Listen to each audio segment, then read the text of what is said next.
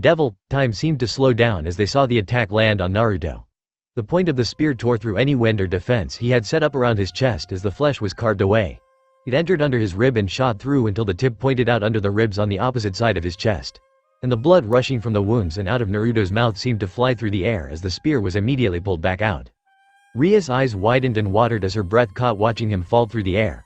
And as he hit the ground and blood splashed up from his wounds, she felt like something snapped inside her. Her pupils narrowed and she let out a blood-curdling scream as her destruction finally returned in waves, rippling out and obliterating the lobby as it tore its way towards Cao Cao. The young hero saw her involuntary attack coming his way and jumped before he could get swept into it. A light returned to Asia's hands and she gasped before immediately hovering over Xenovia's wound. "I can heal again, everyone hold on." "Senpai." Kaneko went ablaze with Matabi's flames that billowed out toward the heroes. Cao Cao spun his spear around and dissipated the flames in an instant. But enough time for Yuto to rush through the lingering flames and start trading slashes with Cao Cao. His sword slashed and collided with the true Longinus polearm as the young hero riposted and parried him. Cao Cao's spear spun rapidly and forced Yuto back as the young leader jumped back and cleared away from his enemies. "How much were you able to get?" "There's only a quarter left. Ophis isn't referred to as the infinite for anything. But we should be set." Georg let out a hefty sigh as the magical circle Samael emerged from wavered and disappeared. "This is a lot of power, but I don't think there's any more we can take without risking the whole operation." "Then we need to cut our losses while we have the chance," Minato said before looking at his leader. "You think?" "Right." He nodded to their resident magician and Georg weaved some signs as the tongue covering Ophis suddenly unfurled and retracted back into the abominable monster's mouth. The dragon god shuffled on her legs after the sudden freedom and looked herself over before realizing what had happened. She looked at the humans. "You have siphoned my power. We would have liked to use your help, Ophis, but you were too focused on your goal of defeating Great Red to do anything else. So we decided if we can't convince the Ouroboros to do our bidding, why not make a new one instead?" Cao Cao smiled while looking over all the supernatural beings staring at him. "Quite the feat to imagine a human has helped bring the dragon god crumbling from its highest point, don't you think?" "You bastard," Rias yelled, tears pricking her eyes as she prepared to attack. Samael finally started to retreat through the magic circle and Georg created a sudden magical barrier to block the errant attacks flying their way. The bespectacled magician sighed as he fixed his glasses and turned to his comrades. "It's time to leave." "Right." Cao Cao looked at all the raging devils and angels and fallen angels and creatures he had made enemies of. He turned his back on them. "Cao Cao." He stopped and looked back as a rush of powerful violent wind barreled against the barrier. Looking back he saw Naruto channeling wind and standing back up on his feet despite the fatal injury he had sustained. "Hey," Georg spoke up, "the Grim Reapers are going to show up at any moment. And I'm going to stick around with Sieg to make sure things don't go wild," Minato said, sparing a look over at his ancestor's doppelganger as blood seeped from his mouth and wound. "Are you sure about leaving him alone? In my experience, not landing the last blow while they're injured comes back to bite you." "I don't think I need to worry." He tightly clutched his Longinus, and sensed the same faint but powerful aura emanating from Naruto's wounds with a glow when he did. "I'm sure nature will take its course." With that, the young heroes turned and made their way out of the lobby and left the orc and their allies to lick their wounds. Devil, when Issei's eyes started to open and the haze in his mind settled, he recognized the large green bubble surrounding him and easing the pain in his body. With a blearily blink the garbled mess of shapes started to form into a more clear image. And he saw Asia and Irina on the other side, focusing energy and praying for them respectively. "Partner, you awake?" "Diedrich." "What, huh? Just relax. You got a little fried when that white one's descendant stuck a knife in you and shocked you to the bones. Your paramour is currently healing you and the rest of your friends." "Cao Cao, he left after stabbing your whiskered friend with his true Longinus. We're not sure where they've gone, and he can't reach out for help." "Why?" "Because we're still locked in dimension-lost space and currently surrounded by what looks like an army of Grim Reapers around the hotel." Issei's vision started to solidify, and he tried to stand up. Whoa there. A hand gently held his shoulder and stopped him from getting to his feet. He looked up at Azazel as their teacher rubbed his stomach and shook his head. "Don't get up yet. Let Asia's healing get the last of the tingles out of you." "Issei-san?" Asia's startled voice came from the other side of the bubble as she looked up, her hair in the way of her eyes as she used some of Isobu's power to help her. "Issei-san, you're awake." "Issei-kun." Irina cheered, tears of relief in her eyes. "Oh, thank Michael-sama you're awake." He hissed as he sat up on the bed that had been laid out for him. "Grim Reapers?" "Diedrich tell you?" Azazel nodded. "We're surrounded. You, me, Xenoiva, and Naruto are getting healed up by Asia. Kuroka did too, but after the worst of her injuries finished she walked away to rest in another room. Valley was cursed so he's held up screaming his lungs out in agony while Lafay tries to find some way to dispel it. All the girls regained their full abilities and Kiba is currently checking the whole perimeter in case the forces outside try to make a move. Asia, I think I'm alright now. Xenovia said as she stood up from her bed and moved around to show there was no strain or injury when she did. Thank you for working so hard to heal me. Xenovia-san, Asia sniffled and sounded like her voice was trembling as she spoke, I'm sorry I couldn't do more when you all were fighting. I've never felt so drained or powerless before. It's okay, Asia. Issei spoke up reassuringly, ignoring the pangs and the way his body begged him to stop moving as he got up. We're alive, and no one could have prepared for Cao Cao to pull out moves like that. At least next time we'll have a better chance of fighting him, right? Xenovia nodded emphatically and Azazel hummed in return. Issei looked over and saw Naruto sitting on his bed inside the bubble and hadn't joined in on their conversation. Senpai? He spoke up but got no reaction. Naruto-senpai? Huh? He finally perked up and looked back. Oh, Issei, you awake? Did you say something? Yeah, that we'll be better prepared for the next fight with Cao Cao. Yep, Naruto tersely nodded as he shifted around and let out a small hiss when he did. Gonna show that bastard what's for the next chance we get. Hey, how is? Oh, you're all awake. That's good. Yuto walked into the room and looked relieved to see everyone in the bubble conscious and moving around. He looked down at Asia. Asia-san, I know you've been working hard to help them, but do you think they're in good enough shape for a meeting? We seriously need to consider what to do next. Asia and Irina looked into the green bubble she projected as all four of her patients stood up. Once they were all mobile and on their feet, Asia let out a small sigh as she lowered her hands and stopped twilight healing as well. Her hair returned to normal as Irina carefully helped. Are you sure you are all okay? Azazel rotated his shoulders. Had way worse than this, no need to worry. Asia's eyes watered and she managed a small smile before she dried them off. They all started to follow Yuto out of the room, taking their own pace with their injuries and exhaustion. Azazel made sure to watch Naruto walk by, seeing the young blonde gently hold the spot where his stab injury had been before Asia closed it up. With a grim expression, the Governor-General started bringing up the rear. Devil, I believe they want to take me in. Ophis informed the majority of the group gathered together on a higher floor so they could keep a better eye on the horde of Grim Reapers swarming around the lower floors. With most of my power being siphoned away, I am currently at my weakest state. I am sure they wish to attempt to kill me now when their chances of doing so are greatest. Hearing the dragon god warn them like that left them incredibly unsettled. The air was tense and they all felt on edge, like at any moment the world would fall apart. To have the once powerful being in such a weakened state. Wait, Issei titled his head, you're weakened now, but just how weak are you? I'm only twice as strong as the heavenly dragons in my current state. Akeno nodded. Okay, so we throw her at any forces that try to make a move, agreed? Agreed, no, not agreed. Azazel interjected, even if Ophis is ridiculously strong, she was drained of most of her power, and she's finite now. Can you leave this place? The little gothic Lolita shook her head, which means they've locked her inside an enclosed space with Grim Reapers who shave off years of a lifespan with each hit. Well, what should we do? Rias inquired. Do we wait until we find a way to break through the space? It might take some time. Lefei said Georg's expertise is shining through in the complexity of these magical formations. If Rosswise was here, she, Kuroka, and Lefei would probably have an easier time breaking through. But right now Lefei's the only one because Kuroka's nursing her injuries. I'll keep checking on Nesama, Kaneko said. If she gets some energy back I'm sure she'll be in a state to help break us out. That would be greatly appreciated. Lefei nodded graciously. The barrier around us is the work of a prodigy, and not easily destroyed.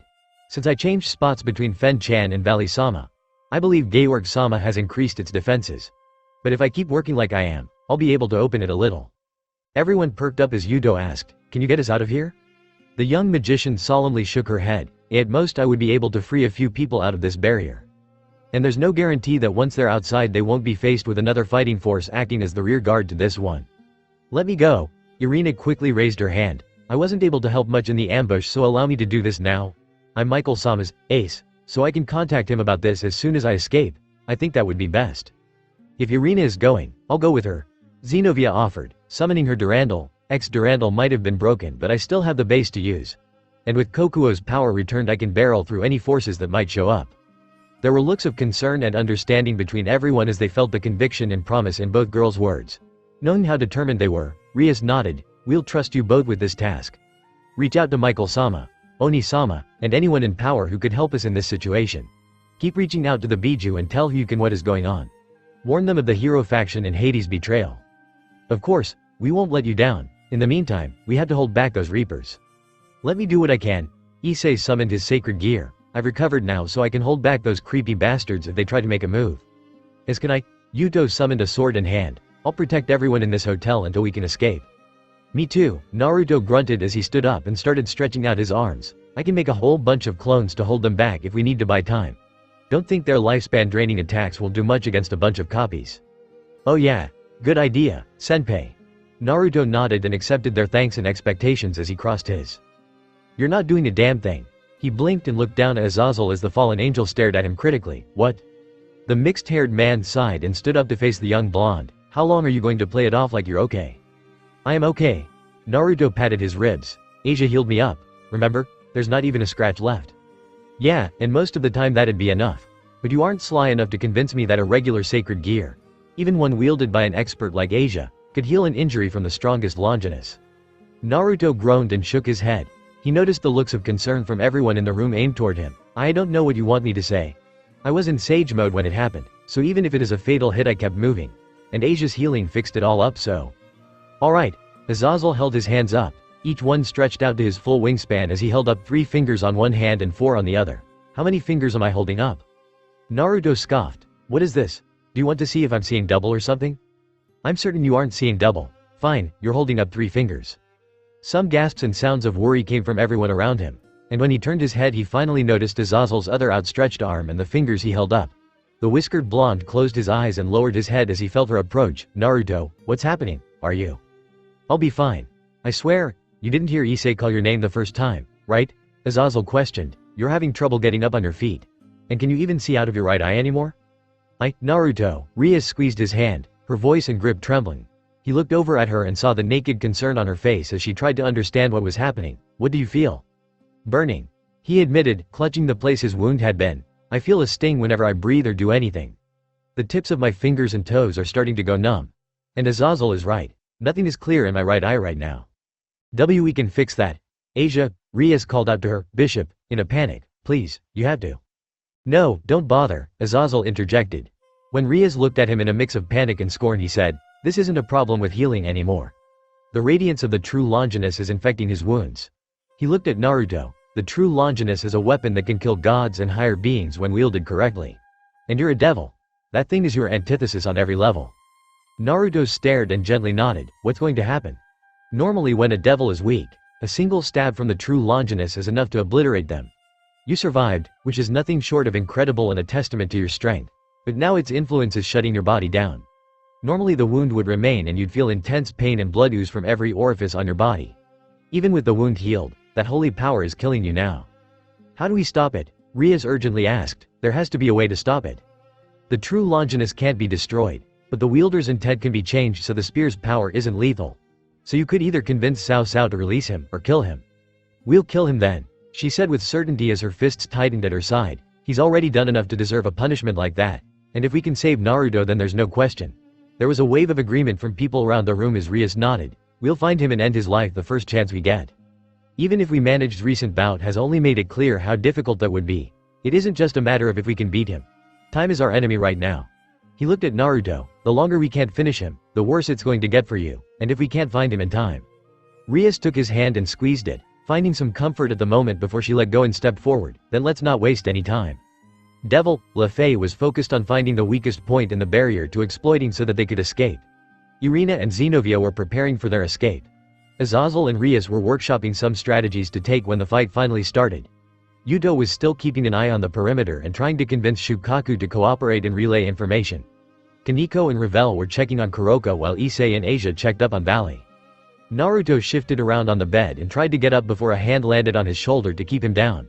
He looked up and his vision took a moment to focus before he saw Akino's judgmental face. Can't you just sit still and not thrash around like a toddler? He groaned. Lying here waiting for something to happen is agony. Pretty sure the fact your body is dying should be the bigger agony. I can't just sit here and let everyone else work and fight. Let me. You get up, and you'll do nothing but worry the others. Akino insisted, pushing on his shoulders as he complied and laid back. As he tried to catch his breath and moved over the covers of the bed, Akino looked at him sadly. Are you worried? Of course I am. I can't do much of anything to help and I feel worse than I ever have before. He shifted onto his back and stared up at the ceiling, and I'm worried about making everyone fight such a dangerous battle for my sake knowing I can't do anything to help them. Good. I'm glad you realize that, Akino said, pausing for a moment before elaborating. Sorry, I don't mean it like I'm glad you feel bad or can't help. I'm just relieved to know you see that the state you're in has gotten through that thick skull and you aren't trying to fight as well. She stood up and walked over to a window before looking out at the forces surrounding them. I know this is dangerous, but you'd only be making things worse if you tried to force yourself and fight in your condition. Naruto sighed and tried to ease his breathing as the room went silent. He watched Akano stare out the window before he noticed, your hair's getting longer. Akano touched the curtain of hair starting to form down the middle of her back. Yeah, I cut it a while ago, remember? That's what happens when time passes. Your hair has gotten longer too, and it doesn't look nearly as good as mine. Shut up. He frowned but then noticed that his hair was almost to the point where it could reach his shoulders. He touched it with a disgruntled expression. Oh man, it did get longer. I didn't even notice. You'll have to get it cut once this is all over. There was a lull in the conversation as neither of them knew what to say after planning for an uncertain future. He finally spoke up while looking at the ceiling. Ria sounds like she's on the warpath. I understand, but I'm still worried that she might slip up and make a mistake. That's usually what happens when you act on impulse and anger. I know. That girl can run hot and bright when she gets angry. Believe me, you didn't have to suffer her mood swings when she was growing up. Akano said with a slight giggle before she walked over to his bedside. She looked down at him with a faint, melancholic smile. I'll make sure she's okay. I'll make sure all of them are alright while we get through this. But you have to make sure to take it easy, endure, and last long enough for us to find a way to fix it. Can you do that? He gave a small nod. Alright. I'm going to go check on Rias and the others. Make sure she hasn't built some ritualistic shrine to kill Cao Cao. You just wait here and keep resting, okay? Got it. Akano made her way out and Naruto continued to rest on the bed, staring up at the ceiling as this vision struggled between focused and blurry. You aren't going to take her reasonable and sound advice, are you? Guess not. He groaned as he got out of bed and slowly made his way out. Devil. It no longer hurt as he walked around, but instead, there was a numbing sensation in his body. Like he was just a passenger telling his limbs what to do instead of the one making it happen. It was still uncomfortable, but compared to sitting on the bed and rolling around in misery, it felt a lot better. He needed to see what they were up against and what he could do to help even in his miserable condition. I'll be fine, NYA.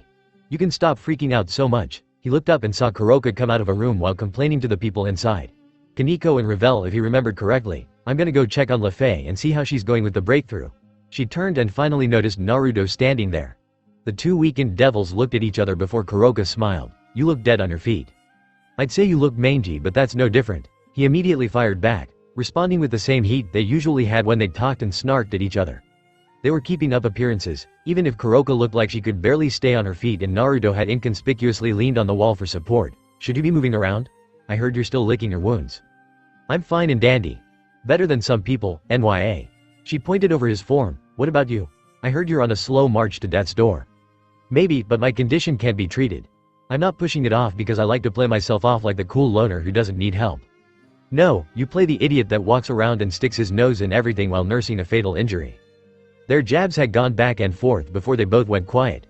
They were both too exhausted from everything to try and bother with any more sharp-tongued barbs. Naruto took short, easing breaths to make the stinging under his ribs lighten before he asked, who were you arguing with? Sharon and her cute little birdie friend. Kuroka said, they came to check up on me and make sure I was recovering. The black-haired Nekomata shrugged. She asked me why I jumped in to protect her. I told her I pretty much moved without thinking. She got upset and started lobbing questions at me about why I killed our old master and ran away and left her. I shrugged and said I was kinda in the moment so didn't think about it. She got upset and said she hated me and would never forgive me but still didn't want to see me get hurt. I got bored so I'm walking out and getting some air, NYA. Peeved, Naruto scoffed and shook his head. You suck at lying when you're tired. I bet you came out here to cry to yourself and curl up in a ball. I'd punch you but I'm sure that'd kill you and then Sharon will never get off my case. Kuroka groused as she walked along. Just make sure to avoid strong breezes that will crumble your body like paper, okay, bye. She's always going to keep wondering where you and she stand with each other, Naruto said to her back as she walked away. Even though his vision was blurry he could tell she wasn't going any further, and you'll never be able to settle it until you're honest with her. Kuroka turned back to him with a frown at his meddling, but when she saw just how hazy his eyes looked, she realized it was a waste of time glaring at someone who couldn't tell she was glaring. She huffed, honest how exactly? I don't know, not sure of your reasons for doing what you did. But for a long time, Kaneko thought you were just some bitch that lost her mind, killed their master, and abandoned her just to go gallivanting around the world.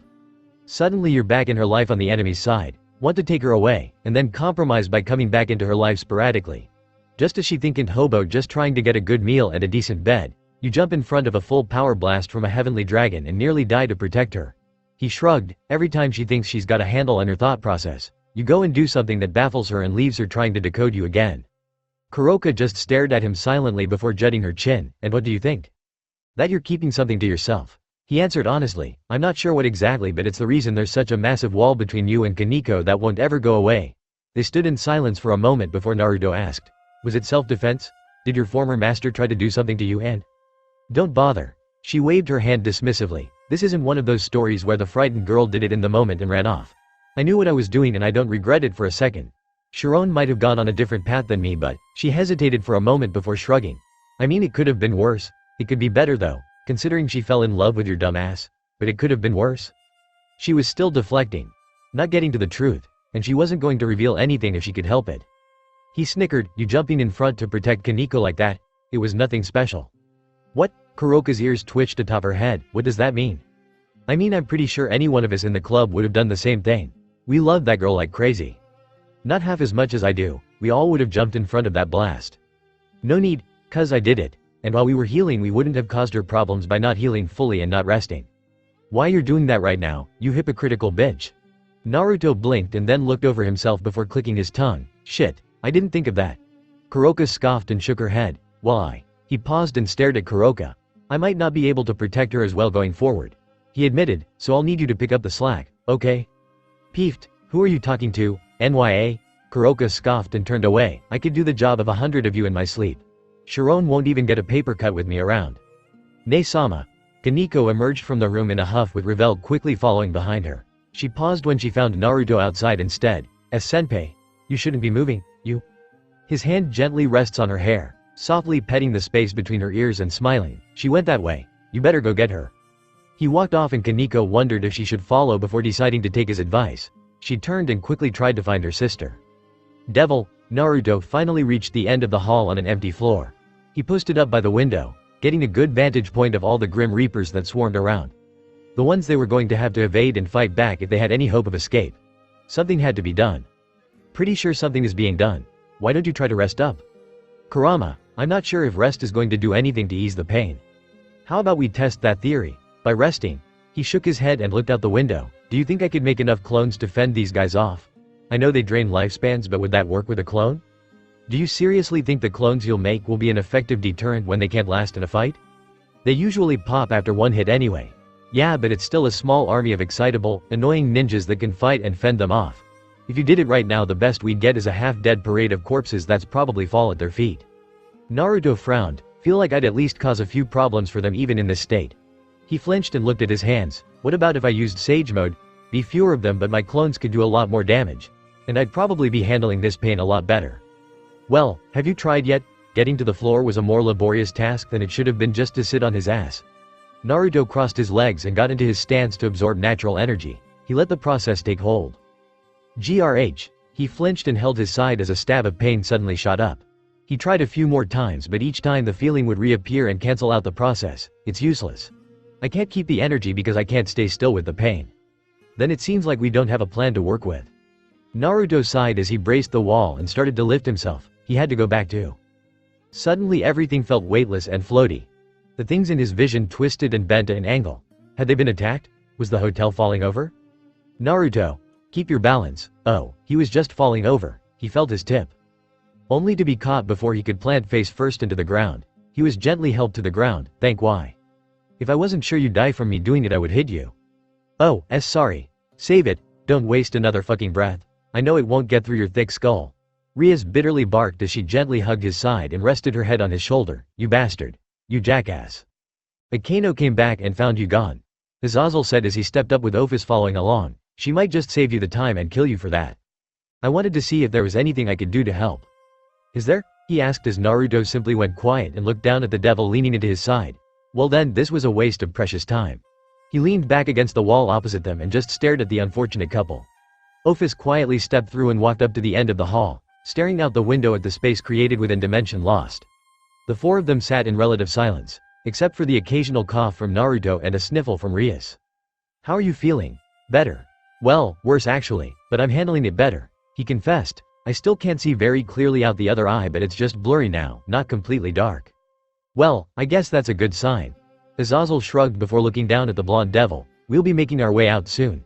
Think you can hold out until then? He can.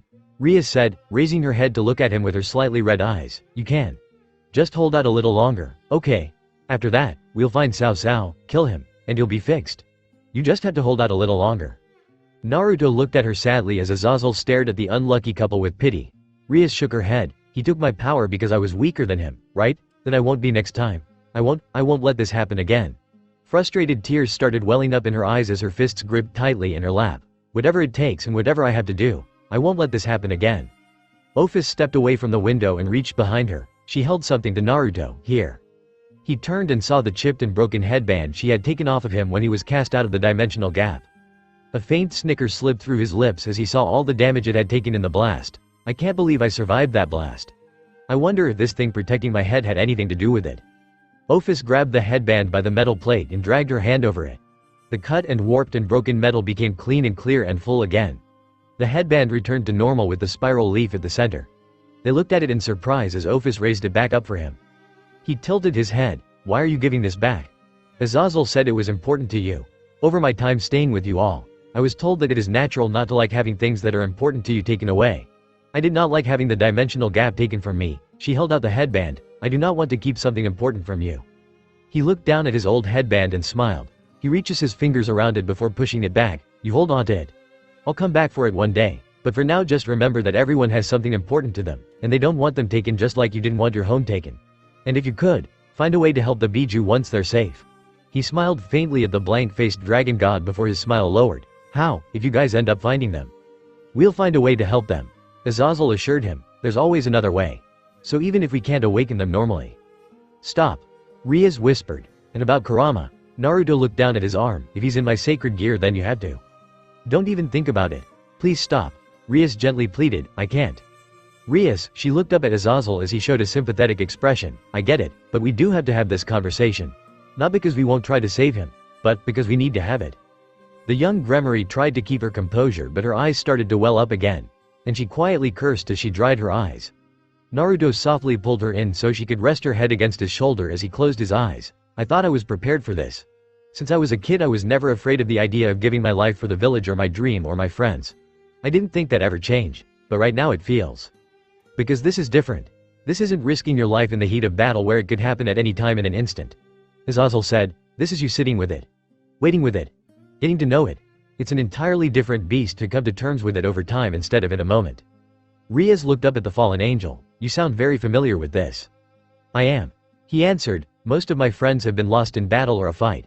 But I've made friends and lovers with humans and other creatures with a finite life. Where they either mercifully reached the end of their lives or suddenly became sick with something. I've seen this plenty of times, believe me." With that somber admission, the two lovers looked at each other. Naruto blinked before looking around. "Where do we go after we're gone? I mean I know if I was still a human I probably would have gone to an afterlife, right? There are plenty of afterlives that claim human souls. It all depends on where you live and what you believe in and how you acted in life." Rias dried her face. "But when you become reincarnated as a devil or angel, that process becomes muddied. If you were to," she couldn't bring herself to say it, "then your soul would, I'm not sure. Some special cases are where devil souls are claimed and taken to other places based on how they lived." Azazel said, "Maybe Hades comes along and plucks us for himself. He never wastes a moment telling us how much he hates us. But mostly the consensus is that we're not entirely sure. Maybe our souls get shuffled off somewhere else. Maybe they dissolve and become part of other souls? Or nothing." They looked at Ophis. "You may become nothing. Is it scary?" "It's not scary. It's not comforting. It's not happy or sad. It's nothing." The dragon god spoke truthfully. "Your worries and fears and doubts will all disappear. Just in the moment of nothing.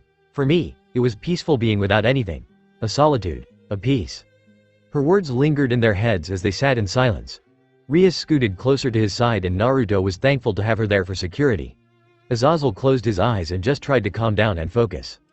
"Hey, Rias, devil, get ready," Lefei said, some dots of sweat on her brow and face after all the work she had done in preparation for this chance. "I'll be opening it soon. We only have one chance." Irina and Zenobia were dressed up in their battle gear to better prepare for the rush and fight they would have once they broke out of this space. The other members of the Orc were positioned in spots around the hotel, ready to attack the structural integrity of the separate space and hold back the Grim Reapers before they could try and attack. Rias and Naruto stayed in the room with them, making sure they were okay as everyone else prepared to strike. Rias looked between the two. "Remember to stick together through whatever will be waiting out there. Reach out to whoever you can as quickly as you can. Some of the Biju have already relayed what is happening, so there should be some reinforcement coming your way. We will hold them off as long as we can, so don't think you have to act fast and slip up. We won't mess up, Rias-san. Not when so much is relying on us. Xenovia turned and looked at Naruto with a solemn smirk. You know we'll make it and save you all, right? How could I expect anything less? Naruto said confidently. Just watch your ass out there, okay? Xenovia kept a subdued smile on as she nodded. She stepped forward, up to his personal space, and leaned up to gently kiss him on the lips. The others were a little startled by her sudden courage but quickly calmed down. She pulled back and smiled at him. You'll be okay until we made it back, right? He hadn't even felt her lips touching his. His senses were so muted he hadn't even felt her warmth. He nodded, of course, I will. That seemed enough to encourage Xenovia as she stepped back and stood at the center of Lefay's magical formation. Irina quickly composed herself and joined her friend's side. Rias nodded and sent the instructions out for everyone. The sounds of attacks being launched and wild explosions rocking the hotel could be heard from all angles. The attack against the Grim Reapers had finally been initiated. They would attack the weakest points and give themselves an opening in the space for the two exorcists to slip through. The sounds of battle raged on before Lefay got started. The light under Xenovia and Irina intensified to blinding levels before in a blink it was gone and they had vanished. We leave the rest to them, Rias nodded before turning out of the room. Come on, we have to make sure the others are okay. Against an army of powerful, middle-class Grim Reapers, one wrong move could. The very foundation of the hotel trembled as a mighty, unstoppable explosion shook everything to its core. Naruto steadied himself and Ria's eyes widened before she rushed out of the room. She took a sharp turn to see what was the cause of the commotion. Azazel shook his head and stared down at Ophis as the dragon god pulled her hand back in from the window while a giant smoke cloud rose from the parking lot. I'm helping. We appreciate that, Ophis, but we shouldn't go nuking the entire place when it might fall on our heads. Let's wait until you can control your power before helping. Azazel said, gently turning the dragon god around and leading her back into the hall. So just stand here and wait for us, okay, Rias? Right. Her wings spread from her back and she stepped forward to follow Azazel out the window. But she immediately turned with a frown. Stay. You will wait here and rest. We can handle this, she said firmly while staring directly into Naruto's eyes.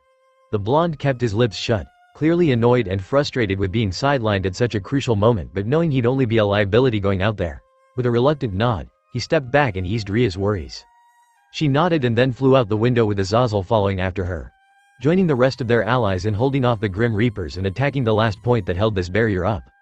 Naruto looked out the window and saw Issei, Rias, Azazel, Akeno, and Yudo fight off the skeletal creatures trying to attack from all sides. Even though their enemies were numerous and quite powerful, they handled them easily after Ophis had wiped out so many with such an uncontrollable blast. And Asia, Kuroka, and Valley were providing support and long-range attacks from the hotel while the vanguard grabbed their attention. Kaneko and Ravel were busy using Kuroka's setup to help Lefay bolst hotel. And he could only watch. Because you're fucking injured, can you please just sit down and wait? I could at least help throw attacks from here, Naruto said petulantly before signing and turning around, holding his rib and slowly walking to make sure he didn't agitate his symptoms. Damn, this sucks. At least you aren't forcing yourself to fight. I'd say you're learning if you weren't in a state where fighting might kill you. Don't rub it in. He walked past a blank-faced Ophis. The least I should do is check up on Lefay or Kaneko or Valley. He's in pretty bad shape too, but he's G-ga. Naruto, he tried to respond but it didn't feel like he was getting any air in his lungs. After a moment he scratched and clawed at his chest, thinking it would somehow get air into his lungs in his panicked and dazed state. He fell to his knees and then toppled over, struggling for air as everything started to go dark.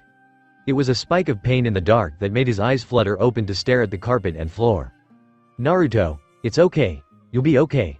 Just keep. His eyes slowly shut again and peeled back open after a moment to ease his pain. Just breathe. You'll be alright. Get some energy back in. They closed again and opened after a second. He's over here, quickly. His eyes started to shut again but he felt something touch him as the exhaustion and fatigue started to lessen. He blinked his eyes and looked up. Kaneko? Senpai. The little freshman looked on the brink of tears as the naked relief came through in her voice. She pulled her hands back from injecting a quick burst of energy into his body to wake him up and grabbed his arm to help him. I'm glad you're okay. Sorry about that. He rubbed his head, still feeling a little nauseous but not nearly as bad as before. I don't know what happened. As she helped him to his feet and held his chest to help keep him up, he held her shoulder. I'll rest against the wall. If you need to get back to protecting the floor from the enemy, you can. Senpai, we've been fighting for 10 minutes. Most of the enemy forces have been cleared out enough for us to move. Kaneko informed with a slightly worried tone. We're going to try and leave now.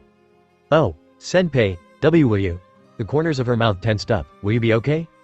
I'll do my best, Kaneko. He honestly answered. I swear I'll try. Devil, I wasn't expecting the dragon god to still have that much power. Georg noted in the parking lot as he stared at the immense crater she had made in a single attack. I feel bad not draining more when I had the chance. I think you did quite enough considering Samael gave out before you could finish it off. We came and did what we aimed for, be proud of that. Siegfried said, even if Georg still looked bothered at his unfinished work. That was the problem working with so many prodigies and geniuses. They were all perfectionists and made it everyone else's problem. He turned to his other partner, Minato. Can you say something? The blonde ninja didn't respond. He was too engrossed in turning the new knife he had acquired between his fingers. The blood from the vial had already been processed and seeped into the metal until it was permeating with Dragon Slayer energy. The tip of the knife dug into his middle finger and softly drew a drop of blood. Nothing but a prick, but if that had landed on a dragon then they may have died from it. I have some dragon qualities, you know. I bet you could kill me with that thing.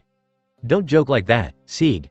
Minato immediately dismissed his friend's playful joking as he turned the knife in his hand. I'm just thinking. I have this thing and you could end the Red Dragon Emperor. Siegfried nodded, understanding the cause of his quiet mulling over. I get it. I mean, to be perfectly frank, that was a serious misstep on your part the last time you faced him. You thought he was too weak and didn't bother finishing the job. But immediately after that was the glowing breast incident and his swell in power. Georg continued before shrugging, hindsight's always 20/20. I know.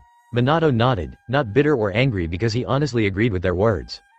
He'd gotten arrogant and overconfident looking down at Issei Hyodo's level of strength. The perfect opportunity to finish the fight had presented itself during their first bout and he'd been so angry and disappointed that he let the moment slip by. A moment he came to immediately regret when Issei Hyodo achieved new power, fought them back and helped his comrade regain control of the tailed beasts they had in their possession. After Kyoto no one blamed him for what happened, and they didn't need to. He knew it was a mistake, one he wasn't going to repeat. If the chance arose, he was going to end the Sekiryute. Well, don't you all look cozy? I hope my men going out and fighting off your enemies is giving you enough time to stretch your legs and relax. The young heroes looked up at the especially menacing and powerful Grim Reaper that flew into their view. The leader of this group of Grim Reapers and Hades' close advisor, the ultimate class Grim Reaper, Pluto. Siegfried shook his head, not at all, Pluto-sama. We were simply discussing how we won't be underestimating these enemies again like before. He looked up. I think you should also watch out for whatever they have to offer. They all looked up in time to see Issei, Azazel, and some of the other combat-capable orc members diving down to face off against their strongest forces. Pluto spun his scythe around and flew up to clash with them as Siegfried drew out a demon sword to engage. Georg and Minato stayed back and watched the clash occur. All the while the blonde young man's eyes lingered over the Red Dragon Emperor and the knife in his hand. Devil, the fighting raged on for some time. Azazel met Pluto in battle, clashing and parrying his mighty scythe attacks with his armor spear. Siegfried meanwhile grew several arms all using demon swords and swatted Issei and Yudo back in their advances. Rias and Akano also wished to help but they had to focus on holding back the remaining Grim Reapers. Azazel struggled against Pluto and grit his teeth. So tell me, Pluto-sama. Why would you throw your cap in with the hero faction? You know they want to fight everyone not human, right? That includes Grim Reapers like you.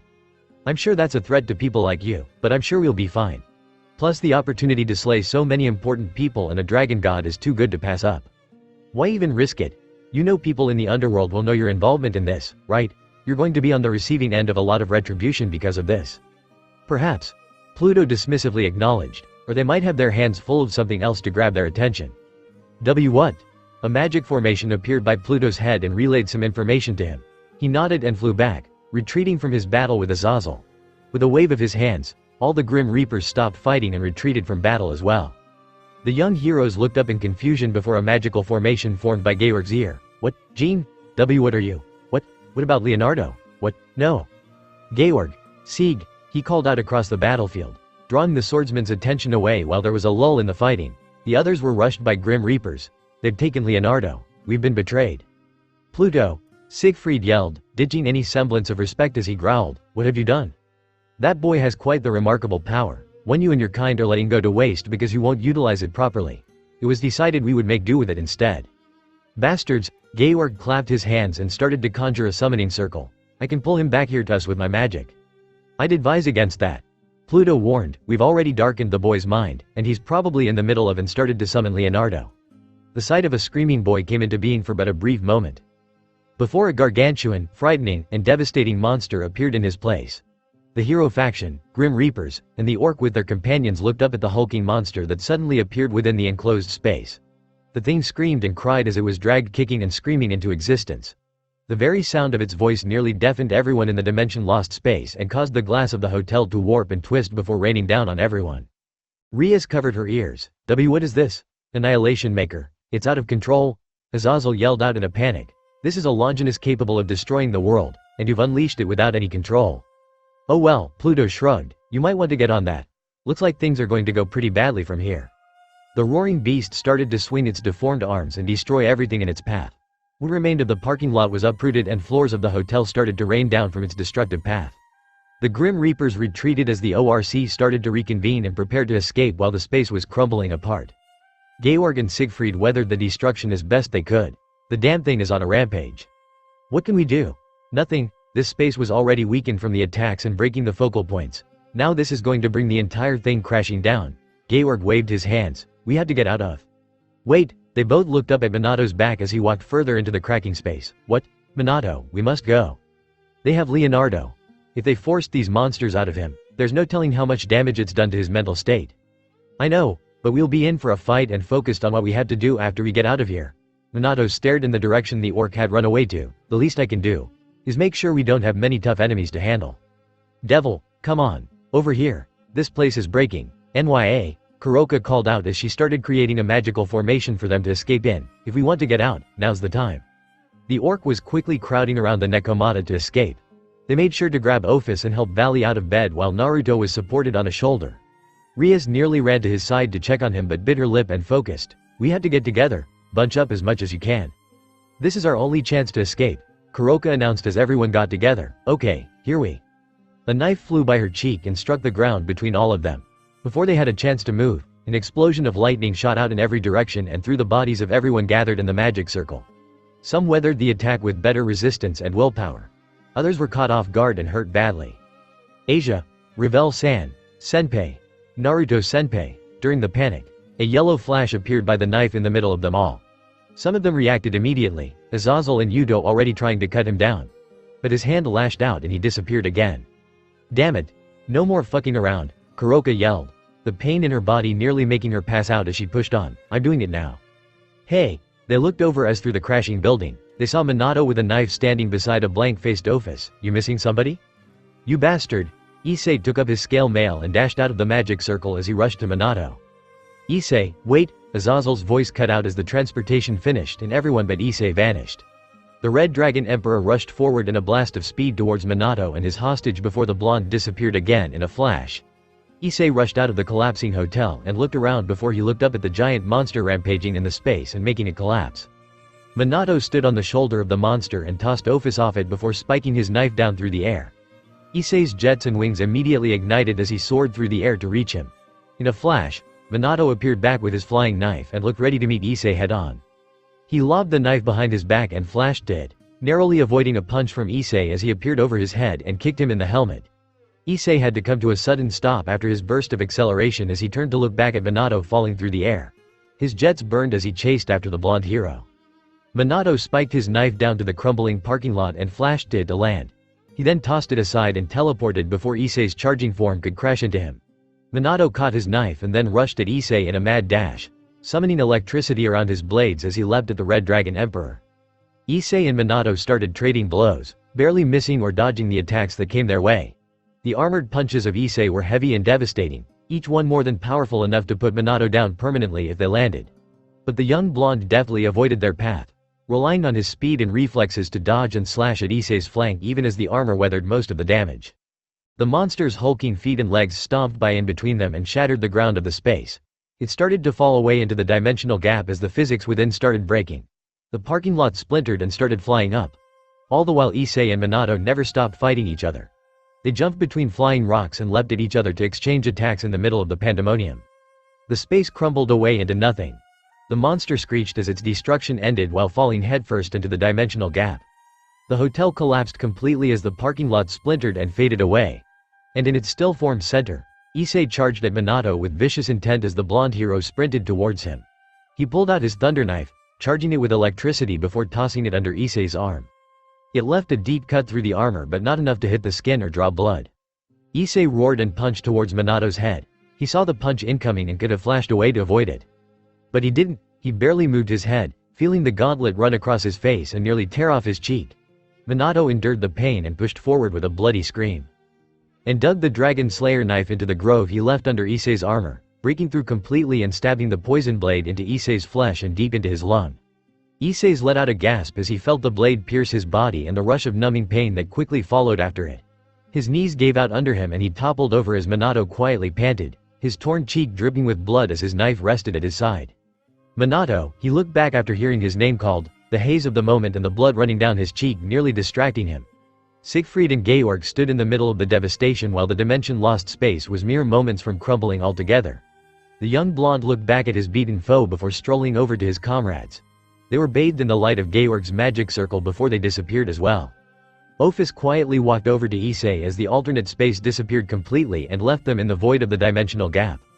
Ophis looked at the blood seeping endlessly from Issei's wound and looked up at his helmet. Why would you risk it to help me? A faint laugh came out of Issei's helmet. Blood started spilling out the sides of his mouth as he looked up at the lights and colors of the dimensional gap. Not sure, I guess, he chuckled. I didn't like seeing a kid in trouble. I am not a child. I know. But that's the first thing that came to mind. Issei admitted, I didn't want you to be at risk because of his grudge. And I wish he didn't have a grudge Enish. I wish there were a lot more things I could have done.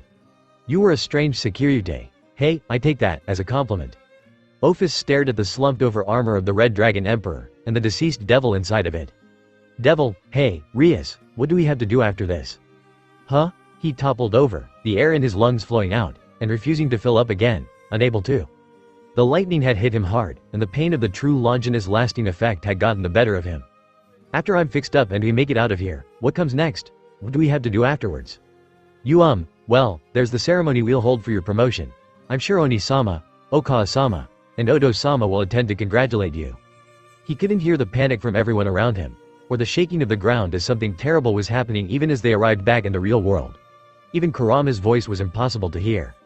We also have exams coming up, and there's a meeting you should attend concerning the Ramen World Board. And I'm sure you'll want to spend time working at the shop. Oh yeah, that all sounds good. He saw the faint images of Rias and Kaneko hovering over him in panic. He felt like he could feel their touch along his body, but it was all going dark. It does sound good. There's a lot still to do after this.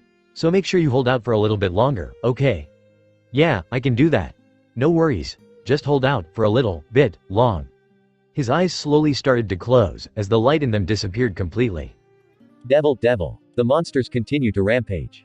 The government is calling for an immediate evacuation of the cities being terrorized by the Bandersnatch monsters. The Jabberwocky is still standing.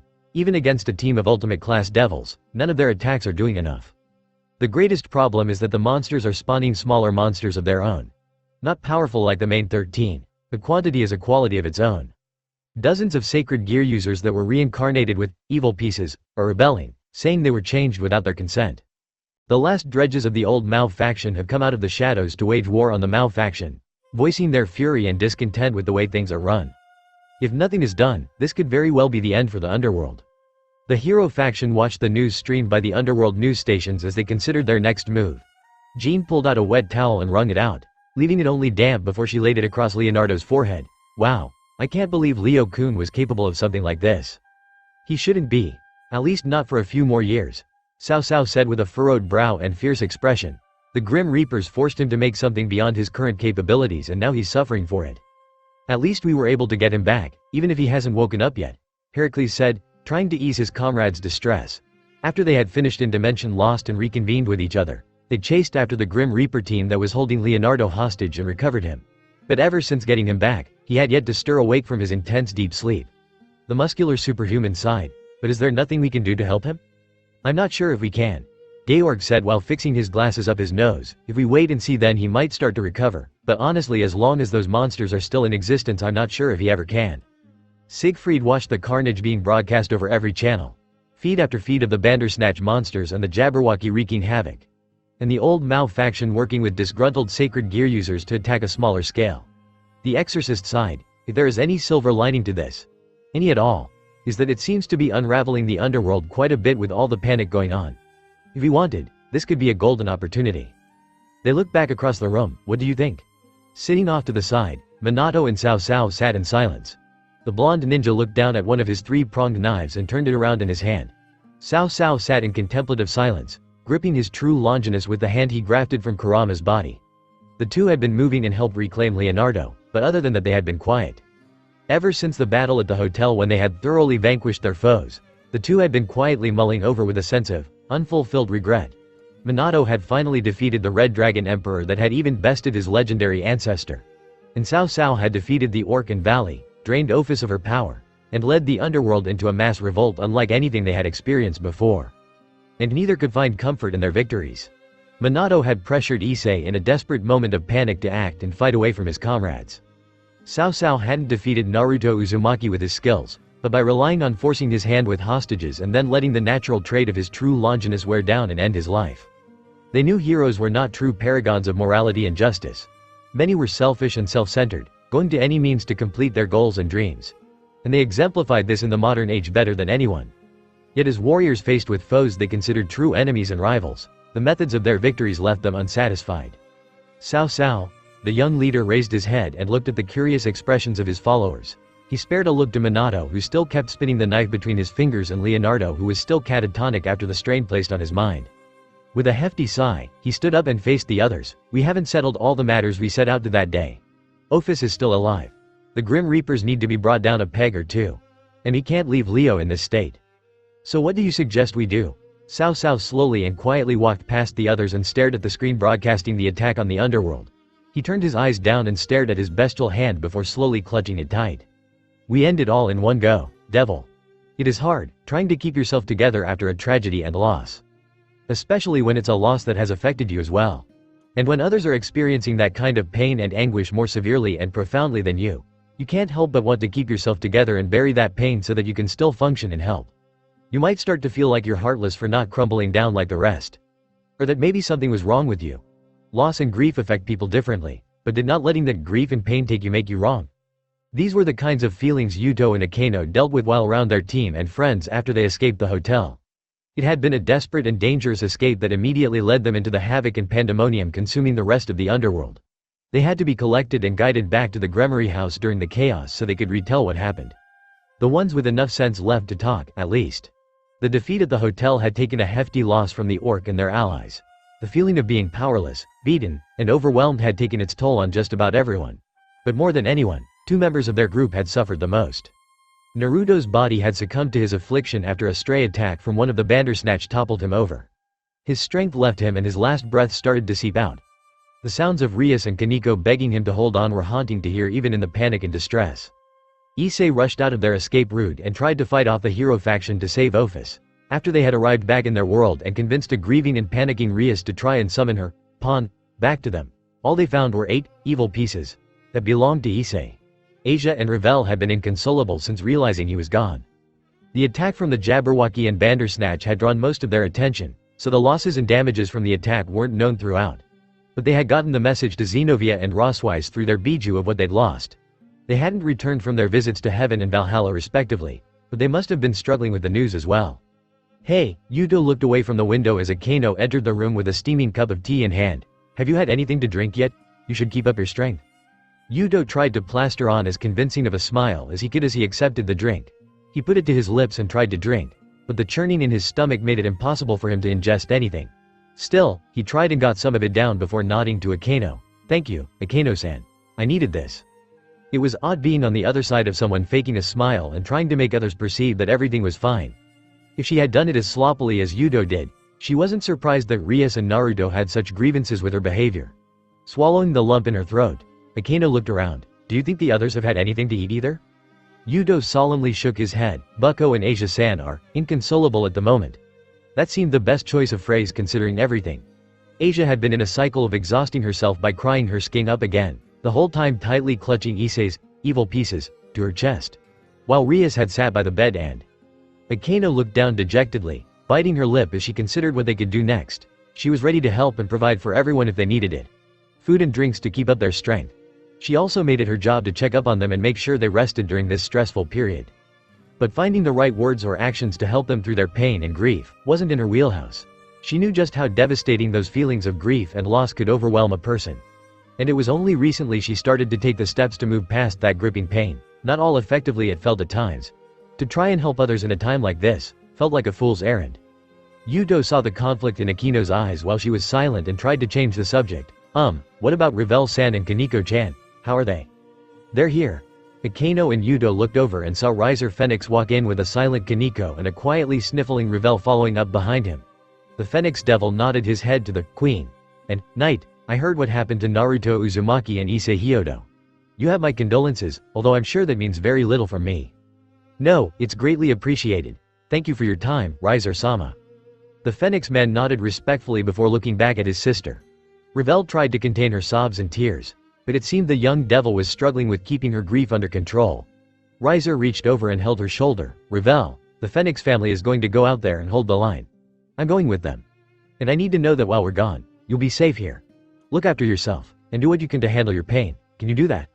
Revel sniffled but weakly nodded her head. She stepped forward and hugged her brother as Riser returned the gesture, gently holding his distressed sister. As she finished and stepped back, Kaneko looked up at Riser. I'll make sure Revel is looked after, I promise. Kaneko-san? Riser nodded appreciatively to the young Nekomata before looking at Akano and Yudo. The front lines are going to get a lot worse before they get any better. He ran a hand through his hair and looked at them shamefully. I know it's cruel to ask anything of you lot when you're in the middle of grieving, but I'm sure we could use your help out there. He turned and made his way out, but we'll handle as much of it as we can for now. Riser walked out of the room and left them to their devices. Yudo looked between the two young freshmen. Revel's eyes were still puffy and red from the crying. Kaneko's had dried out long ago and now were most evident from the bags around her eyes that she was tired and emotionally drained. He walked over to them. Do you two need something to eat or drink? I'm sure you must be hungry. Revel solemnly nodded. Asia-san hasn't eaten for a while. I should probably bring her something to eat. Bucko too. Kaneko quietly muttered. She hasn't left the bedside and I don't think she's moved. Then we should probably go check on them. Yudo said and Akano nodded. We need to make sure they keep up their strength. Kaneko-chan, do you think you can check on Bucko? I think. And no, Kaneko quickly replied in a fret. Her sudden reply drew their attention and she lowered her gaze. I'm sorry, she's my king, and I should be putting her well-being first. But she won't leave the bedside, his side, and her eyes started to well up again. Kaneko's small shoulders trembling as she kept her tears welled up in her eyes. The pain in her voice peeked through despite her best attempts to keep her composure. I can't look at him like that. They could see just how distressed the young rook was just trying to talk about it. Akano gently walked forward and embraced her young friend as Kaneko quietly sobbed into her chest. It's okay. I'll go check on Rias. You go look out for Asia, okay? Then we'll. Yudo noticed her distracted staring and looked back. He was surprised to see Barakiel standing by the door, watching them in silence after he arrived to check on them. Probably worried beyond belief about his daughter and what she had been through. Yudo looked back and got Akino's attention while she had been stunned silent. He gave a small smile and nodded, letting her know it was okay for her to check up with her father instead of looking out for Rias. She seemed troubled by the offer, but Yudo was already walking in on his way to her room before the queen could turn him down. Even if she wasn't very comfortable with it, she had a family she could talk this pain and confusion through. She deserved the chance to talk it out. Devil, Yudo stood in front of the door and hesitated to make a move. Pushing down the uneasy churning in his stomach, he knocked on the door. Bucko? Are you there? He didn't get any sort of response from her, so the young swordsman hesitated before pushing on the door and cracking it open. He stepped in. What else can you tell me? Did you eat anything in your old world? I sometimes ate people who tried to attack me, but it didn't. I'm sorry, It's alright. It's okay. Take your time. Yudo swallowed the dry lump in his throat as he walked into the dark room and towards the bed. Bucko? The frazzled hair of the redhead turned and looked up at him. Yudo's heart nearly broke seeing the woman who had given him life, purpose, and a home look so tired and broken. Her eyes were dried up and baggy from sleeplessly staying up and trying to remain vigilant since the fight in the hotel. He could tell her skin was dried and losing some of its color from not taking care of herself. And off to the side, he saw the trays of food and drink that had hardly been touched when they dropped it off before. Rias looked at Yudo and gave a fragile smile. Hello, Yudo. Have you come to check on us again? Yudo sadly looked to her side, to the body on the bed. Naruto lay deathly still on the covers of a bed in the Gremory household. His eyes were closed and his chest wasn't moving. His clothes were still in a state of disarray from the fighting and chaos of the hotel fight. And there was nothing any of them could do to move or shift his body in the state it was in. The moment Naruto's body started to succumb to the damage and pain, his heart started to slow down and his breathing came to an end. And yet before the last dredges of life could slip away from his bodily form, Kurama had forced the remote looper to act in their favor. Naruto's body was frozen at that last moment. The same skill he had used against Shalba Beelzebub before he could attack Rias and the others. A skill that stopped Shalba in a moment in time, freezing or just pausing him in place. It was an ability that Naruto and Kurama hadn't been able to use since then. Except when Naruto's life was fading away, Kurama roared at the top of his lungs and begged for it to stop. And somehow, like that, Naruto's body paused before he could fade away and die. He was frozen in that last moment before his life flittered away, and had been carried here to the room to rest. Rias had refused to leave his side since then, diligently and even obsessively watching over him, making sure he was okay and ready to heal. Except he wasn't. He wasn't healing or recovering or anything. He was frozen in time. No treatment could be administered because his wounds wouldn't close. No healing art could help him because his body was frozen at the moment it was succumbing to the injury from the holy spear. He was paused in the last moment before he died, and when he was finally unpaused, then his body would give and he would fade completely. This was only staving off the inevitable. Worse also. Yuto stepped forward. Kurama-san, how are you holding up? I'm good. Just need to, Kurama-san? Kurama. Rias spoke up urgently. Kurama, are still here. Don't worry, I can hold out. I'm tough like that. No problem. He sounded sluggish and barely coherent. He'd been holding Naruto's body in the frozen moment since the end of the hotel escape. I know you're tough, Kurama. Rias nodded, her tired eyes lowering to Naruto's closed eyes and frozen face. I'll stick with you the whole time. Don't worry, Rias, I can hold out. It's just been a few hours, no big deal. It had been days, but Kurama was barely cognizant of that fact. He was wearing himself ragged trying to keep the energy needed for the pause to last. He should have reached his limit long ago, but he refused to let up and allow Naruto to die.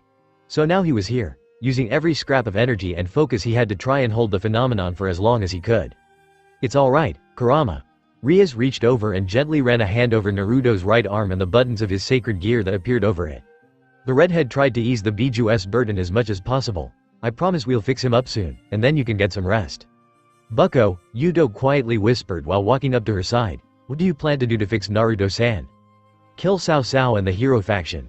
She immediately responded. They hurt Naruto, killed Issei, and tormented us and all of the underworld. They deserve to suffer for what they've done. He couldn't deny that. There was a very primal part of him that demanded that they exact revenge on the hero faction for what they did. It was the same part of him that guided and convinced him to hunt for Excalibur and the people behind it, albeit not as intensely as it enraged him back then. But for Rias, and probably everyone else, that yearning for revenge and righteous retribution was all-consuming. He should have had some words to ease their pain and anger. The same way they pulled him back from his darkest moment before it swallowed him whole.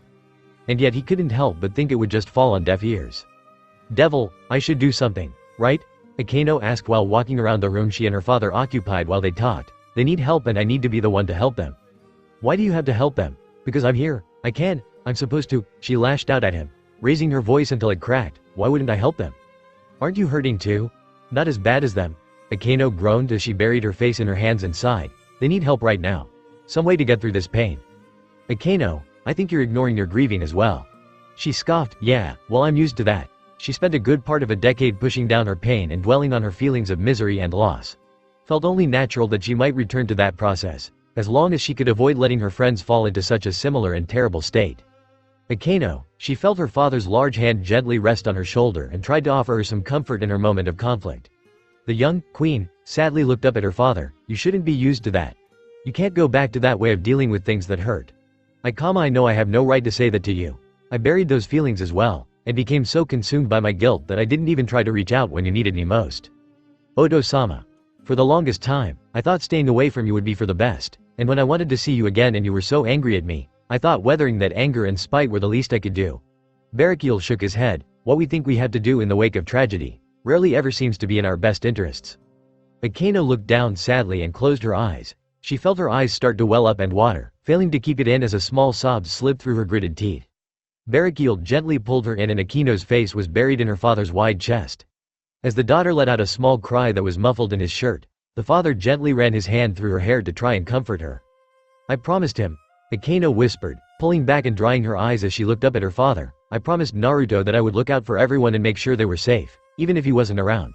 And now, in an instant, I feel like I'm failing. You're not. You're just in pain, and that's fine. Help your friends. Make sure they're okay. Be their support and pillar. But not right now. He whispered, just let yourself feel it right now. She did. Akeno would quickly pull herself together and try to help her peers and friends in their time of need. But right now, she just let herself cry and mourn their losses. Devil, while the others rested, ate, or continued to mourn, Yuto went to check on the other members of their return party. As he walked down the hall he spotted Fenrir posted outside the door, resting his eyes but still on alert in case anything happened. The god-slaying wolf noticed his approach but closed its eyes again, probably showing it permitted his entrance during this time. Yudo knocked on the door. "Can I come in? It's open?" The knight opened the door, and was once more faced with the surreal sight of Valley's team posted around his bed while Sun Wukong's hands hovered over Valley's body. Arthur and Lefei stood diligently at the end of the bed, watching their leader recover. Baiko and Kuroka were seated but they also looked focused on the treatment, and the Monkey King seemed to hum a jaunty tune while Valley's face seemed less pinched the more time passed. "Hey, holy demonic sword," Biku greeted the devil. "Come to check up on us.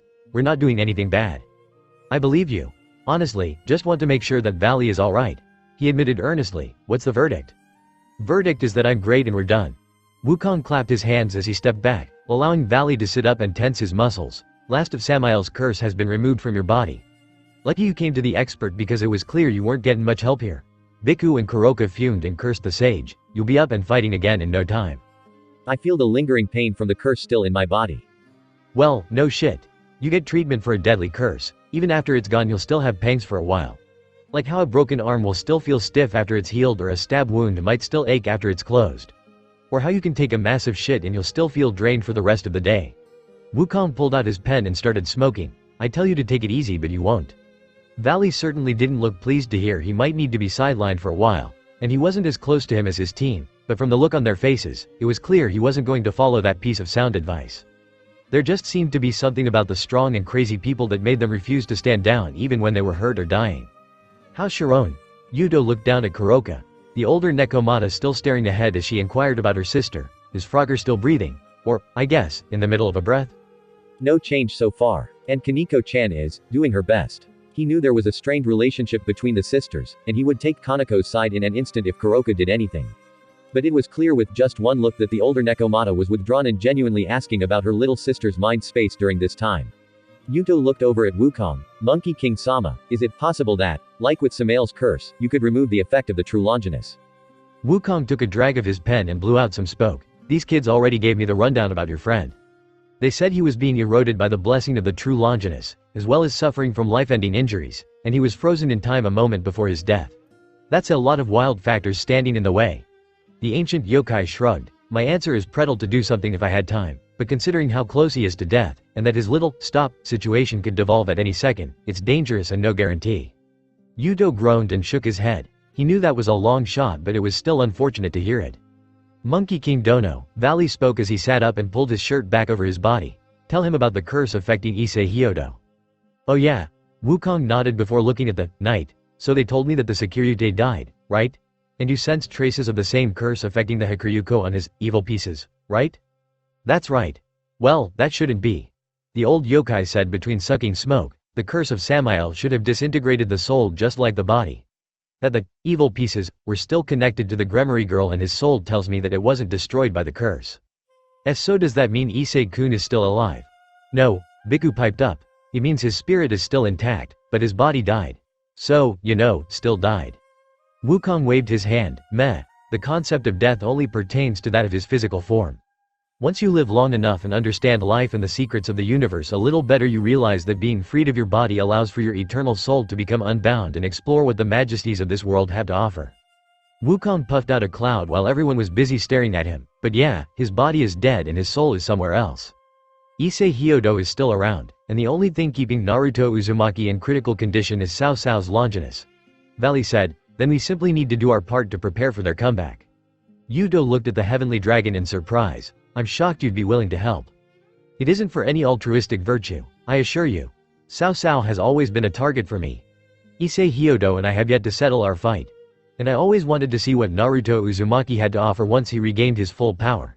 The silver-haired Lucifer descendant narrowed his eyes. "We're going to settle things." It was strange to think, but Yudo was glad to have the White Dragon Emperor and his gang on their side. "Devil, Kurama?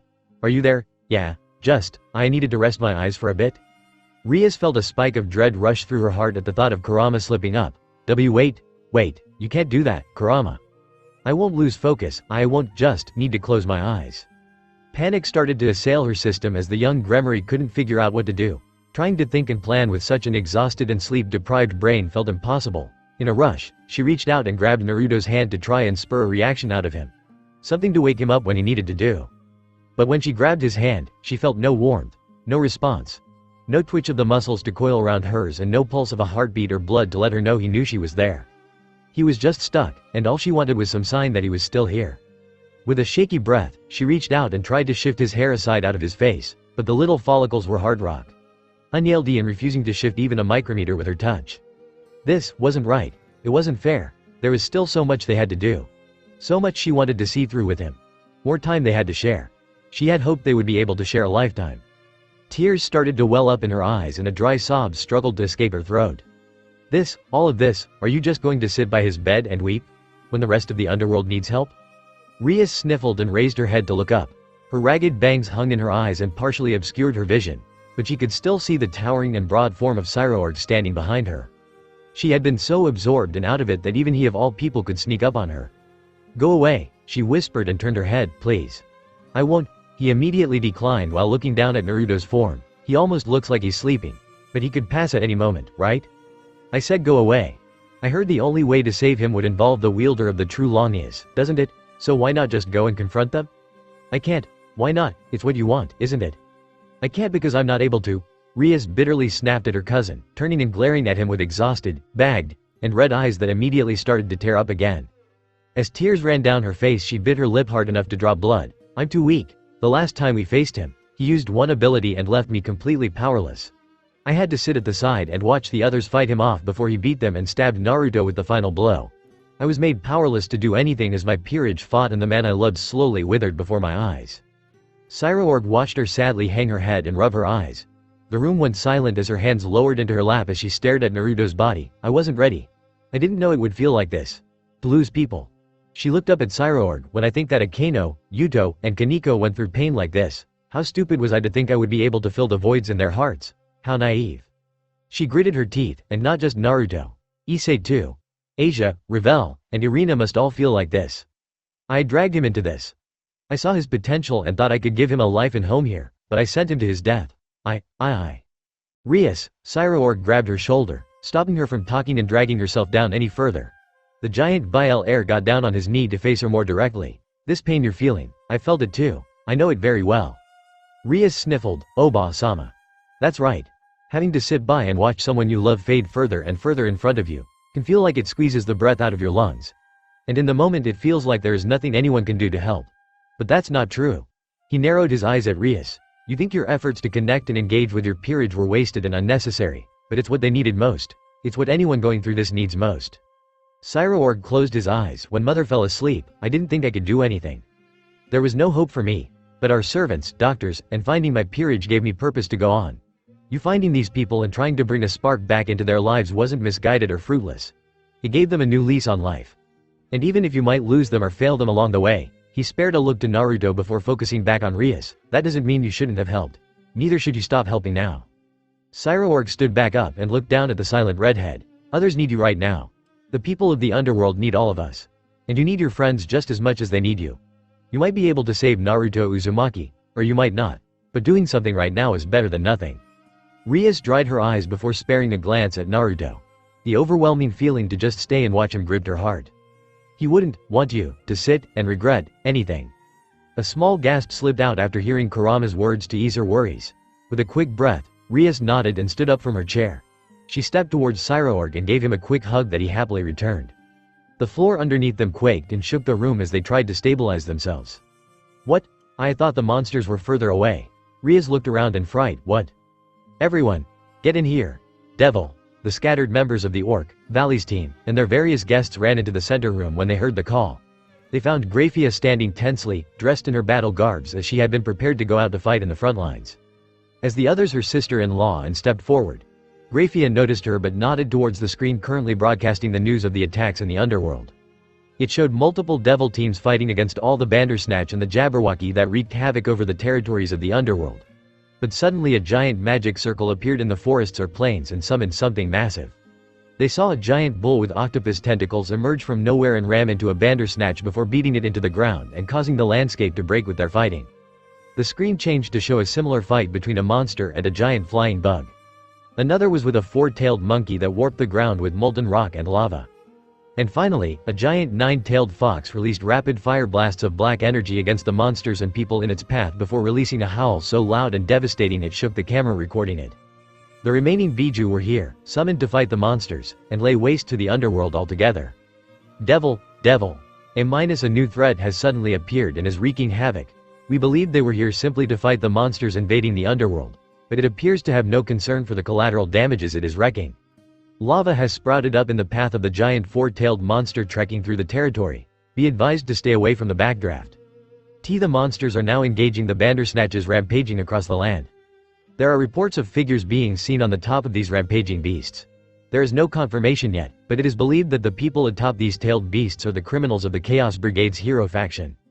The screen showed the mindless Kurama strike a Bandersnatch in the face and send it tumbling over before releasing a roar so mighty that it caused the air around it to tremble.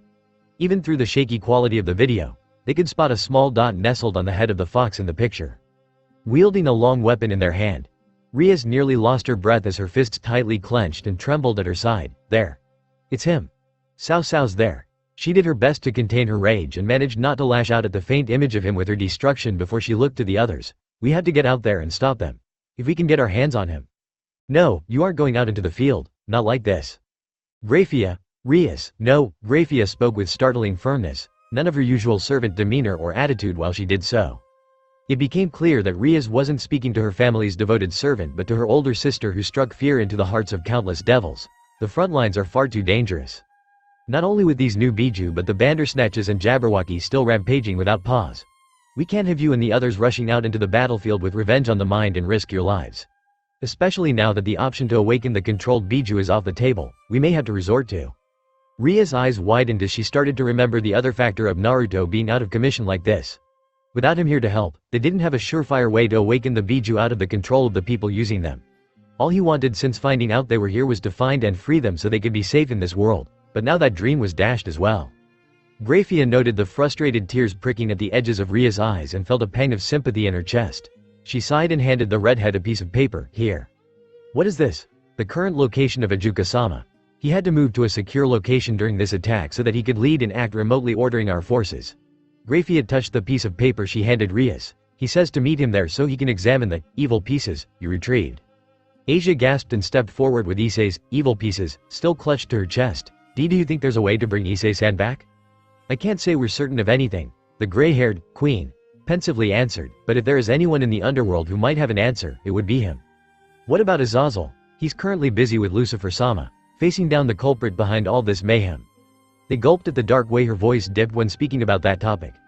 The powerful queen turned and made her way out. We're going to go fend off the Jabberwocky.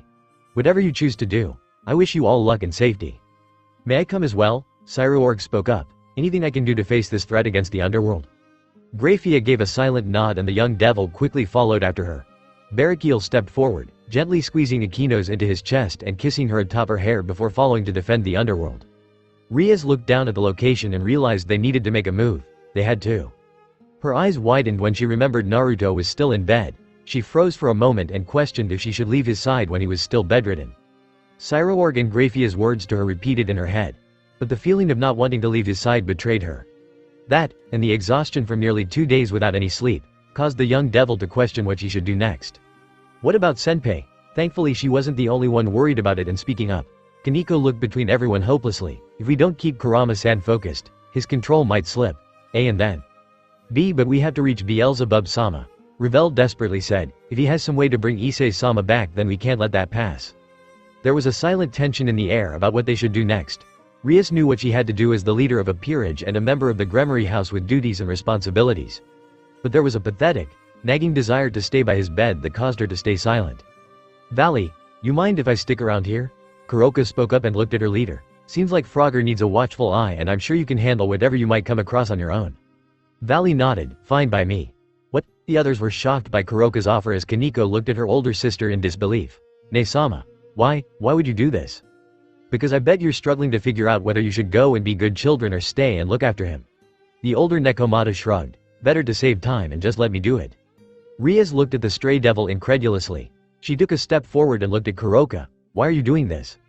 Kuroka stared at her silently before shrugging. Sharon wants this. What other reason do I need? Rias nodded and turned to her peerage. Come on everyone, let's get going.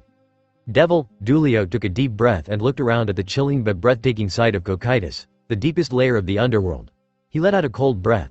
I always thought the depictions of hell and the underworld didn't seem to match what the real place looked like at all. But down here, I think I'm starting to get it. This is pretty much the worst place in the world. Azazel nodded beside him. Where the worst guy in the world decides to live. The fallen angel spared a look to the last member of their unorthodox group and walked up to his side. Do you think Ajuka will be able to help them? Sirzex nodded. Yeah.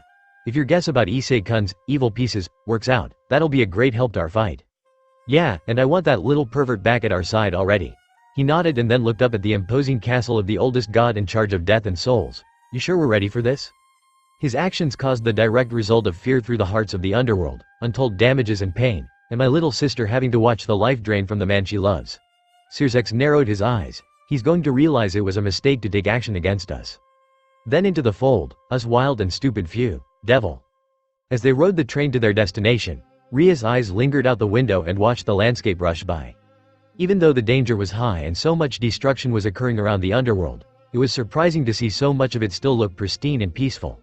And as the outside shifted with light as they made their way back to the human world, she hoped it would still look like that by the time they got back. Rias was jarred out of her thoughts, or lack of any thought to be more precise, by the shift of weight in the seat next to her. Akeno let out a huff as she leaned back into the couch and exhaled. We should be arriving within the hour. Once we get there we'll have a lot to explain to Beelzebub-sama. Right. Akino's arm circled Ria's shoulder and tried to pull her in. There was a look of confusion that crossed Ria's face for a moment before she stiffened and struggled against Akino's draw. Are you doing? Relax, Akeno grunted and tried to pull her, in with a little more force. Just rest against my chest. Akeno. This would be easier if you didn't resist. I don't, aha. Akeno pulled the stubborn redhead into her shoulder and then started to gently run her hand through her hair. There you go. You big baby. Now just lie back and relax. Contrary to Akino's wish, Ria's entire body was extremely tense and flexed in confusion. Her eyes darted around. What are you trying to do? We're traveling on a train. We won't get there for a bit. I thought you could close your eyes and get some rest. I don't need rest. Yes, you do. Akeno. Rias tried to lift herself away but Akeno kept a firm hold on her. With a haggard sigh, the Gremory heiress bemoaned. I need to focus. There's a lot we need to do and I don't have time to waste taking naps and drifting off. You have a lot to do. Akeno nodded in agreement. Why don't you tell me everything? And close your eyes while you do it. Well wait, is this a subtle manipulation to get me to sleep? Peeved, the queen, scoffed. If you think this is a subtle manipulation then you need to take a nap. Akeno scooted over, keeping Ria's head on her shoulder as the king was leaning back further and in a more comfortable position. So what do we need to do? We need to find a way to get Issei back, and when we do we have to do something about this attack. We need to find Cao Cao and kill him for what he's done so that Naruto can wake up. We need to rescue the rest of the Biju too. After that, we have to find Office and what? And figure out what to do with her. Kuroka too. Rias slurred. For Kaniko's sake we should clear the air and we need to get things settled. Akeno nodded as Ria's words slowed to a stop and she knew the redhead had nodded off. She gently adjusted Rias into her side and got comfortable as the pillow for her best friend. How'd you do it? Akeno looked up as Yudo walked up from behind their spot with a weak smile on his face. She looked down at the head of red hair and gently rubbed it. Just had her talking about what she needs to do. Letting her tire herself out seems to have worked. What about the others? Didn't need to do anything, Yudo said, sparing a look over to where Asia had dozed off while looking at the 8 pawn pieces from Issei.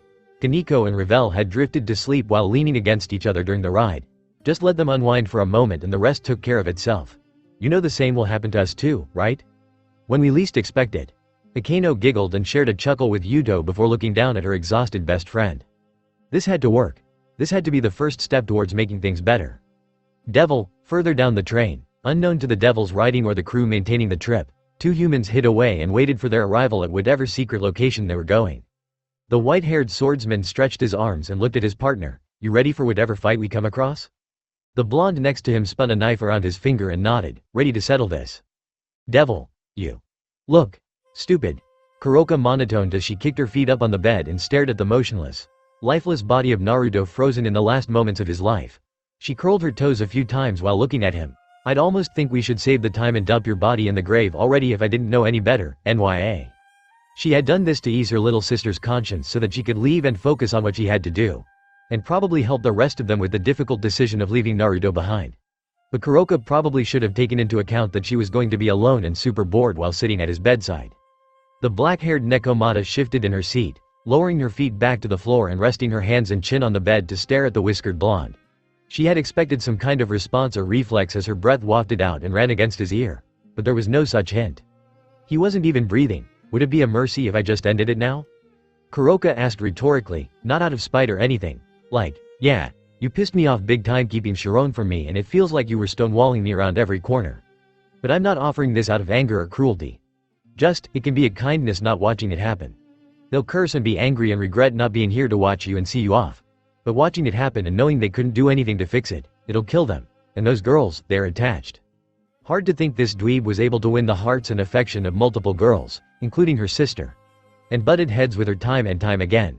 He stood up to Valley when he was pathetically weak and had grown in strength and renown at a remarkable rate since those days.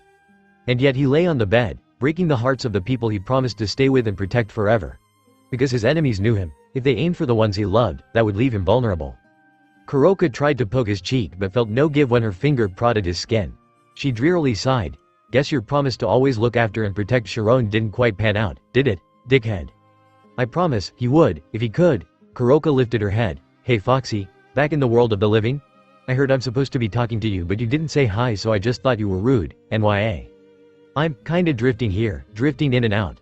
Not sure how much longer I can, Foxy? Kuroka spoke up and didn't get much of an answer from the demon fox other than some incoherent mumbling coming out of the sacred gear. With a deep breath, she gripped Naruto's right arm and started focusing some energy through it, feeling it touch and meld with the latent power coming out of the sacred gear in his body. Oh, what was that? That was me. Thought I could pass some energy into you. Keep you awake a little longer. Well, that's a surprise. I didn't expect you of all people. Yeah, I know. Whatever. Kuroka rolled her eyes. Keeping this pause thing going for several days is already pretty impressive. You think if I keep giving you energy you'll be able to hold out for longer? I don't know, that was a weird burst, but I'm still tired. I think I need more to hold it. Kuroka nodded in understanding. Their senjutsu could help people recover energy and stamina, but it was hard to imagine that would work while someone was still doing the exhausting activity they were engaging in. But the Nekomata's ears twitched before an idea crossed her mind. Hey Foxy, what if you had enough power to do that jump back thing? The jump back? That revival thing. The thing that makes Frogger shorter and younger and more powerful. His balance breaker, right? What if you had enough energy to do that? I don't know if it'd work. We need time and rest after using it before we can try it again, and I don't know if this period of pausing counts as rest. Well, what if you had the power to do that reversal thing? Wake Frogger up again by jumping back a little bit. That takes a lot of power. Going back several years is too much. Well then don't do it for several years. Do just a year, or a month, or a day. Go back a day so Frogger can wake up and move around and fight. Maybe, but I don't have that power. I'm running on fumes. And that energy you gave me, not nearly enough. But she could give more energy. There were ways to make others flood with energy. And she didn't have to be the only one helping supply it. Devil, greetings, everyone. It's good to see you again. Ajuka greeted the group of young devils as they walked through the lobby of the company and building he operated out of. He looked around at the way his eats were crowding around and examining the teens before he led them along. Why don't you come with me? Ajuka-sama, these are some of the potential young devils gaining fame in the underworld, right? They've already reached such amazing levels, and at such young ages. Might some of them be connected to those tailed beasts you spoke of? We would greatly appreciate being able to chart their abilities. Another time, everyone. Ajuka cut them off with authority, but we have grave matters to discuss and we would do it quietly. The humans under his employee reluctantly nodded and turned away. As Ajuka led them along, Kaneko spared a look around at all the people they passed. These are all humans? And they work with you in your studies? That's right. Human curiosity is a remarkable thing, and it's that curiosity that helps me expand my research. Plus working here in the human world is far preferable to working in the underworld where I have to be concerned with political standing and influence. Ajuka answered as they walked into the elevator and started taking it up. First off, I want to give all of you my condolences. Searsex informed me what happened during your confrontation with the hero faction. I know it's hardly any comfort, but you all acted remarkably in the circumstance. Rias took a deep breath to keep her composure before nodding. Thank you, Beelzebub-sama. That is greatly appreciated, she responded evenly while trying to keep her focus, but we have more pressing matters to discuss. About my pawn, Issei Hyodo, and his evil pieces. We thought since his evil pieces still exist even though he was slain by a weapon with Dragon Slayer properties, he might. Hold on, Rias-kun, Ajuka interjected by raising his hand and stopping the redhead. I understand how important this is, but we have something to deal with first. What would that be? The mouse shimmed along the elevator to stand in front of the doors and raised his hand. The uninvited guests that are waiting for us. Their confusion was answered as the doors pulled open and they were suddenly assaulted by a plethora of magical attacks in rapid succession. They screamed and guarded and protected themselves, but nothing even got close to them through the barrier Ajuka raised to protect them. The pointless assault lasted for several more seconds before the assailants finally realized there was no point and lowered their hands. Ajuka lowered the barrier and stepped out of the elevator. The Gremory peerage hesitated and slowly emerged behind him, into a full and lush garden on the roof. And when they walked out they found all the devils that surrounded them with vicious, angry glares on their faces. It's him, the Pretender, and the sister of Sirzek's Gremory. We can strike at the heart of that bastard in one go. Wonderful, the old Mao faction. Ajuka said mirthlessly as he shook his head. I would have thought losing your leaders would have deterred you from fighting anymore. You know, even if you kill Sirzek, Serafal, Falbium, and myself, there are no original Mao descendants to take over anymore. Except for Valley Lucifer Kun. But I doubt you'll convince him to take on a leadership role. It doesn't matter, we'd rather see the underworld burn than under your tyrannical heel. The Mao sighed, I feel like you don't understand the word tyrannical, but it doesn't matter. Ajuka looked around at the gathered forces and looked aside. Are you two just going to stand by and watch, or do you want to make yourselves known? The Gremory peerage was confused by what Ajuka was talking about, and the old Mao supporters tensed fearfully after he so quickly recognized their ace in the hole. An answer came when a three-pronged knife flew through an arc in the air and caused a yellow flash before landing. From that flash, Minato and Siegfried of the hero faction appeared amidst the old Mao members. The moment the hero members appeared, the reaction from the Gremory peerage was volatile. Asia gasped as her eyes started to water with a flood of emotions. Ravel looked terrified but bit her lip and stood her ground while glaring spitefully at the pair. Kaneko immediately connected with Matabi, her hands alight with blue flames. Akeno hissed and started to conjure lightning. Yuto immediately forged a sword and took up a stance for battle. Ria's eyes widened as her pupils narrowed, killing intent rushing off her as destruction started to rage along her hands. You too must have a death wish to show up in front of us. We don't, Minato replied, we came to either find some common ground or fight. Haven't you had enough of a fight? Weren't you the one who landed the final blow on Ise-sama? Minato remained silent for a moment before nodding, I did. Ajuka held his arm out to stop the young devils from retaliating in anger to the young blonde's words. As they seethed, the Mao turned to face their ambushers. So what is this common ground you were referring to? Considering you're currently attacking the underworld, I have to imagine you have a great pitch to risk standing in front of me. Ajuka Beelzebub, we would like you to join our cause. Siegfried waited for the shock, outrage, and reserved fury from all around to settle before he continued. You have quite a lot of influence in the underworld. The influence could be of great help against the larger forces working down there. You're not interested in the politics or power of your station, preferring to experiment and research. Plus with the fighting we're going to be doing, Sirzek's Lucifer is undoubtedly going to be an enemy in our path. Minato shrugged. And it would be comforting to face a super devil with another super devil. There was a tense silence before Ajuka closed his eyes. I always found that term so contrived. I mean it's concise but lacks any imagination. He shook his head. So your strategy is to get me on your side to fight an equally powerful opponent instead of facing the two of us. Rather simple if you ask me. Is that all you had to offer? A suggestion and some reasoning? And I reward, I suppose. Siegfried continued. I understand how interested you are in research and discovering the unknown. Join our side, and we will offer you everything the Chaos Brigade has to offer in ways of information and knowledge. Ajuka remained quiet before giving a small hum. The research of the Chaos Brigade would certainly be an intriguing offer, and you're right about me not caring much for the politics of the underworld. Then, I decline. Everyone was stunned by the sudden and quick rejection he gave them. Minato and Siegfried shared a look before the young exorcist asked, do you mind telling us why? Because Sirzek is on this side. And your mistake was in assuming I would betray his trust and fight him. Ajuka shook his head. You should have probably done more research before coming here to take that risk. Enough of this. One of the old Mao members yelled, all of them summoning up their attacks and launching them at Ajuka and the others in unison. Rias and the others were blinded as everything in front of their eyes was overwhelmed by an onslaught of attacks. But a sudden magic circle extending from Ajuka's hands caused the attacks to freeze in place before they could get any closer. Research is a must before coming to confront a stronger enemy. Ajuka lectured as he started shifting the letters and runes of his magic circle, causing the attacks he had stopped to start shifting in size and intensity with barely any effort on his part. For example, if you had properly planned, you wouldn't have given me so much ammunition right off the bat. So here, take it back. With a flick of his wrist, he sent the attacks he captured back at their originators, faster and stronger than when they had been released. And the old Mao members could only get out quick screams of fright before they were obliterated by their enhanced attacks. When the dust settled, the only people standing opposite them were Siegfu. Two humans looked around at the vaporized devils that had been destroyed instantly before looking back at Ajuka. Siegfried whistled. Wow, I know you don't like the term, but Super Devil is very appropriate for what we just witnessed. Minato shook his head while looking around. We were just using each other, but wow, that was brutal. So what will you two do now? Ajuka inquired, taking no fighting stance or even registering the two young men as threats as he faced them. If you came for a fight, I certainly hope you have something planned. I do. Siegfried stepped up as Minato showed a complicated expression while the exorcist made his stance known. I think it would be a rather effective trump card to pull in a fight with you. Ajuka Beelzebub. Not the least bit owed to the fact you've probably never seen it before. Oh, the Maud titled his head. Now that sounds intriguing, and I would like to take a chance with it. Ajuka crossed his arms and turned to Rias and the others. The older man looked between them all. Unless any of you wish to step up. I can feel that unyielding rage and killing intent wafting off of you. Rias took short, shallow breaths as her eyes settled on the two humans standing across from them. One of them was responsible for slaying Issei, and they had both helped Cao Cao enact his plan and attack them in the hospital. She looked ready to pounce. Bucko, she flinched and looked aside as Yuto stepped forward, eyeing the humans with a deathly glare as he already had a blade in hand. I understand you probably want revenge. I'm sure all of you do. So please let me do this. Even though Yuto's words were calm and measured, he had fury and anger in his eyes he hadn't shown since the Excalibur incident.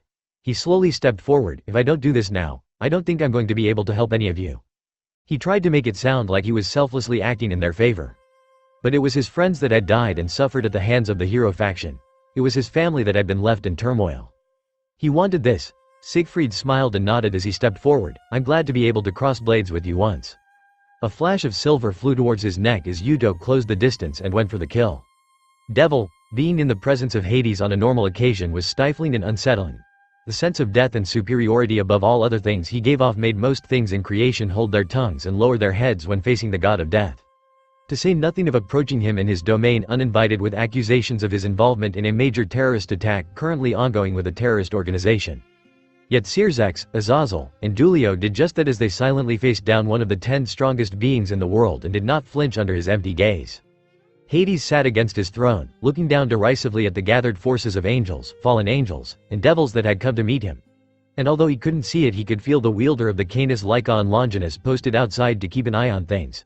No doubt to stop any Grim Reapers from coming to his side in case they tried to attack him. Although he didn't imagine they were stupid enough to risk that considering he could easily kill them in a single go.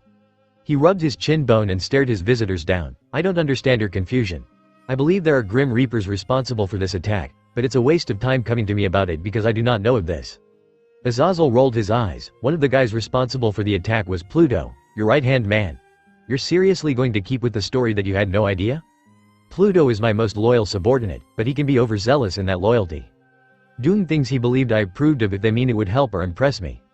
The god of death let out a low, eerie chuckle. If I remember correctly, some of your subordinates are guilty of that too, right Crow? Didn't they go to the little village or neighborhood you like and attack and kill the kids you work with now? Azazel only scoffed in return. Besides, I only sent my people there because they had gotten word that Ophis, leader of the Chaos Brigade and our greatest enemy, was fooling around in your territory and following your kids. Dulio gulped and looked aside as Searzax looked back at Azazel critically. The Governor General kept his cool and nodded. We greatly appreciate your concern, but we also know that's bullshit. Of course, it's bullshit. All of it's bullshit. Is that not what we're doing? Slinging bullshit all around until we can get on with it? Hades bluntly stated. Either make a claim or leave already. I'm sure there's a lot of work you need to get to up there. A lot of damage is being done and people need their fearless leaders to save them. In fact, Hades shifted in his seat. Would you like me to come with you? Go up there and help myself? Dulio quickly stepped up. That won't be necessary. You don't need to go up there, Azazel said. We've got. I insist. A pressure started to rush over them from the skeleton-faced god that made them still in his presence. The force of one of the pillars of the Greek pantheon bared down on them totally as Hades slowly started to get up out of his chair. Now don't be stupid and turn my generosity down. Or I might. In an instant, the overbearing weight of Hades' power disappeared around them. But not because it was retracted or stopped, but because it was met with an overwhelming sense of nothingness. Even Hades was left silent in surprise as he looked down at his visitors and stared at the center anomaly. Searzek's form had disappeared and been replaced by a wavering mass of destruction that didn't belong. The blob of miasma kept to the form of a man but didn't seem to have an outline, and staring at it felt more like looking at empty space than a living person. Why you were not going up there? Dulio and Azazel stepped back as Hades stared down at the Mao with intrigue. He scoffed. So this is the fabled aura of destruction. Quite an intimidating card to play. Are you going to try and kill me? No. A warped voice echoed out of the miasma as it stepped forward, climbing the stairs and stopping just in front of Hades. The two overwhelming beings stared each other down before Searsex spoke. "BBUT, I won't allow you to leave this place." He raised his hand as it turned back into a normal, physical hand. He reached down for his pocket, pulling back his destruction to reach inside and grab his phone. And once he did, he turned it to the god of death. "TTHIS is a picture of my little sister when we first took her out into THE territory. SSHE was so sweet and curious and wanted to SEE everything. G." He swiped to the next picture. "AAND, this is one of when she was playing with Sona's C-Tree-kun. TT Ho's girls were so sweet growing up. Ooh, this is one when my son, MILLICAS, was born and Rias held him for the first time as GRAYFIA took a nap in THE background. D. TTHIS is actually MY wallpaper R. E-ball up when I look at this picture, I swear R. What's happening?" Hades asked in genuine confusion. Why is he doing this? "We aren't going to leave your side and you aren't going upstairs to join the fighting," Azazel clarified. "You're going to be a good old man and sit down and stare at the asinine photos your juniors shove in your face without permission." Dulio coughed and whispered to Azazel, "Should you be so obstinate with him?" Azazel shrugged, "Probably not, but fuck him." Hades sighed as Searsex continued to proudly parade his album of photos. "If you're going to stay down here, are you leaving your subordinates to their fate alone? Oh, you probably don't get this because you like to be alone, but we don't have to worry about our friends." Azazel smirked. "Even if we're not there, our people have others to help them out. That's the beauty of making friends, after all." Devil. A flurry of clashing swords span of a second. Yuto rushed along the ground, skidding to a stop and rushing at Siegfried again from a new angle. The exorcist still reacted, blocking his blindingly fast strikes with the help of his twice critical arm wielding a sword at his back. The white-haired exorcist spun around and clashed swords with the knight, as he sped around attacking him from every blind spot and flank imaginable. Yuto knew that if he stopped to fight the swordsman directly while he wielded 3 swords, then he would be overwhelmed in an instant. And Siegfried knew that if he hadn't been armed and at the ready to protect himself, he'd be skewered in an instant by the furious knight. Which had left them in a stalemate Yuto could no longer stomach. Dragon Knights. Yuto activated his subspecies balance breaker, summoning his knights to fight at his side as they rushed Siegfried and surrounded him. They sprinted forth and forced the exorcist to block and protect himself in rapid succession. His demon sword swung out to parry and block the knights from every angle as they didn't give him a moment to breathe. The sparks and flashes of blades crossing at imperceptible speeds surrounded Siegfried, his strength more than capable of blocking the lifeless puppet's attacks, but not as they became more synced and faster. Yuto leapt up and dropped down on Siegfried from above with a blade aimed at his crown. Siegfried narrowed his eyes and focused, releasing his balance breaker as 3 additional arms formed from his back. 2 of them lashed out and struck 2 of Yuto's knights while the third one snapped towards the air and caught the devil's blade before it could reach his head. Yuto took advantage of the moment when Siegfried had no more defenses, summoning a second sword in his other hand and swinging down while the young hero was occupied. Siegfried's arm lashed out and knocked the knights and Yuto away so he could get some space, and once he did, the former exorcist flinched and looked over at the gash through his shoulder Yuto had scored on him. The hero faction leader rotated his shoulder, making the wound bleed and seep out crimson red blood before he looked towards the knight. "You've gotten better since Kyoto, surprisingly so. Diligent training, experience fighting Cyroorg-san, and a burning desire to make you pay is sharpening all of my senses right now." Yuto raised his sword again and glared Siegfried down. "We promised we were going to make you pay for what you've done, and I'm going to see that through." Siegfried looked between his bleeding shoulder and the willful devil that he had clashed blades with. His eyes drifted past Yuto and stared at all the other devils that watched their fight and looked itching to have their own. Siegfried nodded and stared at Yuto. "You have gotten stronger, but I think I can still beat you. Not easily, but I'm sure I'd edge out a victory. However, if I did, I'd be left to deal with the rest of them. And if I managed to do that, I'd have to deal with Ajuka Beelzebub, exhausted and out of tricks." "That's your fault," Yuto said coldly. "I'm sure you're used to your ambushes coming up in your favor, but today they didn't, and you get to suffer the consequences." "Fair enough."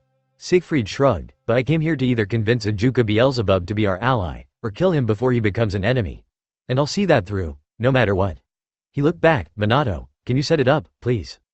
The whiskered blonde looked conflicted, his face pinched as he looked at the devils before looking at his comrade's back. "Sieg, I can fight too. We can do this together, you don't?" "Minato," the exorcist smiled contently, "this is how I wish to see my legend through. Can you help me?" Minato closed his eyes and struggled, before suddenly drawing out almost a dozen knives and spiking them through the air. Rias and the others flinched when the knives came sailing toward them but landed on the ground. The other knives lined the ground in a large square around the 2 swordsmen before a barrier formed around them.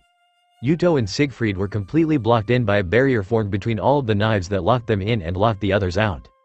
Yuto! Rias screamed as she and the others started to hit the barrier to try and break through. Yuto! The blonde swordsman looked around in confusion before glaring at Siegfried. What the hell are you doing? Showing to you our resolve and innovation. Siegfried reached into his pocket and pulled out a syringe gun. When Cao Cao had the monster's flesh fused to his to make a new hand, there were concerns about damages that would occur when he did. The flesh reacted poorly, almost as if it was trying to kill its new host.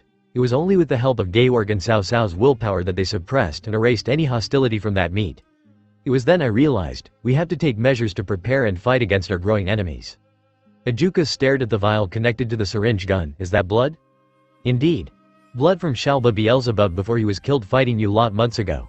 Siegfried showed it off. Apparently the old Mao faction had been doing experiments on what a Mao's blood could do to a sacred gear and its wielder. The experiments were extremely brutal from the sounds of it, but the results? Siegfried stuck the syringe into his neck and injected the blood into his body. The air inside the barrier seemed to still as the tension ramped up 100-fold. Yuto wanted to rush in and strike, but he could tell Siegfried's guard hadn't dropped even though his arms had. The exorcist stood completely still. Until his body jerked and twisted unnaturally. The sound of bones cracking and breaking under his skin was so chilling that Yuto flinched every time he heard them. His skin started to darken and discolor. And all 6 arms stretched out and thickened as the swords in his grasp melded with his flesh. The results speak for themselves, devil. What followed after Siegfried had changed was a painful, blurry mess that Yuto could barely comprehend. This grotesque form Siegfried had gained was called Chaos Break, as a ghoulish joke compared to a balance break. It increased his power, speed, and ability even more than his normal subspecies balance breaker already did.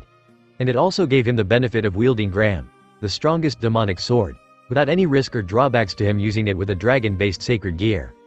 Yuto tried to use his dragon knights to keep defense and hold back the hero leader while he figured out a strategy. In a single swing, his knights were obliterated and the path between them was cleared. So instead Yuto summoned a holy demonic sword to fight himself and engaged the enhanced exorcist. His blade withstood some blows, but it was only a matter of time before it shattered under Siegfried's relentless slashes and Yuto started getting cut up instead. He rushed around the barrier and tried to use every strategy he could think of, attacking from underneath, using advantageous swords to counter his demonic sword attributes, attacking by utilizing his greater speed. But nothing worked. Time and time again Siegfried rushed through the young knight's attacks and left deep, bloody gashes across his body. After the cutting was done, Yuto gasped and trembled in pain as each of his new cuts felt like they burned his skin. Blood started running down his face and into the corner of his eye to darken his sight. Even with the growing pain in his body, he kept a firm grasp on the blades in his hand and rushed in to attack again. Siegfried didn't even move as his arms reacted instead, slashing out to perfectly intercept Yuto's swings from every angle. The knight pushed his breaking body to the limit, screaming at the top of his lungs to try and move faster and sharper and with more power behind each move. But it didn't matter how or where he cut as the hero faction member's enhanced form knocked him away effortlessly. Yuto tried to gay like it doesn't matter. Siegfried's deeper, garbled voice whispered out as he stopped Yuto's strike and stared up into his eyes. If this is all you can muster now against this form, then this is no longer a fight. Siegfried's arm whipped out and reduced the holy demonic sword to scrap. It's an execution. Yuto created more swords and tried to block, but Siegfried's demonic swords swung in and destroyed them, before with the final blow from Gram he was sent flying and slammed into the barrier with a bone-chilling crack. Sliding down to the ground and leaving some bloodstains along the way, Yuto gasped for air and tried to get back up but felt the strength in his limbs fade away. Panting for air and choking on a glob of blood in his throat, Yuto pressed his hand on the barrier for support and struggled to get back up on his feet. Siegfried was slowly making his way over. His lips were flapping but Yuto could only hear a faint ringing that blocked out all other sound. And in the corner of his fading vision, he saw the barrier shimmer and ripple. He turned and saw waves of destruction flash against the barrier hopelessly as Rias pounded her fists against it. Her eyes were wet with tears freshly running down her face while she desperately tried to break through. Akeno and Kaneko were doing the same thing, striking at the wall with lightning and fire respectively to try and break through. Ravel looked like she was having a panic attack as Asia dropped to her knees and prayed. The red, evil pieces in her lap seemed to glow faintly while all the madness was going on. He was going to die here. Die in front of all of them. They were already mourning the loss of his other friends, and he was about to make it worse, because he wasn't strong enough. Thoughts of Issei and Naruto came to mind as his vision continued to blur. Memories of them against greater enemies and worse odds, but still refusing to give up. Even when they were hurt or at a disadvantage, they kept going because if they didn't then the others would be at risk. So could he just let it end like this without giving everything he could offer? Yuto closed his eyes and slowly exhaled. He felt like everything started to slow down and disappear as he faded within. Devil, you gonna die now? Haha, that sucks for you. Yuto slowly opened his eyes as he appeared in the space of his mind. He looked back and saw the giant tanuki form of Shukaku bearing over him as the Biju continued to chortle at his current situation. Yuto looked back at the tailed beast. Shukaku-san, have you been watching this whole time? Yeah, I sensed a lot of tension over here after days of some crybaby sadness and depression, and when I check up on ya it's to see you getting your ass kicked, kahahaha. Yuto sighed, of course. Well, do you mind helping out with this fight? Nah, not my problem. Shukaku dismissed his request. You already borrowed some of my power to fight that big guy and still lost. I'm not gonna pitch in to help just for you to lose again. But this is a serious situation. There's an attack happening in the underworld because of them. They're using your friends and family to attack. And Naruto-san and Kurama-san were left unconscious because of them. Peefed, like I care about the damn fox and his kid. And I know all about the fighting going on. I have to keep hearing these damn people bitch about it every couple of minutes. They say they got a plan for me but I don't feel like helping. Yuto sighed and lowered his head. Okay, I get it. I understand that I'm doing this with you the wrong way. Huh? Shukaku lowered his head to listen as Yuto kept quietly muttering. What was that? If you have something to say then speak. Yuto stomped his foot down and struck, shoving his fist into the giant tanuki's nose and bruising the inside. Gaahhhhh. Shukaku lurched back and screamed in pain, covering his nose before snarling, "You little fucker." He slashed at the knight. But Yuto quickly jumped back to avoid his claws. "I'll kill you for that, you uppity little." "I said I'm working with you the wrong way." Yuto screamed while standing up and glaring the giant tanuki down. All the others tried to have such a good relationship with their Biju. And with the way Naruto-san explained it, it seemed like it was the right thing to do to approach you gently and genially. But no, not you. Yuto frowned at Shukaku. "You're a little shit and you love being a little shit, don't you? Trying to be hospitable and welcoming is wasted on you." Shukaku remained tense and on guard before a dried chuckle slipped out. "I was wondering if you were ever gonna figure that out, or if you'd just stick to being a goody two-shoes." "So what do you want?" Yuto roughly asked. "I know this won't work asking for your help, so what do you want?" "I want to be free," the irritable Biju roared. "I don't want to be monitored and checked by all these nerds in lab coats all day long. I want to run around and wreak some havoc. I want to break a few things and destroy houses."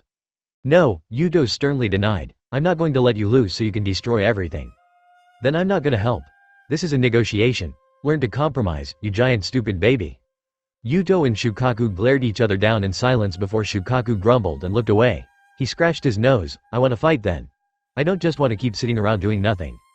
"That I can do." Yuto nodded, "And if you help me with this fight, I promise we'll kill this man I'm facing." "Oh," Shukaku looked into Yuto's steely, determined gaze and laughed. "Ahahaha. I guess you were a little shit too, huh? Alright kid, you have my power." "Alright."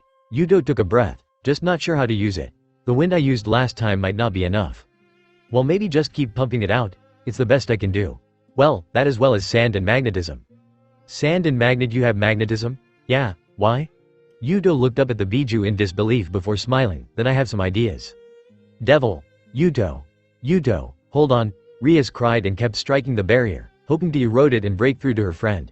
With little result, she rounded on Ajuka. "Beelzebub-sama, help us get through, please." Ajuka poked at the barrier. It's a remarkably well-designed barrier. His eyes fell on the whiskered blonde standing on the other side of the barrier, the work of a prodigy. "But nothing I can't break with a little time." He pulled his hand back. "But I won't just yet." "But Yuto, your knight isn't done fighting yet." Kaniko's ears flinched as she sensed the familiar sensation of a Biju's energy swelling from Yuto. The girls turned and looked at the blonde swordsman as he pulled himself up on his feet and faced the transformed Siegfried. His eyes shifted to black irises with yellow crossed pupils as the wind started to pick up around his body. "Oh," Siegfried sounded intrigued as he raised his swords. "Something more to pull out this late in the game?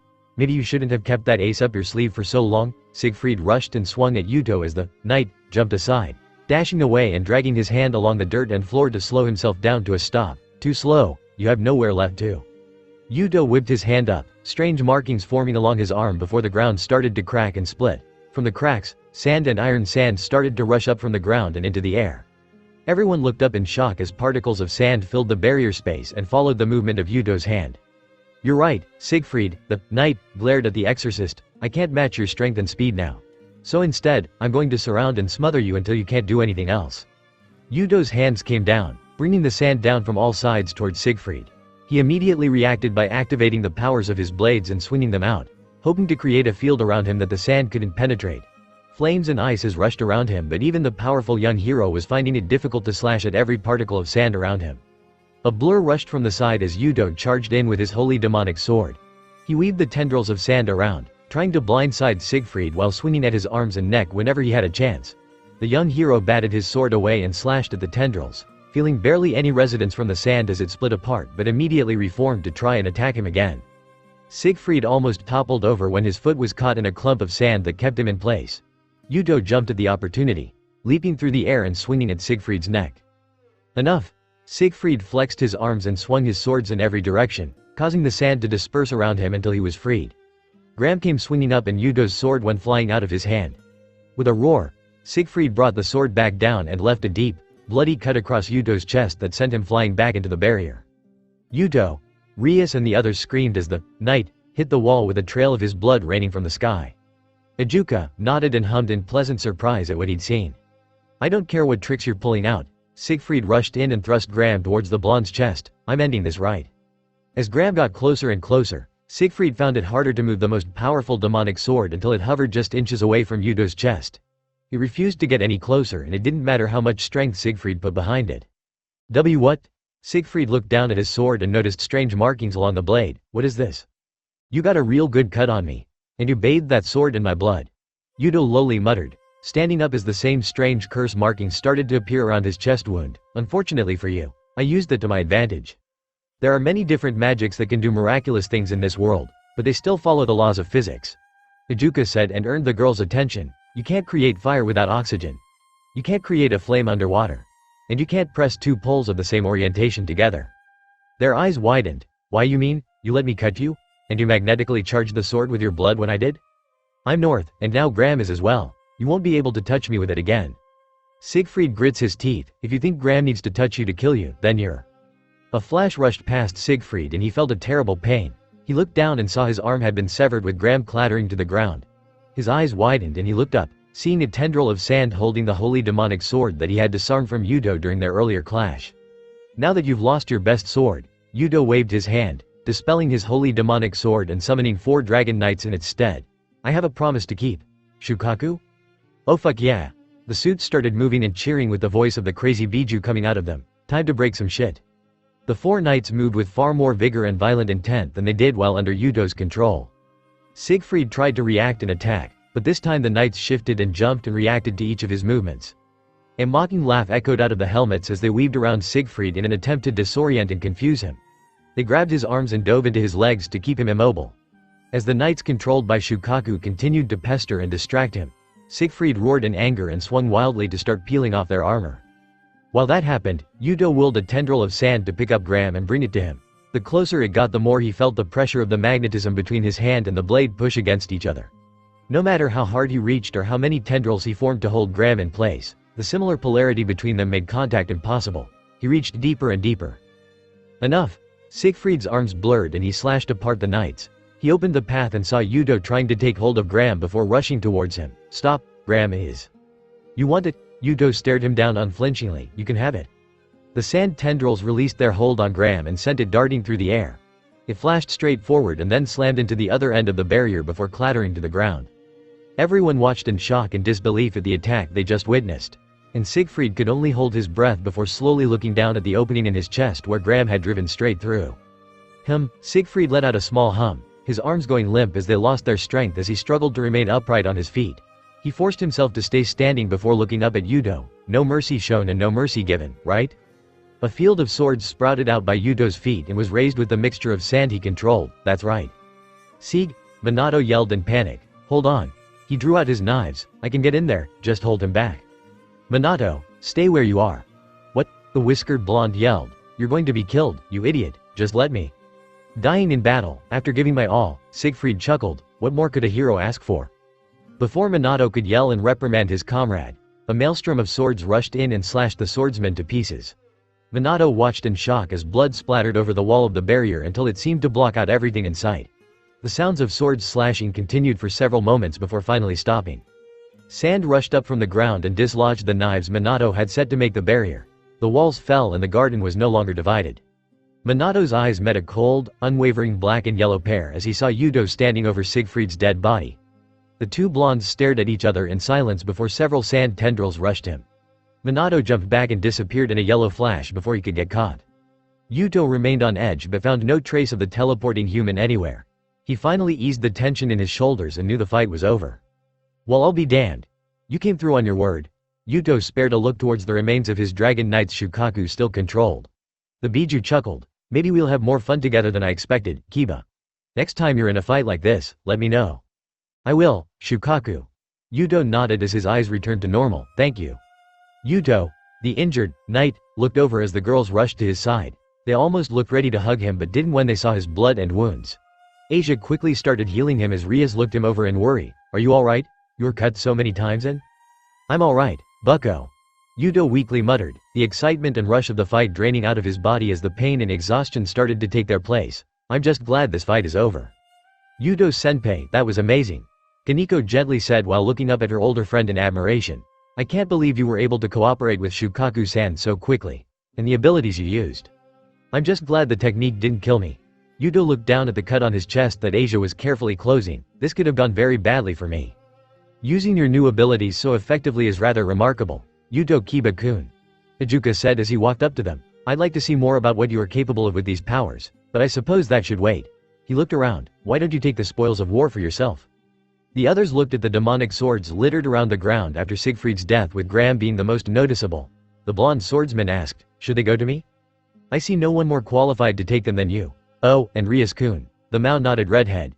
"You know you've had a call coming through for a while, right? You didn't notice because you were so focused on the fight." "Huh?" Rias looked down and saw a magic circle trying to form on her hand. "Oh." She raised it and answered, "Hello? This is Sharon. Get back here now." Kaneko and the others perked up when they heard Kuroka's sudden demand, "Ne-sama. Finally you answer. You have to get back here, now, I need your help." What's wrong? Did something happen to Naruto? Did he? He's not dead, but I need Sharon's help for an idea, so get down here, now, Oni-chan is desperate. The orc members looked confused by what they should do before Ijuka spoke. "I think it would be good for you to go back to the underworld. The way the Oppai dragons, evil pieces, were responding during that fight. Perhaps some kind of stimulant will be able to return his soul to this world." "Really?" Asia gasped in joy as Ravel looked ready to burst into tears in relief. "Then we can get Issei-san back? The Grigori may be able to make a substitute body if his parents are still alive or if you find some of his DNA to use." Ijuka answered, "I'm not sure if he'll return in time to help with the current crisis, but we should be able to get some assistance from others." "Devil, finally!" Shukaku cheered as he landed in a forest area of the underworld and spotted several bandersnatches in the distance. "Time to have some fun." "Devil! Ah!" Gasper cried out in fright as he desperately hung onto the mane of the feline-tailed beast. "Mata-chan, can you please slow down? Kitten is doing her best." Matabi rushed over the land. "I had to too." "Devil!" Barakiel looked down at the giant slug. "Are you ready for this?" Saiken nodded. "I'll do what I can, Devil." As Rosweiss returned to the underworld and saw the destruction it had suffered, she closed her eyes and steeled herself. She looked back. "Are you ready, Isobu-san?" The giant turtle huffed. "I get to rest after this, right, Rose?" She blushed at the familiar nickname he had gotten used to using around her and nodded. "Yes, but first we have to help all your friends recover. So let's get to it." "Devil, whoa." Irina marveled as she saw the landscape pass by below them and all the people look so small in comparison. "It's like riding in a jet plane." "A jet straight into battle," Zenobia remarked, clutching her new Durandal to her chest as she stood atop the five-tailed horse's head. She looked down. "Kakuo, are you ready?" "I'm up for a battle if you need my help. Zenobia, are you ready?" "Of course." She nodded. "I have big plans after all this fight is over, and I don't want to waste another second." Irina grimaced. "Zenobia, I know what you're talking about, so don't be gross." "Devil." The retaliation from the other forces pelted the body of the nine-tailed fox but did little lasting damage. Cao Cao sat atop its head, surveying the battlefield in its totality and keeping updated on what his comrades were doing. They had already slain several of the bandersnatches and were beating back most of the devil's attack force. After this, they had to come up with an effective way to kill the Jabberwocky. The hero faction leader gripped his spear and knew if it came to it, he'd use his ultimate move to slay the unstoppable monster. Cao Cao's attention shifted when he noticed the attack forces falling back and clearing the way. He raised his eyebrows and tried to figure out what they were doing. Suddenly a giant monster appeared and struck the fox he was riding with its tail. Cao Cao held on tight as the Biju stumbled back and quickly caught itself before roaring in anger. "So, this is the beast Naruto has sealed within him." A similar nine-tailed fox was on the prowl across from the one Cao Cao was riding and lowered itself in preparation to attack. I'm going to have to do what I can not to hurt you too badly. But as for the boy riding on your head, the fox growled in a booming voice. I think I have some payback owed from you. Cao Cao hummed, the fox from Kyoto. Well, he smiled, what an interesting reunion. Devil, Ne-sama. Kaneko knocked on the door where Kuroka should have been watching over Naruto. The young Nekomata was antsy as she didn't know why she had been called and the rest of her friends were fighting for the sake of the underworld. You called me because it was important, right? Ne saw. The door swung open. Sharon, Kuroka cheered with a brilliant smile when she saw her little sister. You made it. She jumped with joy and sent her naked breasts jiggling with every small movement. The rest of her nude body was on full display and caused Kinko's eyes to widen in shock. Ne-sama, why are you? Get in here. Kuroka pulled Kaneko in and quickly shut the door. The naked older sister quickly bounced her way back to the bed where Naruto's body was still frozen. Okay, now that you're here you can help with my idea. Ne-sama, why are you naked? Kaneko urgently asked. Is this what you were doing while we were away? Is this what you usually do? No, well, she shrugged. I mean I do like dropping the kimono and letting the girls get some sun but that's not what this is. Kuroka smiled and pointed back at Naruto. I've been laying with Frogger to wake him up. Hold on, Kuroka quickly stared when she saw Kaneko's appalled expression. Let me explain, NYA. I've been using our senjutsu to inject energy into him. And I think if we do it together we'll get a good result out of it. Sleep with him? Together? Kaneko's ears twitched as her pale cheeks turned red. Why you mean bojujutsu? No, I don't mean we sleep and bang what's basically the guy's corpse. But if we do this together, gather lots of energy, and pump it into him and Foxy, then they'll have the strength to do that revival thing again. And he'll wake up and be back on his feet. Kaneko's eyes widened in amazement as she thought about the idea. Her breath nearly hitched as the thought of Naruto waking up again filled her with joy. But her ears and tail sagged as the consequences quickly followed. But if we do that, he'd only have a few hours left. And once that's done, Kurama-san will be too exhausted to keep a hold of him. He'd die. But he'd be awake for a while, and he would fight. He could help, Kuroka firmly answered. Between letting him lie here while those tailed monsters run a rampage or waking him up so he can help them, I think that's the better choice. The little sister looked troubled by the choice and looked to her big sister. But I don't. He'd want this. If he could help, that's all he'd want. Kaneko knew they were right. Even if he was on a time limit for how much longer he'd have, there's nothing he'd want more than to help them in a time of need. Kaneko steeled her resolve and started to unbutton her skirt. As it dropped to her ankles, Kuroka grinned and climbed into bed to press into Naruto's side. The younger Nekomata quickly walked around to the other side and started taking off her shirt. Hold on, senpai. She whispered as she climbed in as well, you'll be back in no time. Devil, Rias, and Kaneko looked so sad looking down at him. He didn't mean to scare them, but he couldn't move or talk. Xenovia, she was going to be waiting for him to come back. Was he going to let her down? All his friends, all the people that had helped him, now he was the one leaving them behind. He didn't want this but his body started to fail and his consciousness faded. Whatever Kurama was screaming at him in the depths of his mind was fuzzy and impossible to hear. It all started to fade away until it was just black. Was this it? Was this the end? Was this the other side? It wasn't a bright light or a flaming pit. It wasn't even nothingness either. He was still here, but everything was gone. Everything was black. Was this going to be forever? Left? Was this? Order up. Naruto's eyes snapped open and he looked down at the bowl of ramen placed in front of him. He blinked a few times at the delectable meal before looking up. One bowl of Ichiraku ramen specialty. Old man Tucci smiled. Enjoy. Huh? Devil? He was sitting at the counter of Ichiraku ramen with a piping hot bowl of the specialty placed right in front of him. As the old man smiled and moved back around to help Ayame with the next batch, Naruto stared down at the bowl in silent disbelief. Was this real? Was he back in Konoha? Was this Ichiraku ramen? Or was it some kind of afterlife? Some kind of heaven or nirvana for him to bask in for all of eternity? Hey, it'd make sense he'd have ramen here. Whatever the reason, Naruto couldn't quite figure it out. But a small smile came to his face as he looked down at the familiar bowl served to him in his favorite place. He said, thanks for. A set of hands reached through his chest and took it before him. Thanks for the food.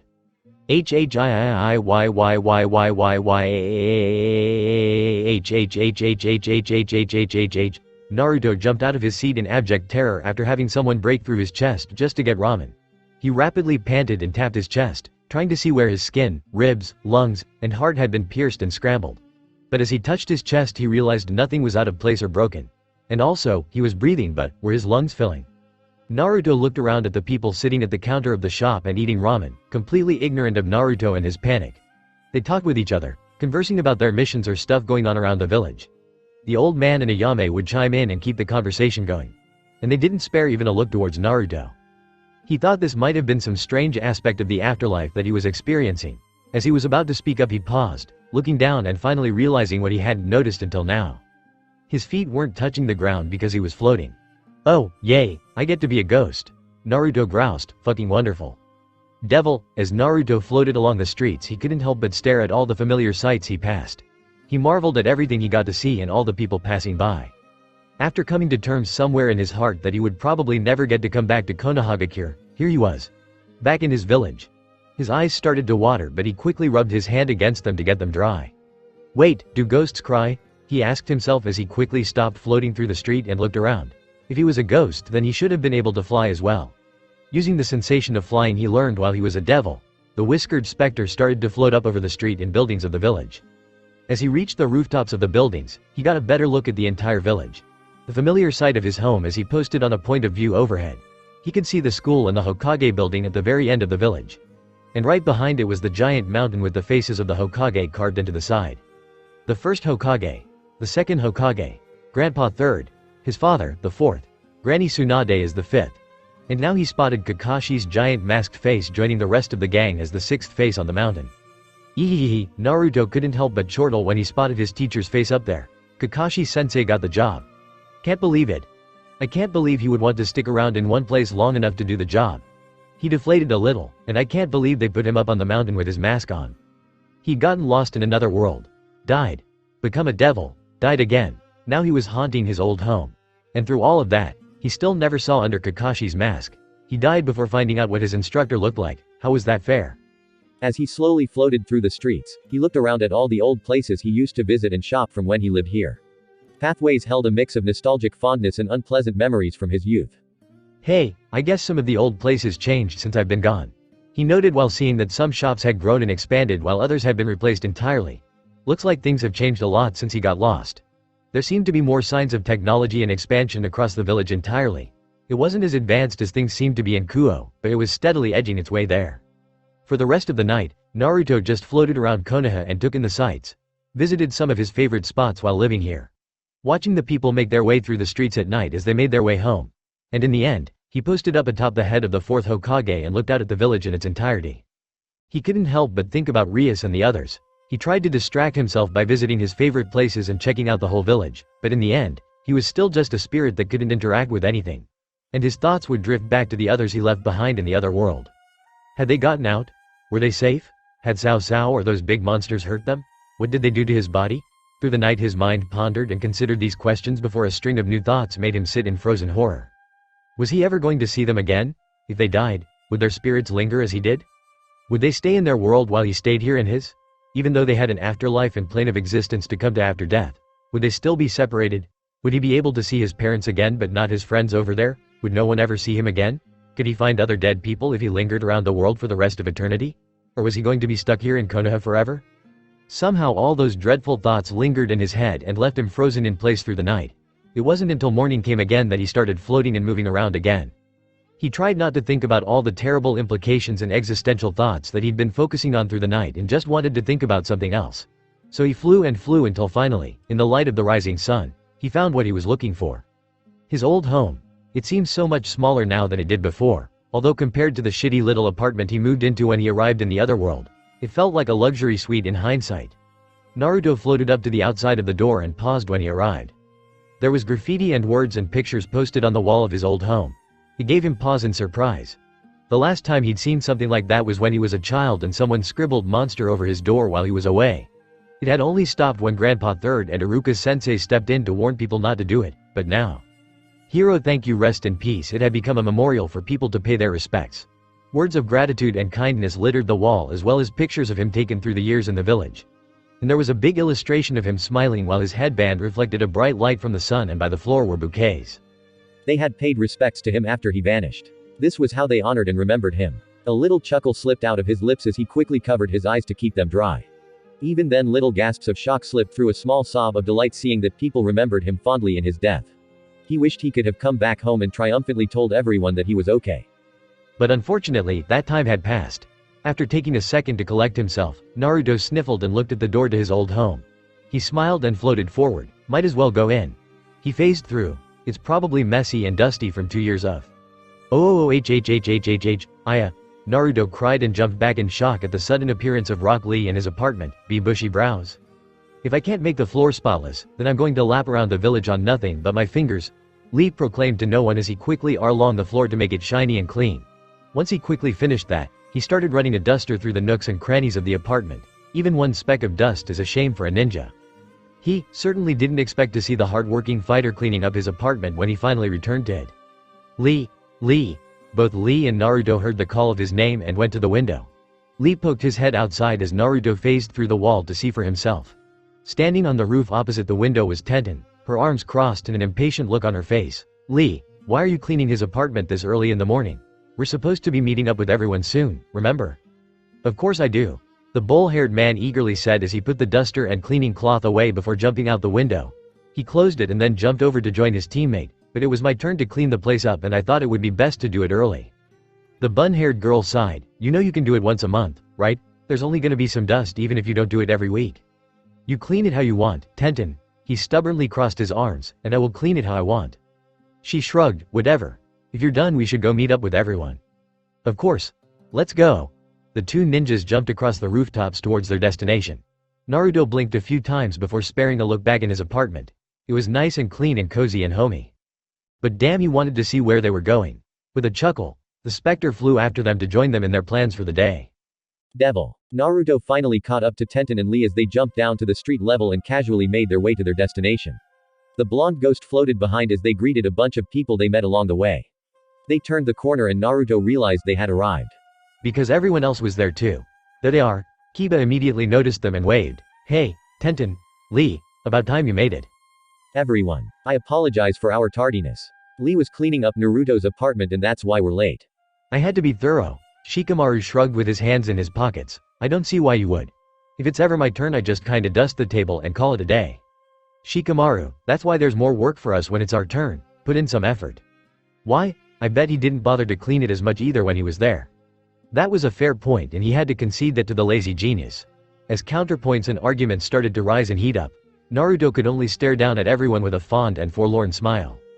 It was his friends and teammates that had gathered together for this. Team 8. Team 10. The remaining members of Team Guy. The only ones missing were. We're here, we made it, sorry, we're late. Naruto turned and watched as Sakura and Sai made their way over to join the others. The pale man had a measured smile on his face, small but remarkably more natural compared to the ones he used to put on when he was first working with Team 7. Sakura's hair had grown a little longer, the young lady seeming more mature and composed with a diamond in the center of her forehead.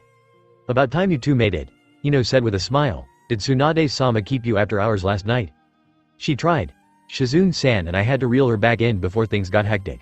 The pink-haired medic said with a groan. She might have retired from the position of Hokage too soon. Now she has too much free time, and we're suffering for it. Sai smiled. I was on assignment from Lord Sixth until just a few hours ago. I only got back to the village after midnight. Geez, Sai, if you only just got back maybe you should get some rest? No need. The pale man smiled. I think it is bad manners to shirk off a planned meeting with everyone. My book says that you should keep appointments you make with friends, even when you're exhausted. Naruto grimaced as did some of the others. Poor guy still followed those self-help books like a personal Bible. Come on, Choji stepped up and announced to the others. I say we get something to eat to start the day. Choji, we've got a long day planned. We can't get weighed down by stuffing our cheeks so early. We can manage. You can manage, the rest of us will be walking around like we just put on 5 pounds. As they started to lightly bark and snap at each other to hash out the details of their plans, Naruto watched them walk off with a smile on his face. It was comforting knowing that even when he had been a world away, everyone else had been doing well. Hinata, are you alright? Naruto looked down as Shino stopped by his teammate's side as they walked along. The blue-haired girl nodded. I'm alright, Shino-kun. The taciturn man stayed stone-faced. I know this time is important to you. Well, I'd say it's important to everyone, but you, in particular, I believe. The two teammates remained quiet before they were called out to hurry by Kiba and a barking Akamaru. They picked up the pace to reach the others and Naruto quickly floated after them. Devil, as Naruto followed his friends through the village, he started to see what was so important about these days. It was a long celebration festival to celebrate the war and the days that came after to bring everything back under control. It was a time to honor those who had been lost in the war and be thankful that the worst of it was behind them. Sakura and the others chose to honor this time by moving through the village and seeing who might need their help, It was a bit unorthodox for them to take on such easy jobs, but no one was ready to turn down a crew of 10 capable jonin offering their help. And as they worked, they took that time to talk and update each other on how they've been. There was a healthy amount of teasing for Shikamaru about how things were with Tamari. Sakura chortled and laughed when Ino finally got a date out of Sai, only for the two to start scrapping and damaging the roof they had just fixed. There was some tension between Team 8 and Team 10 as they tried to decide who was going to take care of Kurenai's daughter on their next break. Lee passionately cried and cheered with joy as he gave everyone an update on Guy's recovery and Tenten sighed at having to deal with the both of them. It had been years since he'd been here, and it was comforting to know they were still the same.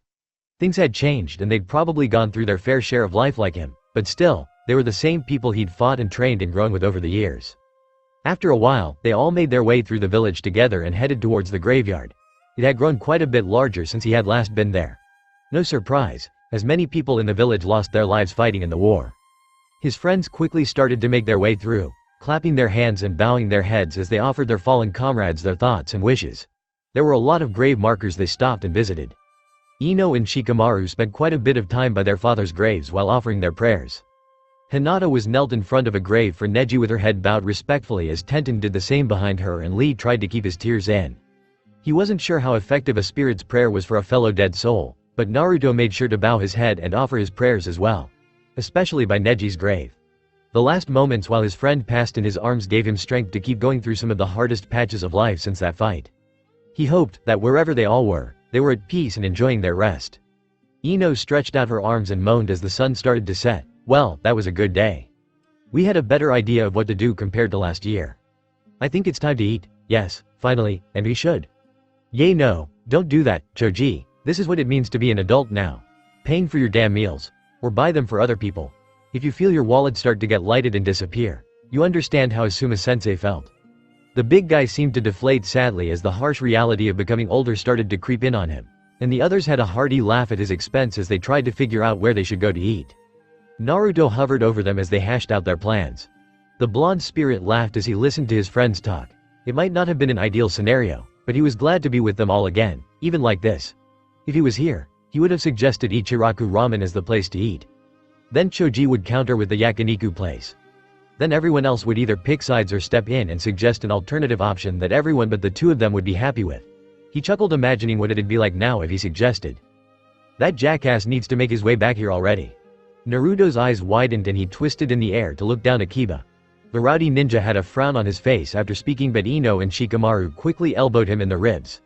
The blonde Kunoichi harshly whispered, "Dumbass, don't bring him up like that." Not while Ino unsubtly jerked her head in Hinata's direction. "Can hear you." Shikamaru sighed, "Seriously. I always knew you sucked with tact, but..." "Oh come on," Kiba snapped up and looked between the others. "I know we don't want to bring it up, but it's pissing me off. 2 years now. Don't you think they should have gotten back? It's fucking annoying just sitting around and making us wait." "Yeah," Ino relented, "fair point. Kind of a dick move making us wait this long." Side tilted his head. "I think the term for this was, dragging their feet, for being this late?" Tenten crossed her arms behind her head as she hummed, "What do you think is taking them so long?" "I bet they're fighting with each other." Choji offered, "You think even after how strong they've gotten and how much time has passed they still aren't snapping and scraping around like they did in the academy?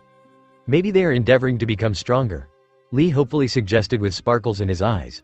"I can imagine wherever they are that they are struggling and becoming even more wonderful." "I bet they're lost. I bet Naruto is lost wherever he is and Sasuke just ditched him." Shikamaru shrugged. "That seems like something that had happened between them." Naruto looked down at his friends with a melancholic expression. They had expectations that he and Sasuke would come back one day. After all this time they were still waiting. But the fact that he was here seeing them now, and that Sasuke had died protecting him from Madara during the fight years ago, made it clear they would always be waiting. "Hey, I don't think I can make it to dinner tonight." Sakura spoke up as she stepped aside with a smile. "I've got a big day tomorrow and I should call it early. But I'll meet up with you guys later, okay?" They watched the pink-haired girl walk off by herself. Shino turned away. "Looks like she's going to that spot again. Should we go with her? Pay respects?" "No." They turned to Hinata as the usually shy and quiet Hyuga spoke up. "She was on a team with them. Her connection with them is special. She needs her time with them, we should let her be." Hinata walked ahead and the others quickly followed her. Naruto floated over the street and watched her leave with a wistful expression. He closed his eyes and sighed before following Sakura out of the village. Devil. When Naruto finally caught up with Sakura, it was to find the Kunoichi making her way through the forest outside of the village. She trekked along and he floated up behind her before she finally reached her destination. Naruto floated over by her side and looked down as she quietly knelt on the ground and cleared away a rock marker by a tree. A marker with a red and white fan on it. It might have been a stone for the entire clan, but he had a strong feeling that she came here to pay respects to one person in particular. She didn't bow her head and offer a prayer like she did the other stones in the graveyard. For this one she simply stared down at it in silence, a clear longing and regret in her face as she had so much more she wanted to say and do with him, but still didn't have the chance to make it happen. It's kind of sad when you come out here by yourself. If you ever want to, I'll come here with you. Naruto nearly jumped in the air at the familiar voice as Sakura had a much more composed and calm response. They looked back as an older man with gravity-defying white hair and a long scar over his eye approached. Sensei. Sensei, Sakura smiled as Naruto looked at him in surprise. Should you be here right now? Don't you have other duties as Hokage to take care of? The young Kunoichi chided her former teacher with a stern frown. You're not ditching your responsibilities, are you? Don't worry, I made a clone to help me with all the paperwork earlier today. Now he's just working on the last bits I didn't get around to earlier. Kakashi quickly defended as he stopped by Sakura's side and looked down at the marker. Plus I need a break now and then. And I saw you making your way out here and just knew where you'd end up. Yeah, I guess you'd know better than anyone habits like this. Can't count how many times you stopped off by the memorial stone and kept us waiting. Sakura sighed. I need to spend more time with people my age. Hanging around with all these sullen, grouchy old people is affecting me more than I thought. Well, that seems uncalled for. Kakashi quickly defended. I think I'm pretty lively for a guy my age. At Sakura's incredulous gaze, he doubled down. I'm at least not nearly as bad as you'd expect from someone with my job. And when was the last time you got a chance to read those books you love so much, huh? Kakashi's eye widened in horror before his head slumped forward with a crack of his neck. Naruto hissed as he knew that statement must have left some serious mental damage on the older shinobi. Sakura shifted on her feet. I was with the others earlier, and Kiba raised a pretty good point. She spared a look to her former teacher. Don't you think they're taking their sweet time? Well, punctuality was never their strong suit. Sasuke never cared much about making a schedule, and Naruto, the copy ninja, scoffed. What did he say once before? The hero is always fashionably late. Well, this might be a bit over-fashionable. Sakura rubbed her hair. I mean, time and time again I thought they would be coming back. On the anniversary of when they disappeared. During calls out from other villages they said they might have seen people who kinda looked like them. Hell, I thought they might have had something to do with everyone's breasts glowing. Naruto's eyes widened as Kakashi nodded. We still aren't any closer to figuring out what that was about. Oh shit, that happened here too? Naruto questioned as if expecting he'd get an answer. I can't believe it, but how did Issei's stupid boob love reach here? He's never, oh, it was me. That happened because of me. Naruto bit his lip and hissed. Suddenly I'm glad I'm already dead, cause I'm pretty sure you'd kill me if you found out. Those jerks. Sakura snarled. Of course, Naruto would make us worry like this. No concern or thought that we'd be freaking the hell out waiting for him. She palmed her face and groaned. And asking for Sasuke-kun to show any consideration is just. Sensei, her voice dipped in tone and energy as her hands slid from her face as she gazed down at the Uchiha headstone. At what point does holding out hope for them to return just become denial that maybe they're gone?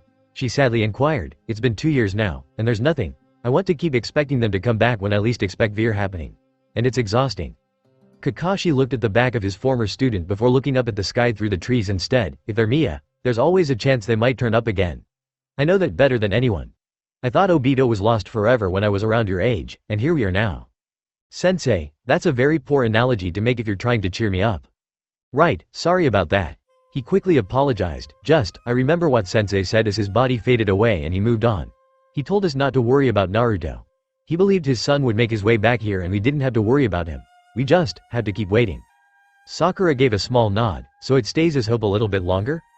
A little bit longer. The two former members of Team 7 agreed to wait for their missing duo a little bit longer. Meanwhile, one of those missing members lingered over them as a spirit, sadly realizing he was never going to be able to fulfill their wish. And realizing that neither he nor Sasuke would ever be able to stop them from waiting. Devil. It was strange when Issei came back into consciousness after his quick spat with Minato. No small part of it was because he was sure he died while fighting the blonde hero. So White, welcome back, partner. Diedrich. He heard his partner's voice greet him as he woke up and groggily rubbed his helmet like he was massaging his aching head. I feel wasted. I'm so tired. I'm sure you feel like that. But I don't think you're tired. I think that's just a habit you picked up from waking up from sleep and unconsciousness in that manner for many years. Issei tilted his head in bewilderment at Diedrich's very odd manner of speaking. Diedrich. You okay? After a moment, Issei also noticed a very faint, rhythmic tapping at his side and looked over to see Ophis pat the red ground they currently found themselves on. And what is Ophis doing? Where are we?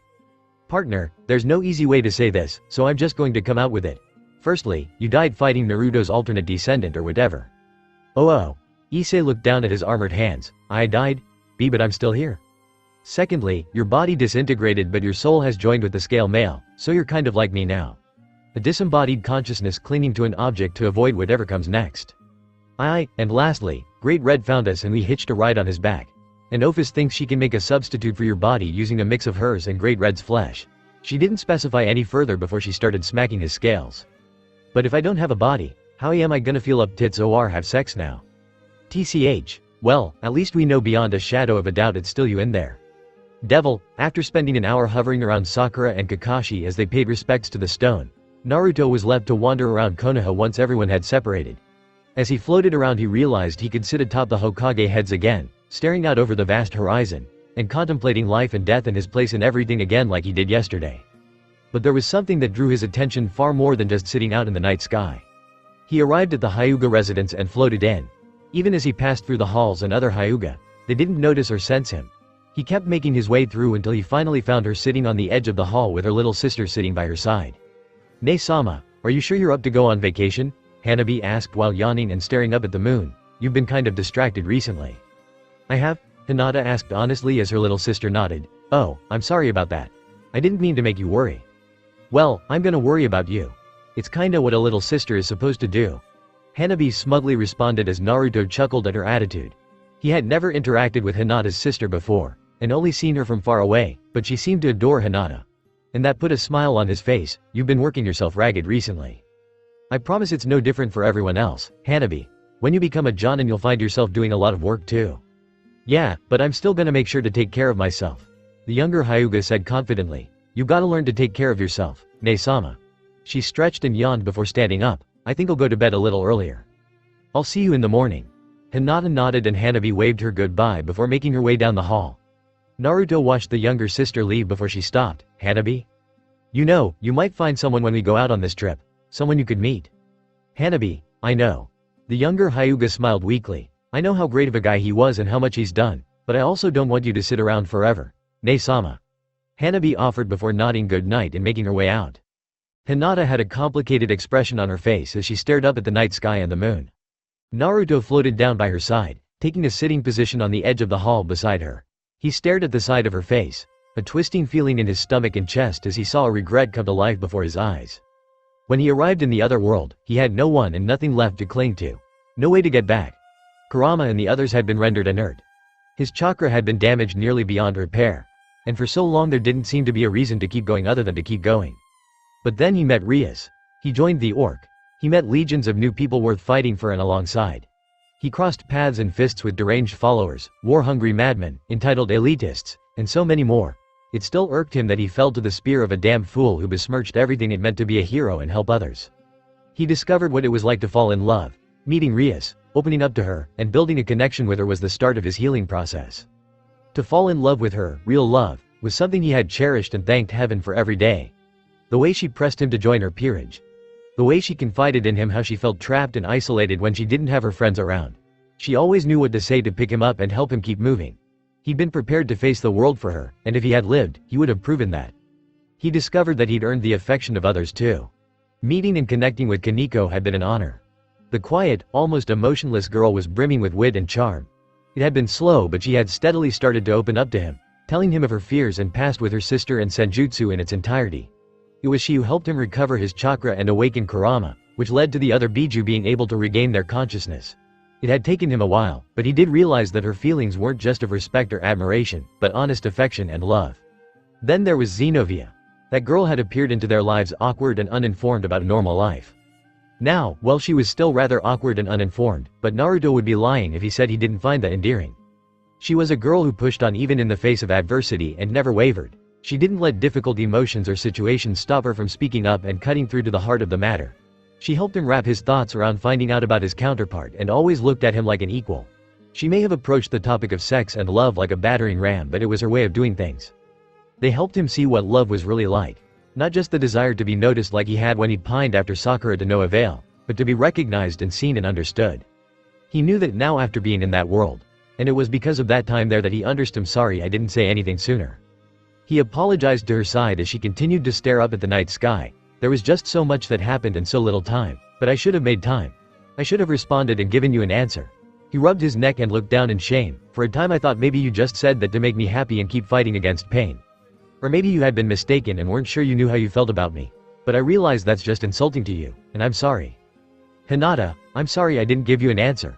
I'm sorry I didn't talk to you more. Over the last 2 years, your confession has popped into my head now and again and I get so angry that I left you without an answer. And I'm sorry I'll never be able to give that to you now. He hung his head and waited for a response.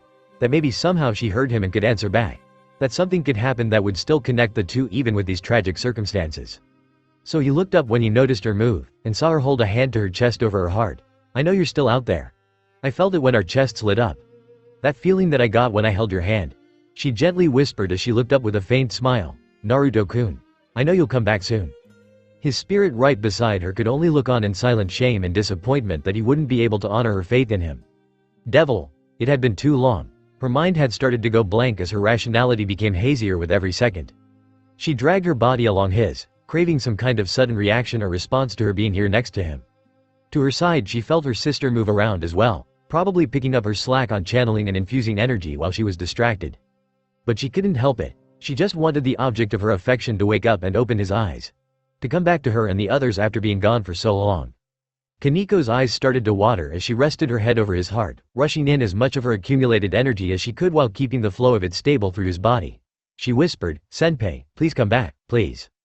Devil. Naruto didn't like being a lifeless spirit left to haunt his birthplace for what might have been the rest of eternity. But he decided to look on the bright side of things. For example, he was completely unnoticeable, which meant that if he stuck around with Kakashi for the day, he'd finally get to see what was under the mask after all these years. He didn't know exactly where Kakashi lived, a fact that dawned upon him while he was floating around and kind of pissed him off, to be honest. But he did find the masked man walking through the village early in the morning. He had a detail of Anbu shadowing him from a far enough distance, but still, he walked through the streets like it was just another day. He was greeted by the citizens as he walked by like it was no big deal. Guy came swerving along in his wheelchair, bursting with energy as always like his leg wasn't still swaddled in a cast. And finally, he made his way to the Hokage's office to do his work. Naruto had been watching him for hours but still, he wasn't any closer to discovering what the man had to hide under his mask. Sometimes he'd stop working to stretch.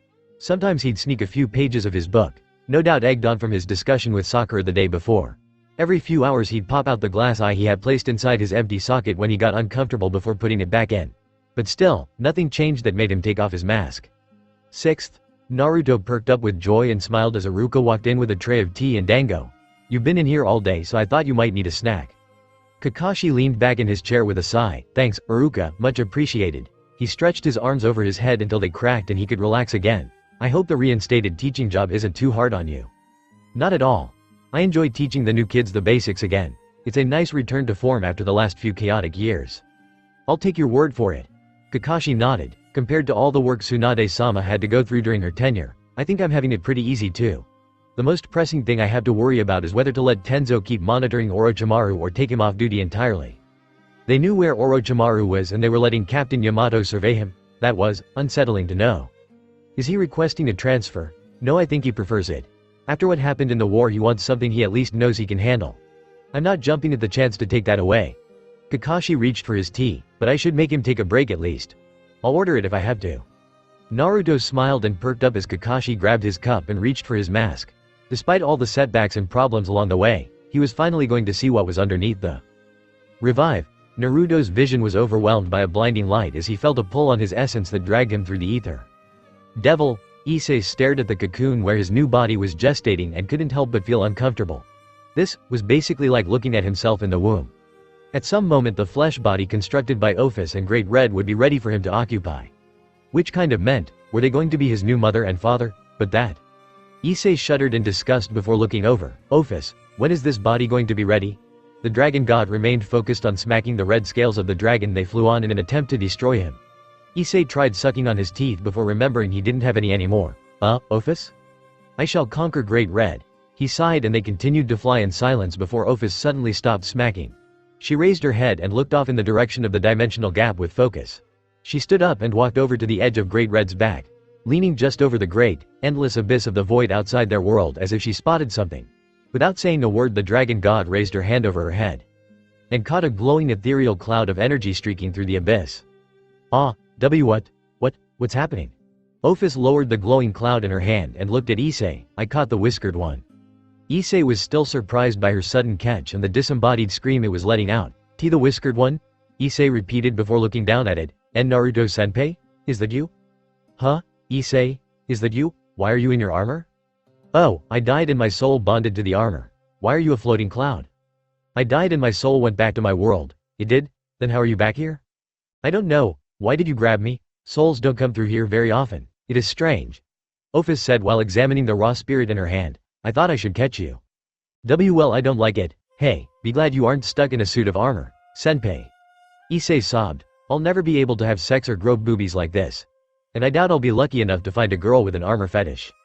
Oh, poor baby. I'm a fucking ghost, and I don't like being grabbed like this. Very well, I'll let you go back to our world then. Wait, what? I'm going back to the other world. That was your original direction. You're being summoned back somehow. Hey, that's great.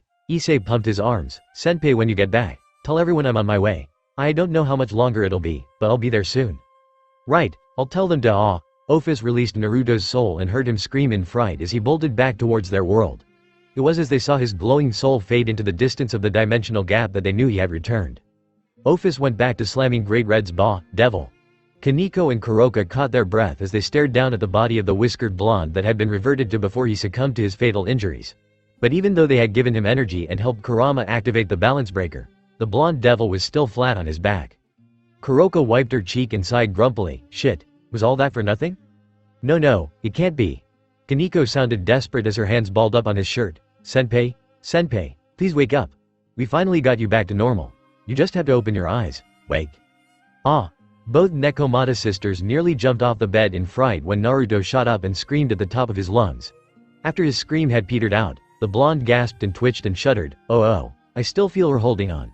That was unsettling. He caught his breath and then touched his chest, feeling his heart pump like crazy in his ribs. I am alive. How the hell? When did, Kaneko? What? Senpai.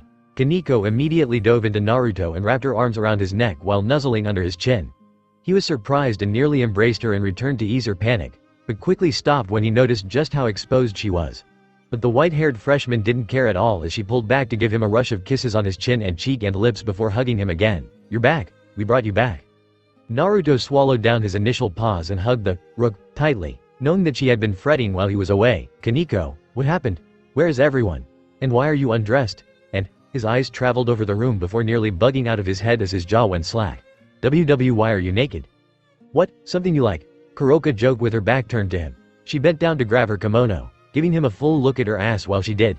Kaneko noticed his excitement and pulled on his cheek while Kuroka tossed her garb over her shoulder and smirked. Welcome back, Frogger. You got a few hours left to live, and we're all in the shit. Oh, okay. I was just about to see under the mask and, ow, Kaneko, please let go of my cheek. Devil, Issei-senpai is coming back? Yeah, and he was coming back with Ophis and some giant-ass red dragon they were both riding. That'd be great. Red, NYA. Right, and he said they'd be here soon. So monsters are attacking the underworld. The hero faction is attacking the monsters and the underworld with the Biju.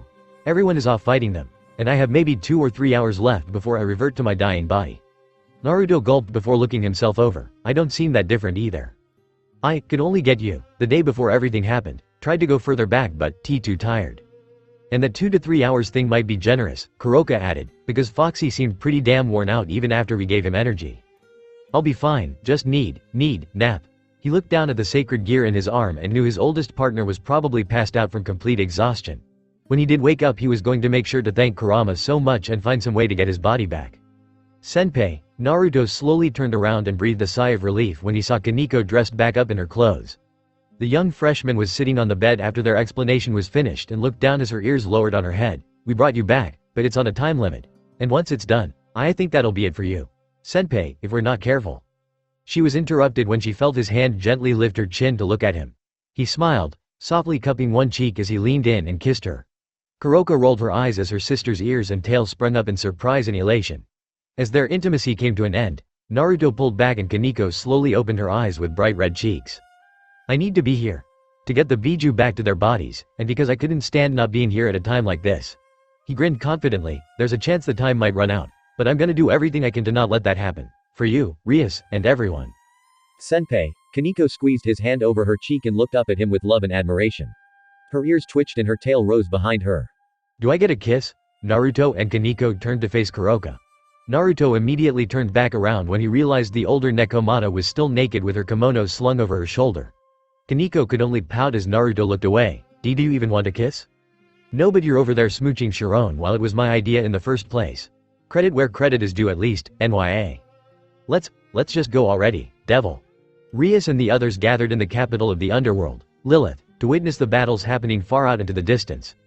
The figures of the possessed Biju and Bandersnatch monsters were being projected all around the city while the Jabberwocky was being fought back by a litany of ultimate-class devils and teams that struggled to do any meaningful damage to the Longinus creation. Rias instead focused on the possessed Biju being displayed around them. Her expression softened in distress. Son Goku, Chome, Yuki, and Kurama. The last 4 Biju under their control, and they're being used to attack the underworld. And it looks like they each have one of the hero faction members perched atop their head, Sona informed while surveying all the feeds and videos being projected from the battlefield. Since her team was not as combat capable as Ria's peerage, Sona had opted to act as support from Lilith and help coordinate the battle efforts of the vanguard teams. She nodded. With Beelzebub-sama's guidance and support, we'll be able to more efficiently handle the Bandersnatch part of this problem. Each of the attacking teams has been updated and turned the tides on. So Tan, can you see me now? Levi-chan is beating the big bad monster with the power of love. Kya. My love for my adorable little sister is going to smash your skull in like a. Sona quickly swiped her hand aside and dispelled the magical hologram of her sister. The Sea-Tree heiress fixed her glasses over her pink cheeks and tried to regain her composure. As I was saying, the Bandersnatch monsters are being dealt with. Multiple teams, as well as outside help and comrades, are whittling down their numbers. And as loath as I am to admit it, the hero factions attacking has also helped to reduce their numbers. But when will we deal with the possessed Biju and hero faction controlling them? We have a sparse number of people keeping an eye on them and trying to hold them back at the moment. I've warned them against direct engagement because the Biju's power is too vast and the hero faction is too dangerous. However, Sona fixed her glasses as she felt the ground rumble. It looks like our cavalry is starting to arrive. From the distance, several giant animal figures started to appear in view. They rushed across the landscape and quickly approached before coming to a stop just outside of the building's perimeter. We're here, Matabi said as she and the other Biju arrived to assist. If the others are attacking, allow us to help. Matabi, Rias smiled in relief seeing the Biju arrive to offer their assistance. Kakuo and Isobu too. Thank you all for coming. Saiken-san. Asia cheered as she came to the edge of the building and waved up to her slug friend. Are you okay? I'm sorry that I haven't been giving you many answers recently or been very attentive. It's okay, Asia. I know you were suffering from great pain and loss. I'm just glad to see you're in a better place now. The blonde nun smiled and nodded her head to show her partner she was alright. We brought some backup with us as well. B-Bucko, Gasper called out from the top of Matabi's head as he tried to steady himself on his shaky legs. Sorry I'm late. The little DH mapper stretched his wings and flew down. I'm glad you're all okay. Everyone, Xenovia called out to them as she and Irina flew down to meet them. Rossweiss and Barakiel quickly joined them as well from Isobu and Saiken respectively. As the knight landed with her new and improved Durandal in hand, she smiled seeing everyone together and okay, it's a relief to see you all here. Xenovia-san, Irina-san, no one was happier for their reunion than Asia, who quickly rushed over and hugged her friends tightly. I'm so glad you're back. It was. Asia-san. Both exorcists quickly hugged the nun girl back as tightly as they could. Irina sniffled with tears filling the corners of her eyes as she squeezed the blonde. We heard what happened to Issei-kun. I'm so sorry you had to go through that. The others watched the scene sadly, and Rossweiss retracted her wings before looking at Rias. We heard about Naruto-kun as well. And Kaneko-chan is. She's trying to help him with the assistance of Kuroka, Rias answered. We're not sure what they're doing but we have to trust that they can do whatever they're trying to accomplish. In the meantime, we have to do what we can. Indeed. Sona turned and faced the Biju surrounding her. I'm sorry to ask you all to fight after finally finding some peace in this world. But we greatly require your assistance. If I could bow my head and beg deeply enough. Nonsense. You protect us in this world. The least we can do is help. I've never gotten more peace than when I'm in this world. And I love having a chance to rush through the land. Let us help. Thank you all. Sona bowed her head before looking back. Kiba-kun, I see your partner isn't here yet. Has he decided not to fight or? Oh, he's already jumped into the fighting. What? Yeah, I've been getting updates while it happened. The knight said in a defeated tone as the others looked at him. He said he was happy finally getting to fight and stretch his legs. I told him we needed to coordinate first. He called me a lying dick and said I promised to let him fight. He then proceeds to call me Call me things that shouldn't be said in polite Campanto battle now. Sona fixed her glasses and sighed, okay, we'll make do. There are hero faction executives posted on the heads of each of the Biju. If you all are going to go out there and fight, you should be prepared for interference along the way. I won't let that happen, Zenobia declared, hefting her holy sword up and onto her shoulder as she looked up at Kakuo. If one of the hero faction is with a Biju, I'll join you in fighting them. I will too, Rossweiss announced with a firm resolve. They need to be stopped now. The proud Valkyrie turned and looked up at her turtle partner, Isobu-san. Are you ready to fight? I guess. But I'll be able to sleep after this, okay Rose? Rossweiss let out a startled sound as she covered her mouth and flushing face. She looked back and noticed the curious look of her friends. Rose? That's a nickname of mine. Rossweiss tried to compose herself, despite her pink cheeks and unfocused eyes. It's just something someone calls me back home. I was having a hard time getting her name right and it was making her upset. But then I heard someone call her Rose instead and that was a lot easier to remember, so he decided I could call her that. Which is just a nickname very few people ever call me, no reason to remember it. It was your grandmother's name for you, right? Shadab. What's wrong with ya? Isobu-san? Don't go bringing up my granny, alright? Okay, Sona continued, pulling the conversation away from the embarrassed Rossweiss. That covers 2 of the Biju we'll be dealing with and the hero faction accompanying them. I don't believe we should face Cao Cao or Kurama-san until we have more forces at our disposal. As for the last one, I can fight. Irina raised her hand. If the soul of Saint Jean is causing havoc, I want to try and stop her. Akeno stepped up. I can go too. If every member of their group is going to have a power-up like Siegfried did, then a numbers advantage will help us. I'll join you, Barakiel said. Rias nodded. In that case then we should all. Rias. The redhead stopped and looked back at Sona as the sea-tree heiress pointed out ahead of her. Everyone followed her finger and spotted an approaching wave of black figures rushing towards Lilith. A wave of people running along the ground on all fours like animals.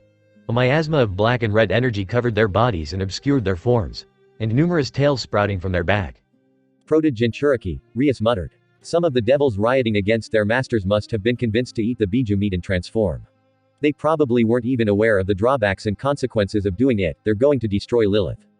We have to stop them. Everyone, get ready to. No. Rias announced and held up her hand. She watched the approaching monsters rush forward and felt a tinge of fear through her entire body. But she quelled that fright and turned to face the others, the rampaging of the Bandersnatch and Jabberwocky.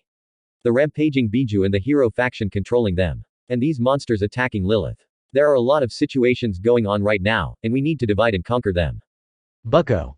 Her wings spread from her back. Beelzebub Sama supplied a handy method for the Bandersnatch, so we can leave that to the other groups.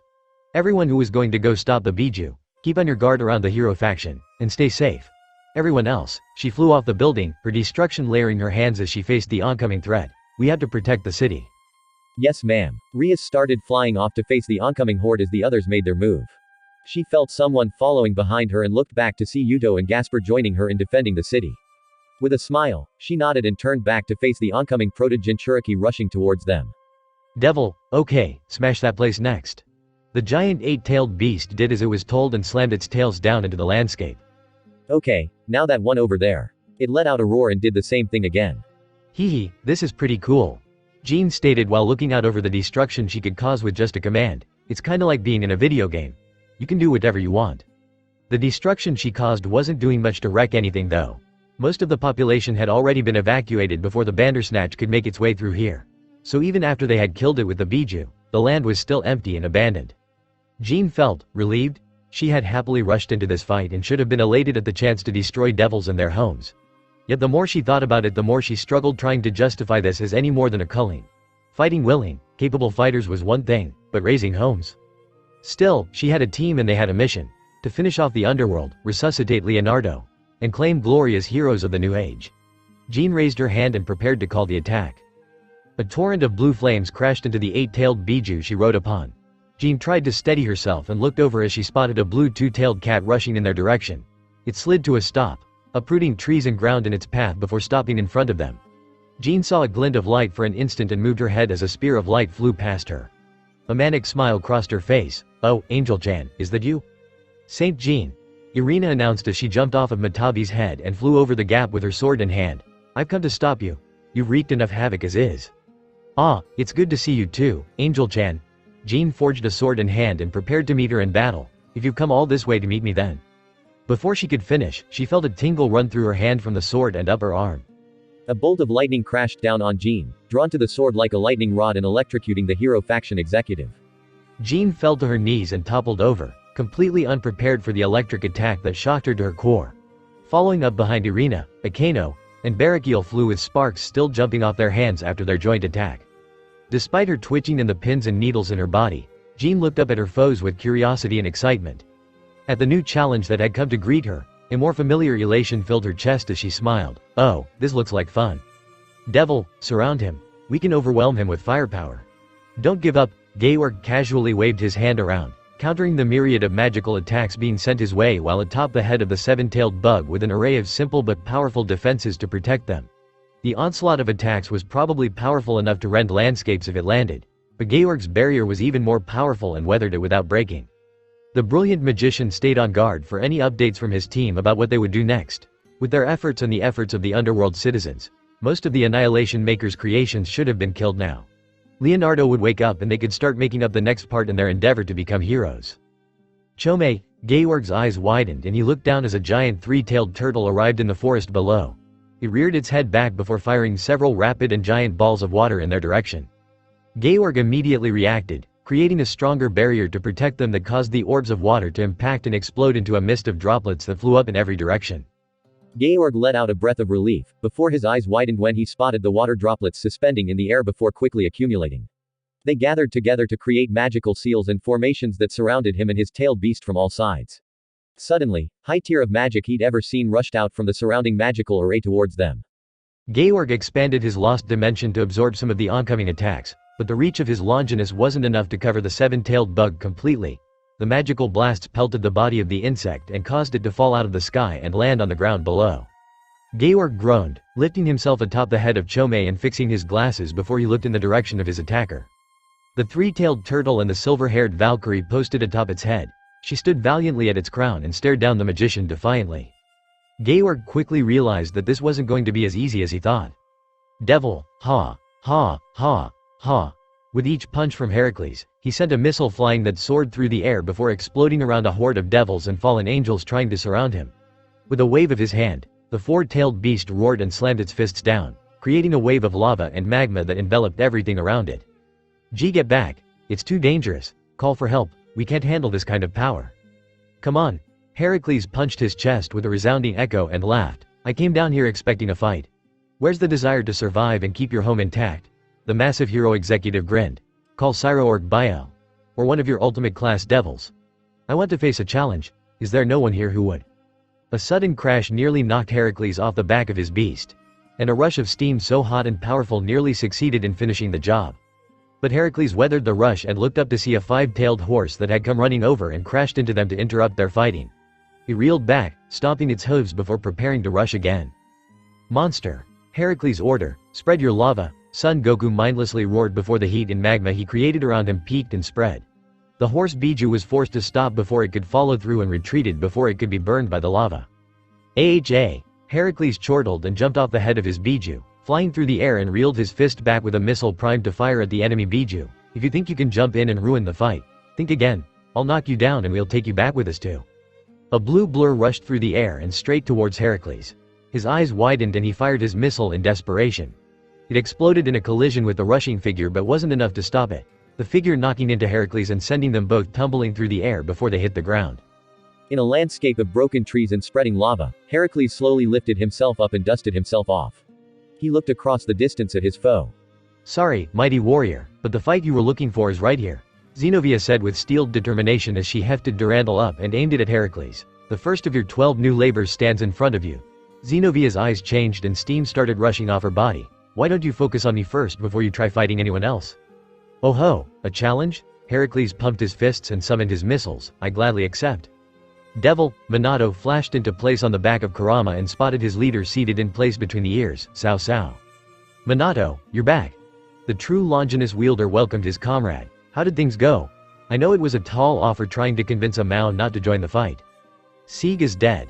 The leader of the hero faction made no outward response to the news. He stayed evenly composed as the sounds of raging battle continued to envelop everything around them. He finally spoke up with a question. Was it a Juka Beelzebub? Yuto Kiba of Rias Gremory's peerage. When Cao Cao looked back at his whiskered comrade in a mix of surprise and confusion, Minato clicked his teeth. I don't know what happened. One moment Sieg had him on the back foot. He injected the blood of Shalba Beelzebub into himself and increased his power exponentially. He cut and slashed through the holy demonic sword like papier-mâché. And then his eyes changed. His techniques and abilities were completely different. Minato grits his teeth and clenched his fists. The knights he summoned were channeling another consciousness, and he was controlling wind and sand. He allowed the influence of the tailed beast to take over, and he channeled that Tanuki's spirit into his new balance breaker. Cao Cao surmised, we've seen abilities like that before. And he showcased that connection during the raiding game we saw. But we never saw what he was capable of doing. The extent of his power, we weren't ready when he started magnetizing everything. He channeled iron sand from the ground and structure. He magnetized the blood on Sieg's swords so they couldn't reach him anymore. He even took Sieg's swords. There was barely anything left when he was done. You couldn't help him in time. I tried, but he told me to stay out of it, that this was what he expected in a fight, that it was a hero's end. Cao Cao silently nodded. The nine-tailed fox they rode roaring and slashing at Yasaka to force her back. I suppose I can see his reasoning behind that. We wish to exemplify the heroes of old. That's not a reason to die, Minato yelled. I should have pushed through to reach him. I should have helped him, if I did. Minato, Cao Cao cut him off. It was Sieg's wish. You honored it. You don't have to regret it. The blonde scowled and was prepared to bark a biting comment at his leader, before he saw his hand tightly gripping the staff of his spear until it was trembling. But if you can't accept it, just finish the fight here in his place. Ahahaha. Found you. The two dueling foxes stopped and looked up as a shadowy figure dropped from above. With a mighty crash that shook the land, the one-tailed Tanuki arrived with an insidious cackle. Oh, there are two dumb foxes? Double the bloodshed? What? Yasaka looked startled and confused in her giant fox form. You're the creature Naruto saved in Kyoto, aren't you? What are you doing here? I hate that stupid fox and I want to rip him several new ones. You get in my way and I'll do the same to you. I am pretty sure we're on the same side. I make it a habit not to work with nine-tailed foxes, none of them. Whatever, Yasaka huffed and hunched on her four legs while Shukaku waved his claws. Just focus on the crazed fox right now and we'll deal with your crazy ass later. Minato's eyes narrowed. Those markings, it's the ones Yuto Kiba channeled while facing Sieg. Then this monster had a hand in his death. Cao Cao knocked his spear against Kurama's head as the fox let out a mighty roar. Let's avenge our friend, shall we? Devil, ha. Gaahhh. The proto-Jinchuriki was forced back with a line of destruction cutting through the ground in front of it. As Rias caused them to stop and stagger, Yuto rushed in and slashed them apart with a flurry of blades. A swarm of shadow bats rushed to carry them away before they could recover from their joint attack. Rias panted and felt sweat form over her entire body after fighting off the wave of proto-Jinchuriki that rushed Lilith. With their help, the help of other forces and devils that arrived to fight, and with Asia and Seiken supporting them with defensive bubbles and healing, they were holding a firm front against the invading monsters. They would protect Lilith. Her elders would fight back the Annihilation Maker's monsters. Her peerage would stop the Biju and Hero faction members controlling them. They were holding strong, but it would only be until the tide turned in or against their favor. Bucko, Gasper called out to her while panting for breath. I'll keep going. You can retract if you want. Rias wiped her chin. I'm okay, Gasper, Bucko, Yuto called out of iron sand and bringing it down atop the chakra-coated monsters. They're trying to surround us. Create a wall of sand they can't attack. Sona will figure out the best way to attack after that. Bucko-san. Asia called out from above as a green glow covered Rias and she felt some of the pain in her body ease. Please don't exhaust yourself. There's nothing I can do for stamina. I'm okay, Asia. Thank you. Rias stood her ground, caught her breath, and allowed her red and black miasma to cover her hands. She had to make her stand and keep holding the line for the sake of the underworld and her peerage. They were fighting, and she would too. Rias channeled her destruction, facing down a group of charging monsters and preparing to attack. Before a wave of blue flames dropped from above and overwhelmed the horde in front of her. Rias stepped back and looked up as a little figure descended by her side. Kaniko's hands were wreathed in blue flames, and she stared ahead with mismatched eyes before looking up at her with a small smile. Sorry you had to wait. Kaniko-chan. You're here? Wah, Kaniko-chan. I missed you. It was so scary and lonely being by myself this whole time. Roll it back, Gia-kun. Rias quickly got her surprise under control. Kaniko, if you're here, what happened to Naruto? Did he? Rasengan. A meteor came flying down from above and slammed into the proto-Jinchuriki being held off. A mighty explosion blew some of them back, and then a series of smoke bombs went off before an army of familiar blonde clones rushed forward and forced them back. And from the dust cloud kicked up, a figure walked out to meet them. Rias felt her breath hitch in surprise and relief. Hey guys. Naruto greeted them with a grin. Sorry I was gone for so long. Senpai. Gasper flew in and tackled Naruto with a hug. You're here. Naruto tried to calm down the weeping Dampier as Yuto stepped over with a relieved smile. I'm glad to see you on 2 feet again. Me too. Naruto-san, Asia called out as she jumped off the building and flew down to reunite with her friends. The short blonde nun nearly stumbled on her feet but jumped over and hugged the whiskered man tightly. I'm so glad to see you alright. H, how did this happen? Hey, long story. Naruto gentler patted Asia's head. Kaneko and Kuroko worked something out with my sacred gear and gave me a few hours before I croak. So he gotta make the most of it. He turned with a smile. So let's get into this and save. He stopped when he caught sight of Rias. She was trying to keep a strong face and determined expression, but the way her lip trembled and her eyes watered as she looked up at the whiskered blonde that had finally come back to her made it clear what she was feeling. Naruto quickly stepped up, pulling Rias into a hug and gently nestling her head by his neck as he rubbed her back. As he heard a soft sob slip out, he rubbed her back. I'm here. We're okay. I'm sorry for making you worry. Her hands tightly balled up in his shirt and made sure he was real. As he consoled Rias, Naruto looked to Yuto. How are things? I think they're turning in our favor. Beelzebub-sama gave us a way to fight a Bandersnatch. The other Biju are fighting off the possessed ones, and our friends are facing the hero faction members who are left. We're trying to keep the capital safe and… Gyaaa. Yuto effortlessly tossed a sword aside and embedded it in the head of a possessed devil as the chakra finally parted and they toppled over dead, and we're doing alright with that. The biggest problem is the Jabberwocky. Asia worriedly noted. So many people are fighting it and holding it off, but there's no sure way to beat it. It's too big and strong, Gasper fretted, and all our strongest forces are split up at the moment. We're not at full power either. They looked down as Kaneko shook her head. Issei-senpai still isn't back yet. Yeah, but he'll be here soon. The others looked at Naruto and Kaneko in surprise. Rias quickly dried her eyes. Naruto, what are you talking about? Well, I saw Issei with Ophis and this big dragon called Great Red while my spirit was making its way back to this world. Long story. He quickly said before they could ask the questions evident on their confused faces. He was making his way back here to help fight. A startled gasp came out of Asia's mouth before she quickly covered it, tears of joy pricking her eyes at the news. He's coming back? He is. I promise he is. Naruto smiled confidently, and when he gets here I know this battle will take a turn for the better.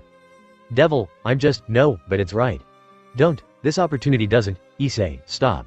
Just listen to me, I'm afraid to hear the rest of what you have to say. Any guy would ask the same thing if they were in this situation.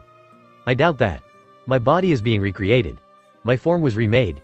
Any person that doesn't ask if they can change the size of their dick is a liar. I don't want to talk about this any. What do you think, Ophis? It's not an unreasonable request, right?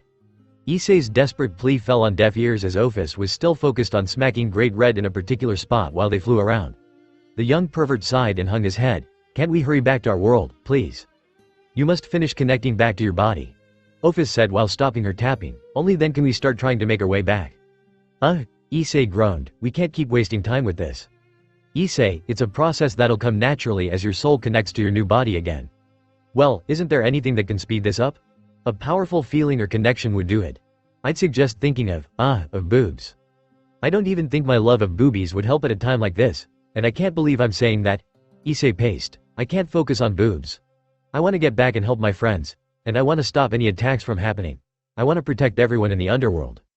And get back to your coitus. Issei and Diedrich were confused at Ophis' strange addition. What was that? The coitus promised to you. The dragon god repeated. I believe you would be looking forward to that reward. That is what they all said you would do. What are you talking about? The nice Christian follower who gave me candies and sweets. She said that after you passed your exam she would perform coitus with you as a reward. Coitus? As in intercourse? As in fornication?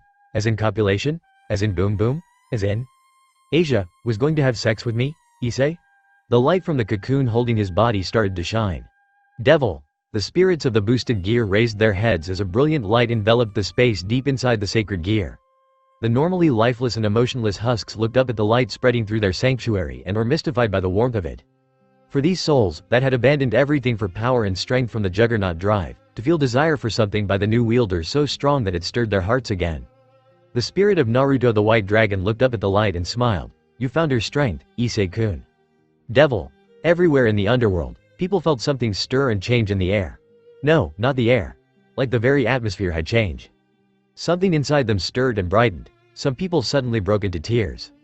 A crack appeared in the sky, and from that crack, a giant red dragon burst through into their reality with a roar that shook the existence of everything that heard it. The true dragon flew through the air, appearing over the Jabberwocky and all the forces holding it back. Asia's breath hitched as she looked up at the glorious beast, and immediately noticed the armored figure standing on its back. That's Issei-san. He made it back. Naruto cheered. See, I told ya, ha ha ha. GR heads of everyone in the Jabberwocky looked up at it.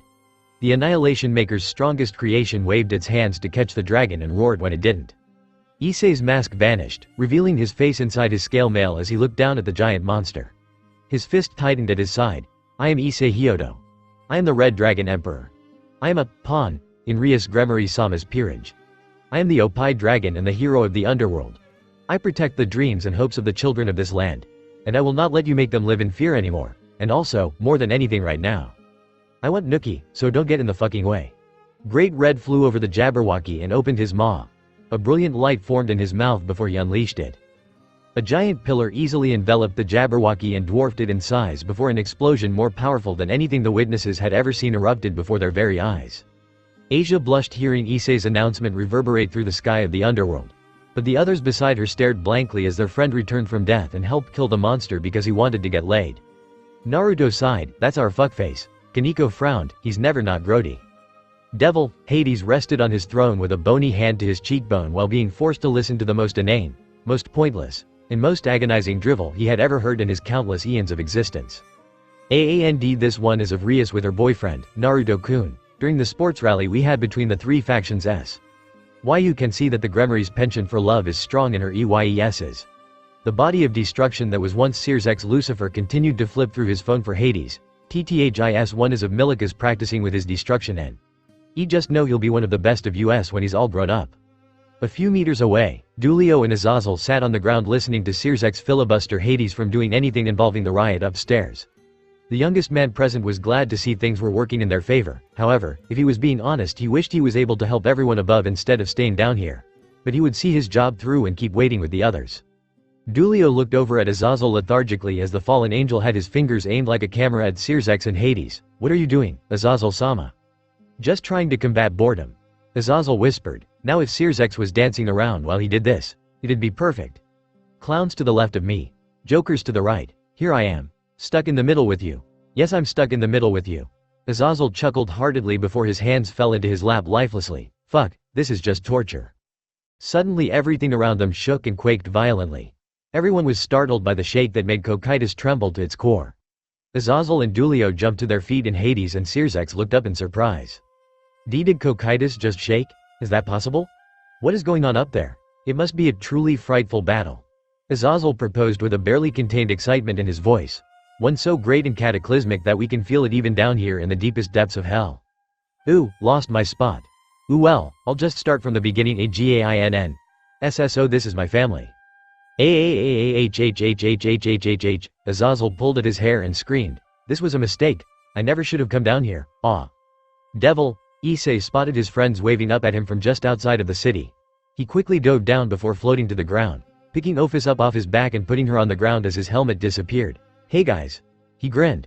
Sorry to keep you waiting, Issei Hyodo has returned. His smile wavered as he looked around. Are you guys not happy to see me? Naruto shook his head. We are, but I already did the triumphant emotional return before you got here. So they're probably too drained to do it again with you. What? Come on, I came back from the dead. I did too, technically. Nah, you still had a body. I had to make a new one, that's way worse. My soul was in another world. I take the cake. Mine was possessing my armor. That's precarious, why you guys think so too, right? Issei-san. Asia broke the stalemate and jumped onto Issei, weeping and tightly hugging his chest. I'm so glad you're back. Issei-senpai. Gasper cried out too and tried to dry his eyes. Yudo smiled, discreetly drying one of his eyes after seeing his friend return. Kaneko's ears twitched in delight and her tail hovered behind her while looking up at the Oppai dragon. Naruto chuckled and Rias smiled as she stepped up to him, retrieving the 8 pawn pieces that returned upon his death and holding them up to Issei. Issei, we're glad to have you back. With this new body, I suppose you have a new lease on life. If you'd rather not take these back. Bucko, Issei interrupted, putting his fist over his heart and lowering his head. I am the loyal pawn of Rias Gremory-sama. That will never change. She smiled warmly and held up the evil pieces, letting them rise into Issei's chest before they disappeared in a flash of crimson light. Once it was done, Issei had regained his pawn status, and with a smirk, he pumped his fists and created a shockwave behind him. So what do we do now? The Jabberwocky is dead. The Proto-Jinchuriki are starting to die from the side effects. All that's left for us to worry about are the Biju and the hero faction. Then let's go. Naruto punched his palm and grinned with confidence. Time to settle this once and for all. Before that, Rias knelt by Ophis and picked her up before nodding up to the scout building in Lilith. Let's head back up there for the moment. Rias led her peerage back up to the spot where Sona was monitoring everything. The bespectacled devil nodded with a pleased smile to see her friend's peerage safe and sound again. Rias set Ophis down before turning to her boyfriend. Naruto, I need you to enter Sage mode and create 4 clones. They need to be as ready for battle as possible. Sure, but why? Because you're staying here. What? Rias, Naruto. Rias quickly raised her hand and stopped his indignant outrage before it could start. We have to stop the hero faction and rescue the Biju. There are 4 of them left for us to retrieve. And we have the entire forces of the underworld left to help us. And you can send clones of yourself out to collect the Biju safely without any more risk to yourself. You only have a little time left before your balance breaker turns off, so please, just stay here and be safe. Naruto indignantly frowned at Ria's plan and looked around. But instead of conflicted or worried looks of disagreement, everyone present seemed to agree with her order. Except Ophis, but she was looking around blankly and staring in the direction Great Red disappeared to without a care in the world. With a huff he complied, pouting as he created clones and channeled Sage mode into all of them. Once that was done, everyone split up to join the fight and help where they could. Except for Sona, Asia, Ophis, and the original Naruto. The whiskered blonde remained seated on the roof with his arms crossed and a twitching eye. Don't worry, Naruto-san, Asia cheerfully spoke, we'll defeat the hero faction and secure your safe recovery. Things are almost settled across the underworld. Sona helpfully informed, with this, I think we're past the worst of the crisis. Ophis looked out over the land. Soon the new beasts will have their minds back, and the world will have a new species to accommodate. Sona frowned. Naruto-kun, Ria's plan is sound. Are you just going to keep sitting there and pout? The whiskered blonde huffed and grumpily readjusted in his seat.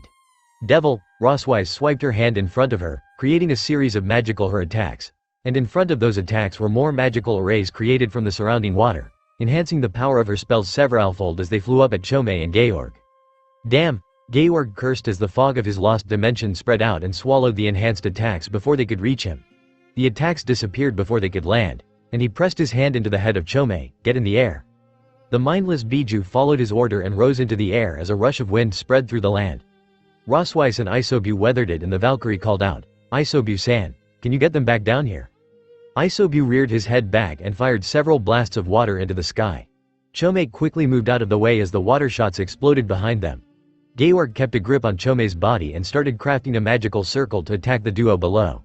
The magician weaved his hands together and brought them down. A massive bolt of lightning dropped from his circle straight towards his foes. Rosswise called it out and Isobu quickly jumped aside to avoid the incoming bolt. But the moment of dodging left them both open as Chome rushed down and tackled Isobu into the ground.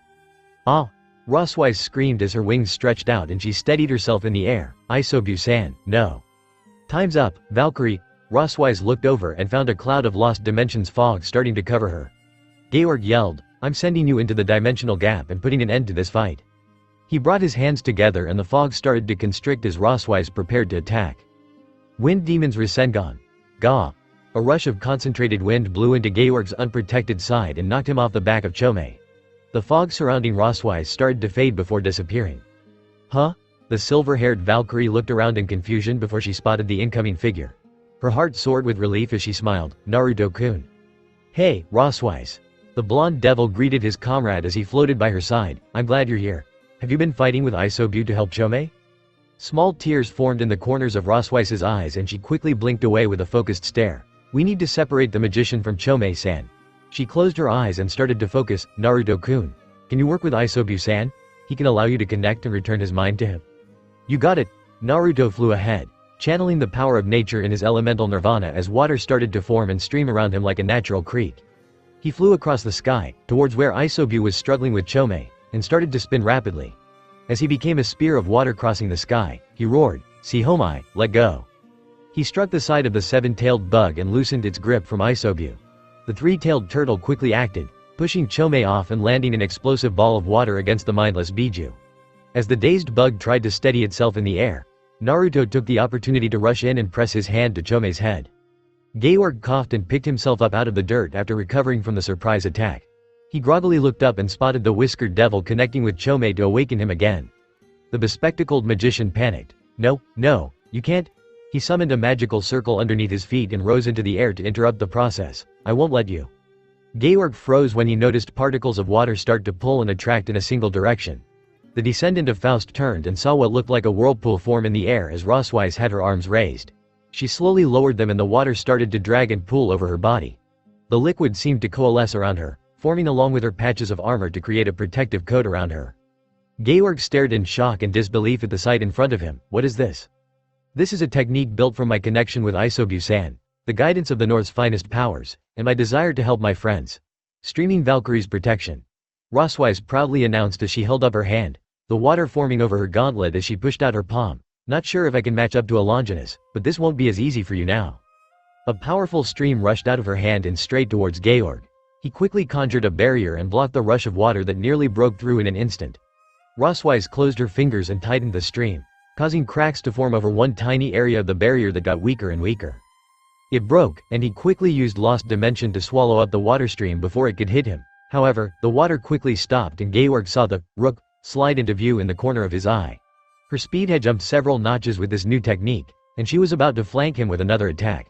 He spread the Lost Dimension out to the side as well, protecting him from any attack that would come from his flank. But he blocked his view as a side effect, and didn't notice when Rosweiss rushed into the air over his head and aimed her hand down. Georg was blasted out of the air with an intense stream and slammed into the ground bodily. Rosweiss kept the flow going for a few more seconds before she finally stopped it. She looked down to see the talented magician soaked and unconscious on the ground below. With a sigh of relief, Rosweiss's shoulders lowered and she didn't feel as stressed. Wow. Never seen a ninja do that before. Eep. Rosweiss squealed and quickly turned around to attack.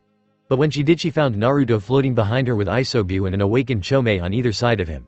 She lowered her hand and looked up at the seven-tailed insect. Hey, are you? I'm Chomei. I'm still confused about what is going on, but Naruto and Isobu said that I've come to my senses. Whatever that means. Thanks for holding him back, Rosweiss. I never would have freed Chomei if you hadn't beaten him. The blonde pawn floated over to his friend with a grateful smile. Is that a new technique too? You must have done a lot while you were away. Rosweiss flew forward and grabbed Naruto in a hug. The blonde was startled for a second before his hand settled on her back. After a moment she pulled back, a small sniffle and some tears in her eyes as she whispered, I had to hear from the other Biju what happened. I was so worried about you. Sorry to make you worry, but I'm okay, and I'll be better once we save the others and finish Cao Cao. He smiled. Still got some fight in you? Rosweiss dried her eyes. Yes, Rose. Can I take a nap now? I'm tired. Rose? Who's Rose? And no one is. She's Rose. I thought she was Ross. Our Rosewee, what was your name? It's too difficult to remember. Just call her Rose. Okay, Rose. Are you okay with being called Rose? Don't call me that. Devil. The shockwave of Kokuo's head slamming against Son Goku's reverberated through the land. The two-tailed beasts struggled and pushed against each other, cracking the earth beneath them from the power struggle. But as the ground and foundation splintered and lifted, some of the lava growing around Son Goku's feet shot up and landed along Kokuo's legs. The five-tailed Biju reeled back and yelled in pain, feeling the lava burn his flesh, and the mindless Son Goku grabbed him by the neck and started wildly punching him in the face while roaring. Kakuo took the punches in stride, suddenly forcing clouds of steam out of his body before the monkey could strike again. Son was forced to let go with the steam rushing into his face, and Kakuo took the moment of weakness to slam his head into the monkey's chest. As the two-tailed beasts continued to fight, a smaller but even more intense battle was occurring in the forest below them. Impacts and shockwaves were reverberating through the trees every instant as intense and powerful strikes collided faster than the eye could see. Durandal's fists and blew away everything around their collision. Xenovia knocked his foot back with her elbow. She jumped aside as a massive explosion consumed everything around it. Both fighters separated from each other, the blazing heat of the explosions and lava causing the trees around them to catch fire. The altered landscape would have forced most people to retreat from the danger or sheer heat emanating from the ground. But the two combatants were so focused and determined they barely noticed anything other than their foe. Xenovia's eyes were still altered with Kokuo's influence, more slit and with red markings around the eyelids. Her exorcist outfit was tattered and ripped, with the exposed skin either bruised or burned. Still, her hands tightly gripped the handle of Durandal and refused to let go of it as she faced the altered Heracles. Haha, now this is a fight. The buff aspiring hero had injected himself with Mao blood and altered his body with his sacred gear. His body had grown in size, with some of the metal shells of his missiles forming into a crude discolored armoring over his body. At the top of his head, 2 small missiles formed horns from his forehead, making him look like a minotaur. One of the horns had been cut off in the battle, but Heracles continued to chortle and cheer. "I didn't know you would be such a wonderful challenge, Durandal. You've stepped up since your bout in Kyoto. This form of yours is new too, right?" Zenobia questioned, sweat pooling on her face from the heat but a confident smirk on her face as she circled across from the mighty fighter. "You were already quite powerful, so this is quite a surprise."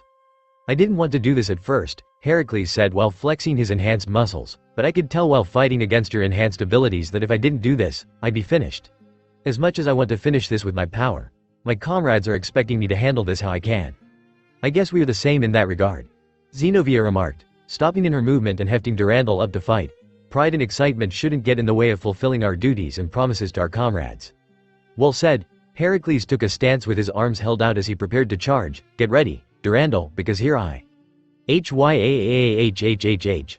A figure came crashing into the ground and made it ripple like a wave. Zenobia was close enough that she barely moved, but the ripple grew and slammed into Heracles to knock him off his feet. Zenobia looked over as Naruto stiffly stood up. "Okay, still hard to move while controlling Earth." "Noted." He turned. "Hey Zenobia, I'm back." She immediately stepped in and pressed into his chest to kiss him. Naruto was stunned, but his hand settled on her back and pulled her in as their lips locked and their kiss deepened. Their kiss lasted for several seconds before they pulled back. "Yeah," Zenobia nodded contently, "that was much better than our last one." Naruto smiled in return, before he grimaced, and then he gagged. When she looked at him oddly, he smacked his lips. "You taste like blood." "Oh, I think I have a split lip. And my gums." Zenobia ran her tongue around her mouth before shrugging. "Should we try again? Shouldn't be as bad this." "Stop it." "Hey." Heracles shot back up to his feet and pointed accusingly at the blonde. "Cao Cao stabbed you. How the hell are you still alive?" "Loophole. If only for a little longer." He finished under his breath before pumping his arms. "Come on Zenobia, shall we finish this guy off?" "No," she immediately said before raising Durandal towards the battle. The Biju were raging. "Go up there and help Kakuo with your friend. I'll handle the fight down here." "You sure? Positive? Got it?" Naruto leapt off the ground with a titanic jump and sailed through the air. Heracles watched him disappear before sparing Zenobia a quizzical look. "You sure you don't want the help?" "I'm the labor, Heracles," she reiterated with Durandal at her side. "Just focus on me for now." Heracles bared his teeth and lowered his stance before rushing forward, tearing up the ground with each step he took. Zenobia kept her stance and lowered her center of gravity before jumping aside when he reached her. She slashed at his ribs and her sword scrapped against his metal coating in a shower of sparks. Heracles twisted around and lashed out at her head with a fist. Zenobia narrowly avoided his punch and landed another glancing cut along his chest. The bulky hero continued to swing his arms wildly, each attack from him carrying enough force and power that he could rip a normal person's torso from their legs. Yet Zenobia fearlessly stayed within his reach and weaved between his swipes while slashing at his chest. With each punch and swing he made, she turned her body and cut up across his chest as quickly as she could. The cuts only left sparks when they connected, but she refused to let up as she continued to cut him as fiercely as possible. Heracles bellowed and slammed his foot on the ground, cracking the earth and unbalancing Zenobia. That moment was enough for him to swing a fist up into her ribs. The blue-haired girl gasped, feeling her ribs strain under his knuckles. The force of his punches was nearly at Cyroarg's level, and of course, a vicious explosion blew up across her body and sent her flying through a tree. Zenobia hit the ground in a bodily tumble before finding her footing and skidding to a stop. Even with drops of blood spilling from her lips and smoke coming off her body, Zenobia held Durandal tightly and never dropped to her knees. Heracles charged towards her in a mad rush to finally crush his opponent. Zenobia took a deep breath and gripped the handle with both hands. Steam flooded out of her body at staggering speeds. Heracles was forced to stop in his sprint over as the intensity of the steam made him stop. Her muscles bulged and power filled her body. The ground exploded behind her and the speed she rushed forward caused a trench to form under her feet. She slid to a stop in front of the distracted Heracles. Her prior slashes left several shallow but overlapping cuts in an X on his chest. She swung up. The tip of her sword cut through the overlapping marks and tore through into his skin, leaving a cut from his abdomen up to his shoulder. Zenobia jumped off her feet and spun, her steam giving her extra speed as she turned and cut again from his other shoulder down to his abdomen. A giant bloody X marked Heracles' chest and left the hero in disbelief.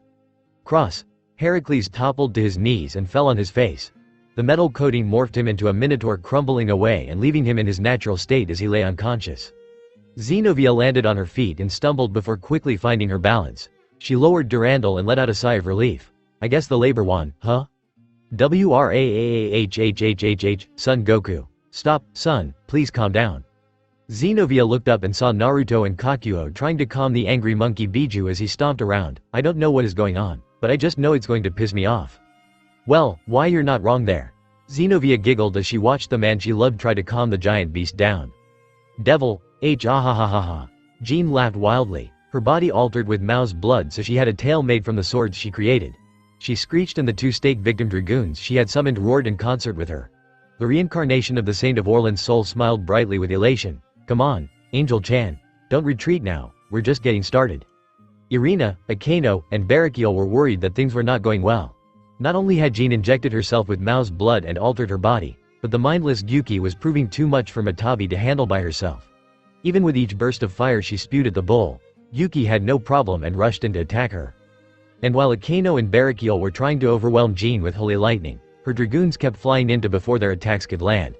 So they were forced into a stalemate where the only hope was close quarters combat, but with her Lamia state and her dragoons at her side, that method didn't have much hope.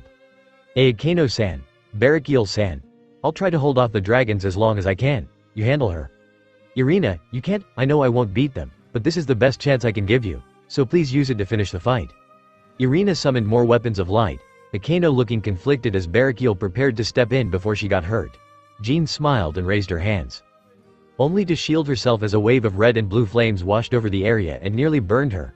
Her Lamia tail skittered her across the ground and away from the flames as her dragoons roared. Kaneko, wanna try burning a dragon? Senpai, fire doesn't usually work on dragons. Yeah, but I fought these things before. They're made of metal and don't use fire, it'll work with a hot enough flame. Then let's do it. Everyone looked up to see Kaneko channeling blue flames around her hands while Naruto's limbs were wreathed in red ones. Their comrades looked up at them in surprise and joy as Jean glowered in annoyance. The two devils separated and rushed toward the dragoons.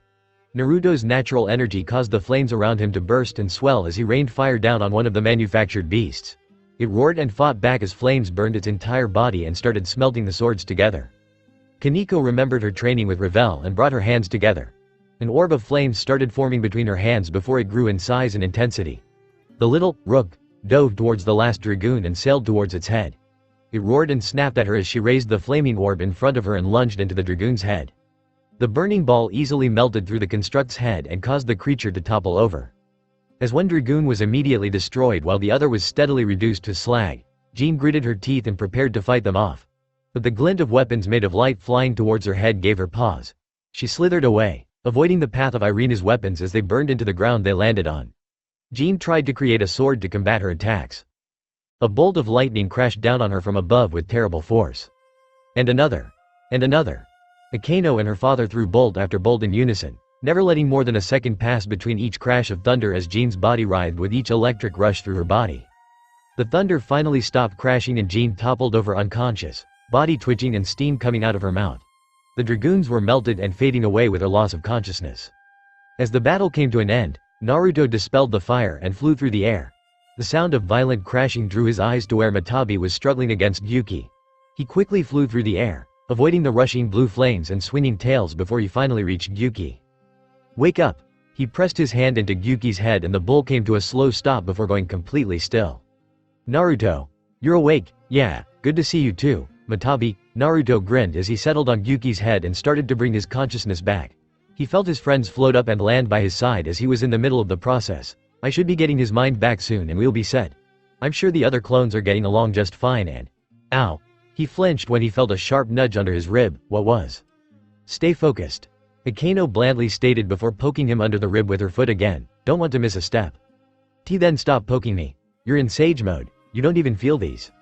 But I'm a clone, do it hard enough and I'll pop. We know you'll be fine, Naruto-san. Irina assured him before she started poking his shoulder, but you worried as like crazy so deal with it. Don't join in, we were stressed, senpai. Kaneko said as she started pulling his cheek and joining in, just let us work some stuff out. Stop, hee, that looks fun, Matabi, don't do it, I'll pop if you join in. Barakiel smiled and was relieved to see his daughter and her friends a little more lively now that their friend returned. Devil, RRRAAAAOOWWWW, ah. Yasaka groaned as she was forced back and Shukaku tumbled by her side, toppling part of the forest as he fell over. The Tanuki and giant yokai were winded fighting the Biju under Cao Cao's control. They couldn't properly coordinate an attack as Shukaku kept rushing in to fight and not listening to any warnings she or other devils that were floating around were trying to give him. It was a divided front that the hero faction and their rampaging beast were more than happy to take advantage of. Minato scowled. Shouldn't we be finishing them now? It should be easy. I've been trying, but it's harder than it looks. Cao Cao answered. The Kyuubi of Kyoto is more battle-hardened than I anticipated, and that Tanuki is more persistent than expected. He scratched his chin with his spear still leaning against his shoulder. This could be hard for just our beast, but not if we stepped in. Finally, Minato drew a knife and spun it in his hand. I was waiting for. H-A-A-A-A. Something slammed into Kurama's foot and unbalanced the titanic creature. Cao Cao and Minato nearly toppled over, the knife in his hand slipping out and tumbling towards the forest down below. The two heroes shared a look before running to the edge of Kurama's back and looking over the side. They spotted a bulky man by the Biju's paw after tackling it. Cyroark Bio! Minato exclaimed, what is he doing here? I was sure he was fighting off the Jabberwocky. Now that it's gone, that means we're going to get. Cao Cao. Minato pushed his leader aside and raised another knife, blocking a series of attacks flying over and sending them away. Multiple giant explosions went off by Kurama's feet as he transported the attacks to the knife that dropped down moments ago. Once the assault ended, the hero faction members looked up.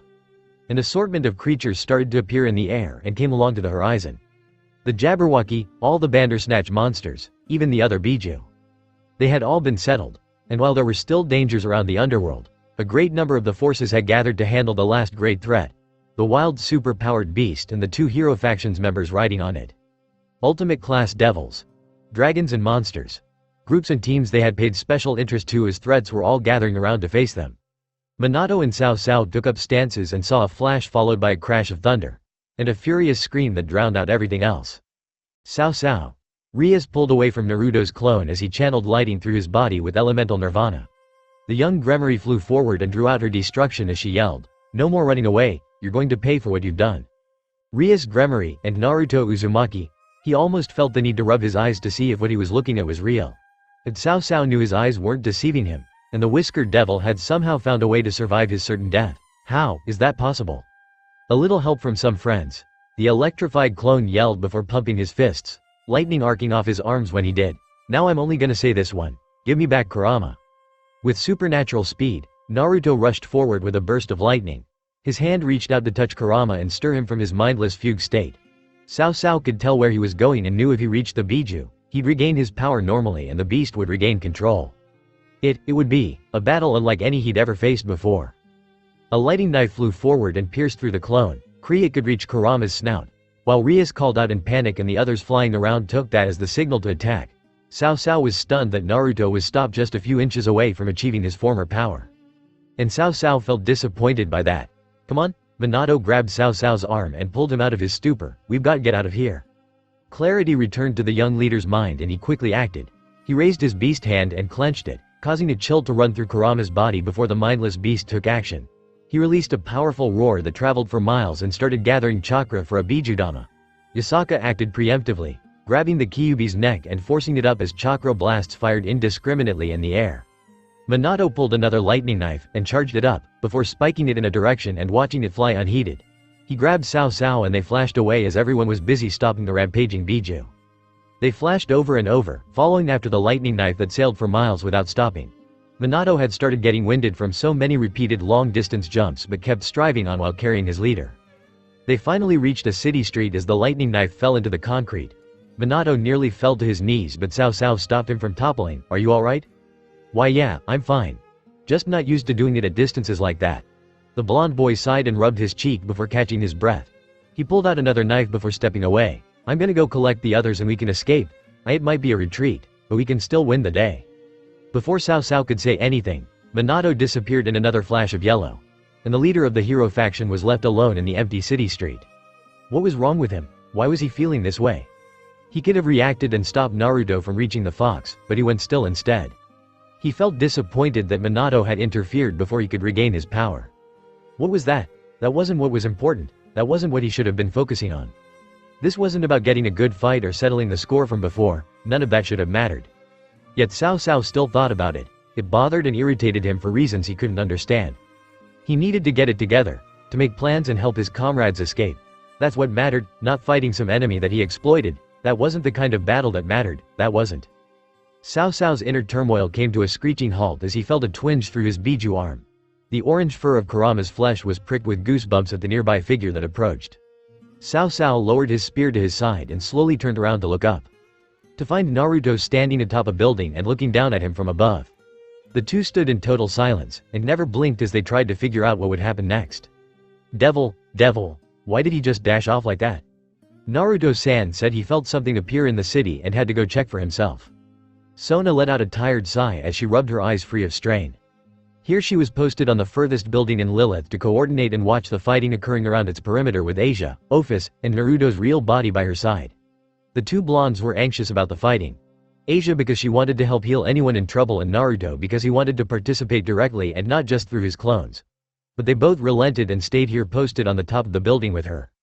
Sona was starting to admire Rias for being able to reel in such rowdy people with just her charm. And of course, Ophis just sat aside, staring off into the distance with barely any attention or interest in the attack or other things going on in the underworld. Okay, well, things seem to be clearing up out there. Sona drew a screen wider that portrayed the last battle occurring on a grander scale than just immobilizing any rebellious sacred gear users or traitorous devils attacking during the chaos. The sight of so many devils and monsters trying to subdue the rampaging nine-tailed fox was a sight to behold. Even the Kyoto fox was struggling to hold it in place as it roared and fired chakra blasts in every direction. It was only when Shukaku took the opportunity to rush in and punch him across the face that they were able to get the fox on its back. Soon they'll capture the last Biju, and I think we'll be through the worst of this endeavor. I don't think it's that easy. Sona and Asia jumped back in fright as a skeletal hooded figure formed from the darkness just above the roof. In an instant, Pluto reappeared over the startled devils and drew a long sigh into his bony hand. I'm glad to see we finally have a chance to meet face to face, Ophis. The dragon god didn't react in any way to the Grim Reaper.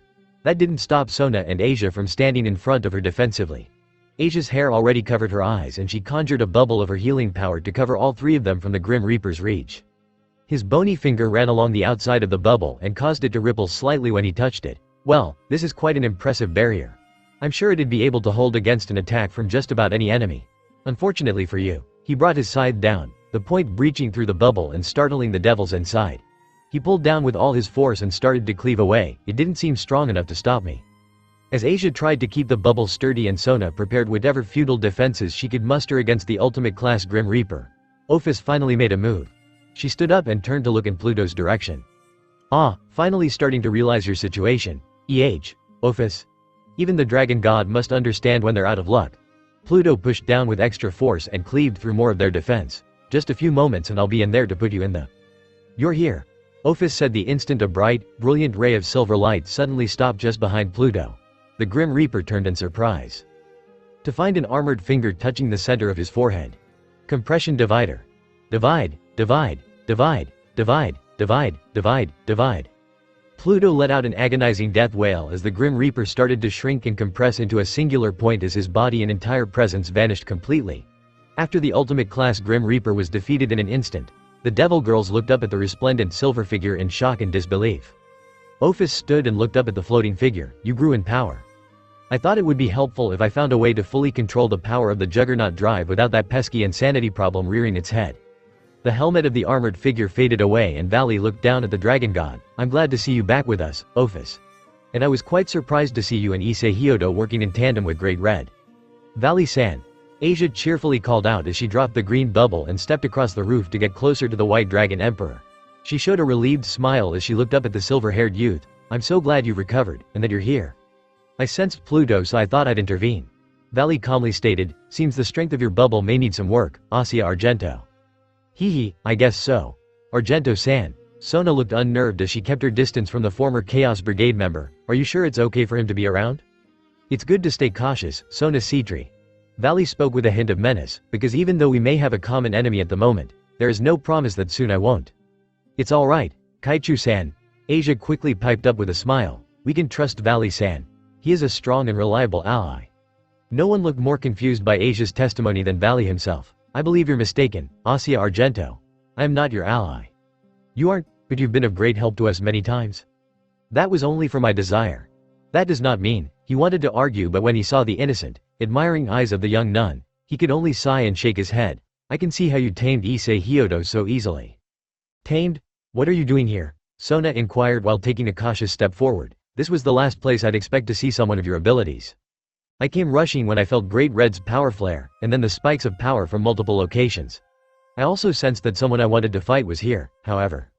He turned towards the city. I suppose I'll have to step aside and let another take this battle instead. Devil. Not a word passed between them after their eyes finally met. One stood atop a building and the other was standing in the street. Yet they both knew their glares were met by the unsettling feeling in their guts. Naruto took a step forward and walked off the roof, falling through the air and careening towards the street before his wings expanded. Cao Cao's hair shifted as the wind from his wingspan rushed over before he touched down, pulling his wings back in as the two faced each other across the street. Cao Cao broke the silence. How are you still alive? You should have expired days ago after receiving that wound. My sacred gear coming in clutch to keep me alive and revive me to this state, along with some help from my friends. Naruto narrowed his eyes. Although it isn't permanent. I hear the only way to do that involves you. Maybe, but I'm not going to risk the chance of a fight with you at this point. Cao Cao tried to remain focused, composing his heart after his momentary lapse when Minato teleported them away. I need only wait and the effects will take you anyway. Yeah, which is why I'm not waiting. Naruto channeled some demonic power into his hand. Everyone else has done so much to help me, and this was the chance they were waiting for. A chance I'm not going to let you have. Cao Cao tried to ignore him, focus on defense and simply wait for Minato to return so they could. You lost today. Cao Cao stopped in place before sparing a look at Naruto.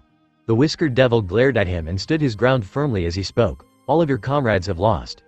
The strongest monsters your Longinus could create have fallen. And we've taken back all the Biju. He tapped his temple. My clones told me. All that's left is saving Kurama and we'll have them all back. I popped your clone atop the Kyuubi. And if you've gotten the information from the rest of your clones, that means they've popped and you're the last one standing.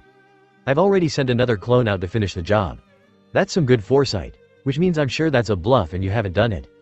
Naruto smirked. You can think whatever you want, but beyond the war in every sense of the word. The blonde pressed on. Is this how you want your story to end, hero? The total defeat of your team and failure in your mission? With only one kill to your name? A kill that didn't die and helped ruin your plans? The ninja continued. Cao Cao, are you satisfied leaving it like this? The hero leader hefted his true Longinus onto his shoulder and faced Naruto directly. Naruto suddenly jumped up after Cao Cao spun his spear around his neck before swiping it at the blonde. The young hero stepped forward and swung behind him, forcing Naruto to cartwheel back before he was cut by the legendary spear. Cao Cao followed after him with stabs and thrusts as Naruto sensed their path and dodged out of the way. Then with one last lurch, Cao Cao stabbed at Naruto's sternum. The whiskered blonde jumped up and stood on the side of a building as the spear pierced through the metal and glass. With a violent pull back, Cao Cao turned his glare up at the blonde, pawn, standing perpendicular to him. Naruto smirked. See, I knew you weren't satisfied. Devil, Naruto's fighting Cao Cao? How? Issei rushed through the air to try and reach Lilith before things escalated any further. He'd been on the way to hold back Kurama before he heard that the beast was being subdued and the hero faction riding him had escaped. So with rapid speed, he rushed through the air to try and reach them before anything could happen. What is Cao Cao even doing there? Cao Cao appeared with the help of Minato, and now that he's alone, Naruto Uzumaki is attempting to finish their fight. Valley answered through their call to Sona. It was still a bit surreal to think his eternal rival was speaking so casually through the communication link, but he wasn't going to look the extra intel the wrong way. He heard Rias take a sharp breath. Keep an eye out, we'll be right over there to help him fight.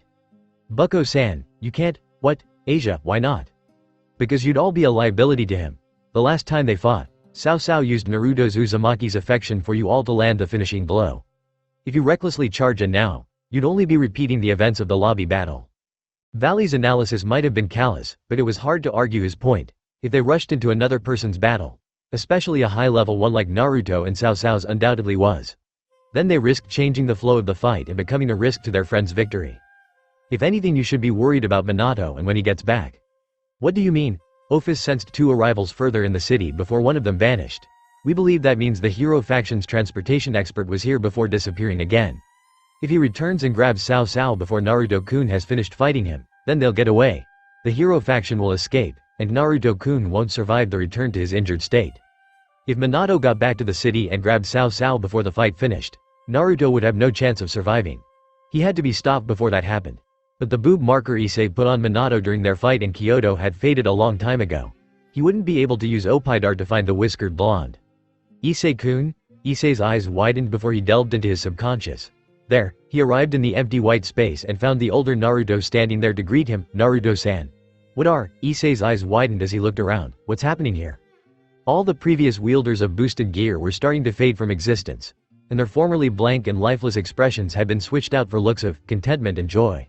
When Ophis and Great Red recreated your body, and you resonated with their power due to your desire to, stir the passion in your life with your nun-girlfriend, and accepted your evil pieces back, you reached a new level of power.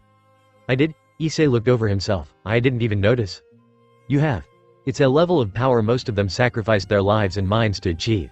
To find you reaching it again with your sanity intact has helped them find closure. All of us are. Naruto raised his hand and showed that his fingers were translucent. We're going to disappear soon. I am sorry. Don't be. We were just echoes of the souls that inhabited our sacred gears. Naruto looked around. All of them can let go. Despite the way he was wording it, Issei couldn't help but feel conflicted. Yes, these might have been the spirits of his predecessors that were lost in a daze of confusion, but now they were fading away completely. It might have been because he helped cleanse their corruption, but it still left him feeling responsible. And Naruto-san, you're fading because of me too? I was just a traveler picked up when you absorbed the Divine Dividing's crystal. I shouldn't have been here anyway. But since I'm here, his blue eyes hardened. Let me help you find my descendant. What? He is lost and confused. More than that, he is hurting people and doing something wrong. The older blonde stepped up and grabbed Issei's shoulders. Issei-kun, if you use the signature of my soul, you might be able to pick up on where he is with your radar. And, when I find him, I ask that you stop him before he walks down this path any further. I know it might be arrogant to ask you not to exact revenge on the person who killed you, but… No, Issei's eyes filled with determination. I won't kill him, Naruto-san. I can tell he's lost too. I need to stop him, but if it's what you want then I won't kill me. Just show me the way. Naruto blinked in surprise before smiling. Thank you. Issei returned to his body and activated his Opidar ability. Through his radar, he sensed and pinpointed all the breasts surrounding him in a certain range of effect. But with the white dragon Naruto's help, he extended his radar further and further. There, Issei burst forward in a rush of speed. Bucko, I found Minato. I'm going to stop him before he gets back to Cao Cao. Issei-san. Issei, the last time you fought. I know, but it won't happen this time, trust me. Issei, we're counting on you. I know you won't let us down. Good luck, Issei-san. Stay safe, Hyodo-kun. Issei Hyodo, if you are my rival, show me the strength you have gained through your miraculous resurrection. Issei smiled behind his helmet and rushed forth. He finally stopped, spotting in the distance the figures of Kakuo and Son Goku recovering from their fight after finally regaining their freedom. And probably somewhere around there was Heracles just waiting to be picked up. Issei took a deep breath. Minato, I'm here. Where are you? His voice boomed over the landscape and he waited for a response. I guess even with the surefire way to kill me, you still couldn't finish the job. Looks like that's something passed down in your family. Sorry, Naruto-san. All good. So are you just going to keep hiding or? Whoa, Issei jerked aside and avoided a knife flying up towards his chin. And the moment he dodged it, he turned and swung as a yellow flash appeared by the knife. Minato's foot pushed against the scale male's fist and leapt off it as the blonde sailed through the air before throwing his knife again. He landed atop a peninsula and glared up at the Securite, Issei Hyodo. There you are. Issei slowly lowered himself through the air. I guess this would be round 3 or 4, right? His green energy flared from his wings. Why don't we settle it this time? Devil, the battle between Naruto and Cao Cao had intensified since their first exchange of attacks.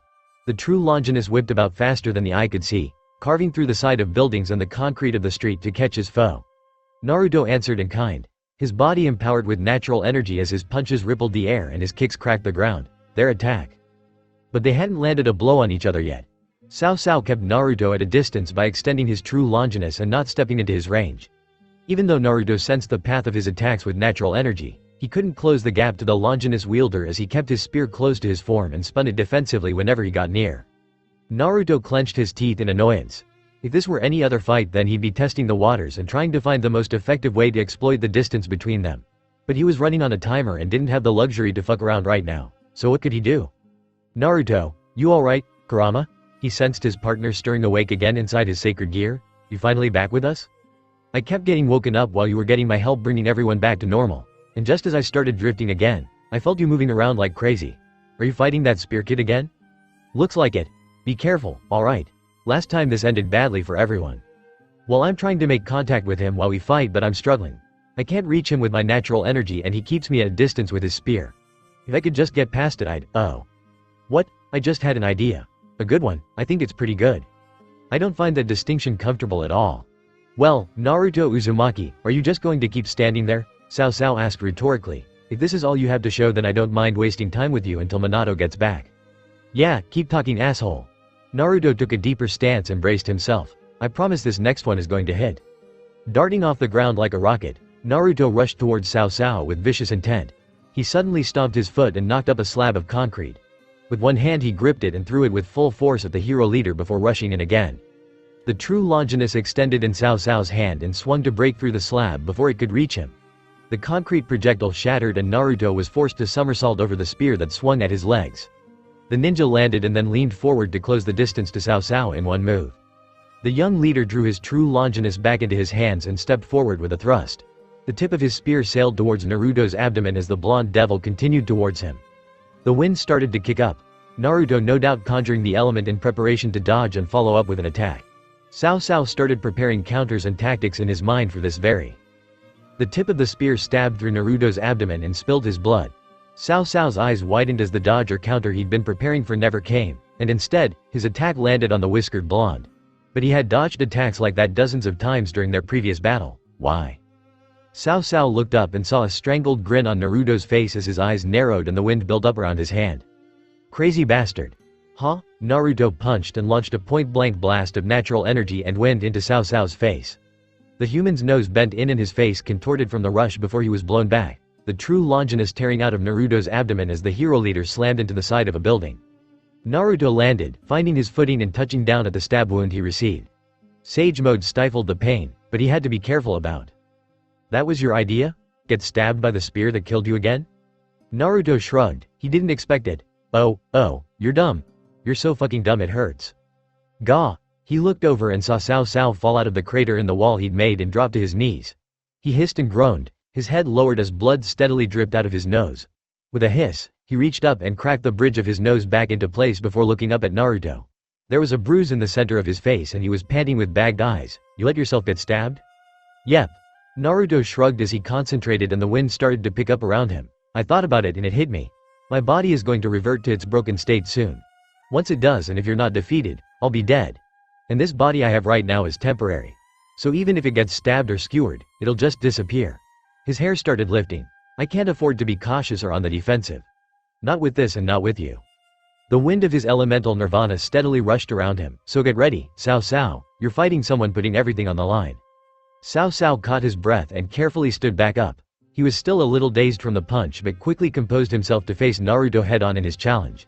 If his body hadn't become more durable thanks to grafting Kurama's flesh to himself, that punch might have caved his head. Even still, it felt like his brain had been rattled and suffering from the shockwave of his punch. And some traitorous, primal part of his brain couldn't help but feel satisfied with this exchange. Cao Cao started to whisper as the black orbs formed into existence around his back as he whipped the true Longinus to his side and faced the devil directly. Devil! The clap of thunder with flashes of lightning surrounded Issei's periphery. Minato rapidly flashed between his knives to try and disorientate Issei while his lightning knife gained more and more power. The perverted pawn had learned from the previous skirmishes he had with the speedy hero. His teleportation was remarkable and it had gotten the best of him many times before. It ended in his speedy defeat during their first skirmish, and when they fought in the collapsing dimension space he fought back a little more fiercely but it still ended in his death. Yet now Issei wasn't as worried. Even though he had been defeated and killed, he felt more energized and ready for battle than ever. Issei acted quickly and predicted Minato's movement, swinging his fists and forcing the whiskered blonde to dodge when he appeared by him in a flash. With fast reactions and immense bursts of power from his jets, Issei was avoiding being blindsided by the speedy blonde. Issei-kun, are you alright, Naruto-san? Issei asked while still staying alert. Are you alright? Wasn't something happening inside the boosted gear? Yes, and I doubt I have long to last. But if you're fighting my descendant, I'll stay around as long as I can to help you see this fight through. Thank you, Issei whispered, raising his fists as he spotted a flash of light from behind and looked back at the forest. He saw Minato perched atop a tree with his knives in hand and his face twisted in a scowl. Issei turned to him. You done now? Ready to call it quits? Shut up, Minato snapped angrily. I don't need you to question me or my commitment. Couldn't you have just done what everyone else does and stayed dead? You should tell him I'm here, or would that just piss him off? Piss him off, and I don't think that's all that's irking him right now. Issei started gathering some of his demonic power in his hand. What's wrong, Minato? You aren't usually this emotional. Did something happen to Dragon Shot? He suddenly released a blast in Minato's direction before the young hero vanished out of the way. Did something happen to get you riled up? Shut up, Minato shrieked. bolts of lightning jumping out from his knives and even running up his arm. The whiskered blonde paid no mind to any discomfort he might be feeling as he glared up at Issei. Your damn knight friend killed Siegfried in front of me. I had to watch him get sliced and shredded to pieces in front of me. But you attacked them, didn't you? You started this? Issei lobbed blast after blast at the teleporting blonde, explosions littering the forest as Minato dodged each attack. Don't come complaining to us when you start losing numbers because you're the one that picked this fight. He dared to face that man by himself. Even after his body had morphed and changed. Even after he'd been cut down and bleeding. He just wanted to keep going himself. Even Cao Cao seemed to accept that. But how could he? How could going out like that matter or be important to someone? Going out like that is. The way your ancestor did it. Issei announced, freezing Minato in his mumbling. The way I did it when I was fighting you. Issei lowered his elevation so that he was closer to staring at Minato directly. Are you worried? It must be pretty unsettling. Here you were having such a strong resolve and image of what you wanted. To be the hero who did what even your ancestor wasn't capable of and slay the Red Dragon Emperor. You did it, you killed me. But you ambushed me. You endangered Ophis to even give yourself an opening. I know you guys refuse to accept the normal conventions of being a hero, but you know that must have left a bad taste in your mouth. The way Minato's face twisted let Issei know he had touched a nerve. He pressed on, so now you can't help but imagine that if giving your life for something you believe in is something your comrade recognizes as a hero, what does that make us? Me, who tried to save Ophis and make sure my friends were safe even when you had a weapon to kill me. And your ancestor who died fighting to make sure the Red Dragon Emperor didn't hurt the people of Kyoto. And if that was heroic, he went quiet before pointing at the distressed blonde. What does that make you? Minato didn't answer. He didn't say anything. He simply drew out his Dragon Slayer knife in one hand and another lightning knife in another. A bolt of electricity arching off of it violently as it discharged in every direction. Well, you've pissed him off. Way to go. I agree. Issei-kun, if you have another idea, you should do it now. Issei started at the violent storm of electricity coming from Minato and focused his energy. He held out his left hand. I, who is about to awaken, am the Red Dragon Emperor who has discarded the principles of domination. The jewels around his armor steadily glowed brighter and brighter. I shall walk the road of righteousness by having infinite hopes and dreams. His power started to rapidly spike. I shall become the king of Crimson Dragon. The green light formed around him until it started to burst red. And then an even darker crimson, and I promise you all. I shall show you the future which shines in true crimson light. Cardinal Crimson full drive. An explosion of wind and power burst off of Issei's form, sending a shockwave in every direction. Minato withstood the force of the wave, the wind rushing over him like a typhoon and whipping his hair back before steadily coming to a stop. Issei's armor had become a deeper shade of red. A dark crimson with a hue that extended to the wings growing from his back. The power coming off of his armor was staggering. Minato almost felt like he'd been forced to stop breathing just from the pressure he felt facing the new armor. But he forced his nerves down and gripped his blade tighter, feeling the tingle of electricity run through his hand and up his bones to help get him settled. Minato took a deep breath and squared his shoulders as he faced down Issei. His crimson wings gave a fierce flap before his voice echoed out, "Okay, you ready? Devil, do you feel that?" "Yeah. That feels like Issei," Naruto said while the wind started settling under his feet to keep him afloat, "but that's a crapload more power than he usually puts out." Cao Cao nodded in agreement. For someone who died disintegrating from Samael's poison, him coming back riding on the back of Great Red certainly made him livelier. "Yeah, and I think he's stronger now too. Strong enough to throw out power like that." But whatever, Naruto started bouncing, the wind under his feet keeping him floating as he loosened up. "We want to keep talking about other people or are we going to get started?" "Right. No point wasting any more time." The two men stared each other down unflinchingly in the abandoned streets of Lilith. Naruto's elemental nirvana steadily formed around him like a blanket of wind. And Cao Cao's balance breaker, Polar Knight Longinus Chakravartin, had finished forming into 7 black orbs floating around his back. They stared at each other and waited. Naruto burst forward in a rush of speed, a vortex swirling in his palm before he thrust out and sent a spear of wind at Cao Cao. It never reached the young hero as he used Asaritana to immediately teleport out of the path of Naruto's attack. But the young devil extended his senses and noticed where Cao Cao popped back up, swirling around and whipping a blade of wind in his direction the instant he reappeared. Kakuritana formed in Cao Cao's hand, extending into another spear that he used in unison with true Longinus to block and disperse the wind blade before it could reach him. A flurry of other wind attacks quickly followed, Cao Cao blocking and diverting the attacks as quickly as they came. Naruto projected more and more until he suddenly rocketed off the ground, flying like a bullet through the air and swerving around his attacks to strike Cao Cao from behind. But before he could land a blow, Cao Cao's Maniritana raised in the path of the wind attacks, redirecting them away from Cao Cao and launching them back at Naruto instead. His eyes widened and he quickly held out his hand to counter the blades of wind with another rush of air. A black orb rushed through the cascading wind, breaking through Naruto's defense and sailing straight towards him. Was it the orb that teleported people? Or was it the one he used that transformed into a weapon? There was no way to tell, and the longer he waited the more it would all be in Cao Cao's advantage.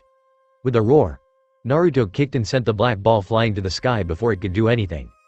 But another orb attached to the back of his leg stayed there, Cao Cao grabbing hold and easily swinging him around before spiking him towards the ground. Naruto went darting back towards the street and stopped his rapid descent with a burst of wind. As he steadied himself a few feet off the pavement, he saw the glint of a light overhead. The whiskered blonde blasted off down the street as the light from True Longinus pierced the concrete he'd been floating over. The beam of light cleaved its way through the blacktop and then through any buildings or structures that got between it and Naruto. He kept bursting forward in a rush of wind and speed as he felt the destructive beam of the Longinus draw closer and closer. Naruto came to a sudden stop, spinning back and deftly avoiding the beam of light before rushing up to reach Cao Cao. The young human remained floating on a platform made by Kakuratana before he whipped his hand down. Gahapadiratana went sailing down, creating several clones to meet Naruto before he could reach him. Naruto grits his teeth and crosses his fingers, creating clones of his own to match and counter the lifeless copies Cao Cao sent to him. With a fierce battle between clones separating them, Naruto focused his energies again and extended his hand. With a yell, he created another fierce vortex of wind that enveloped all the clones and Cao Cao above them. The hero faction leader looked down from his position in the eye of the storm, seeing Naruto under the conflict between their copies and clones. Even with all the fighting, he was somehow keeping his composure and calmness. A surprising trait for someone so hot-headed and whose life was on a timer. Underneath the fighting and the vortex he created, Naruto closed his eyes and focused. The clones he had sent out had popped after he had been stabbed by the spear, so their memories had flooded into him. Each one uses a different element with elemental nirvana due to the situation they found themselves in.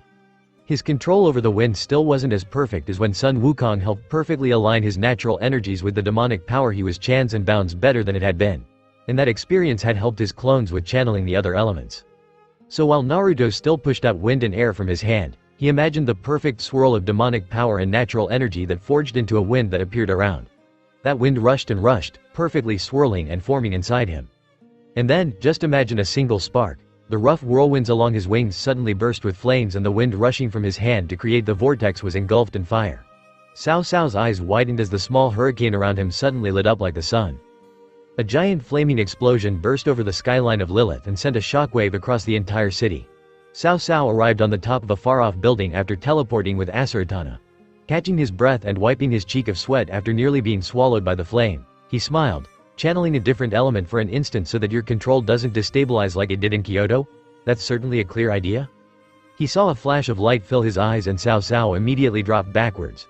Just in time as a lightning-covered Naruto's fist sailed right over his face and then past him entirely. Naruto sailed forward before dispelling the lightning around him and slowing to a stop. Clasping his hands together, he channeled water instead, ha! A highly pressurized beam of water shot out between his fingertips and shot straight towards Cao Cao's head. The young hero leader raised Maniratana in its path, causing the beam of water to shoot off course once it hit the black orb. It immediately shot down and at an angle, cleaving through a corner of the building Cao Cao stood on like a knife through butter. Naruto stopped the rush of water and dispelled the energy he was channeling to instead switch out to the wind. Shit. I'm gonna get chewed out for that. I'm pretty sure they wanted to protect as much of this city as they could. Ehehe, ahahaha. He looked over and saw Cao Cao start to double over with laughter. The hero leader bellowed, grabbing his stomach and using his legendary god-killing spear as a crutch before he caught his breath and wiped his eyes dry. Hehehe, this is so strange. He jovially shook his head. It's so pointless trying to plan or figure you out. It is. Yes, you're a complete waste of time trying to comprehend and predict. You're on your last legs and going to die, yet you let yourself get stabbed by the same spear that killed you. You can't fully control this technique, yet you willingly risk changing the elements to gain whatever advantage you can amid battle. This entire scenario is stacked against you. He touched his nose, his eyes slightly twitching from the bruised flesh of the punch he took earlier, yet here you are. If I stopped every time I was in a situation with the cards stacked against me, the whiskered blonde blinked and tilted his head. Shit. I'd probably still be sitting outside the academy pouting about failing the clone jutsu. I know I should just cut my losses, leave you to die, and wipe my hands of it. He clicked his teeth, but I can't, I want to fight you, and end it on my terms. Alright then, Naruto raised his hands and outstretched his palms, channeling the wind again, then let's do it. Cao Cao's Hathiratana floated away from his back and hovered over his hand. He threw it to the ground by his feet where the corner of the building had been sliced off, and then slowly lifted it.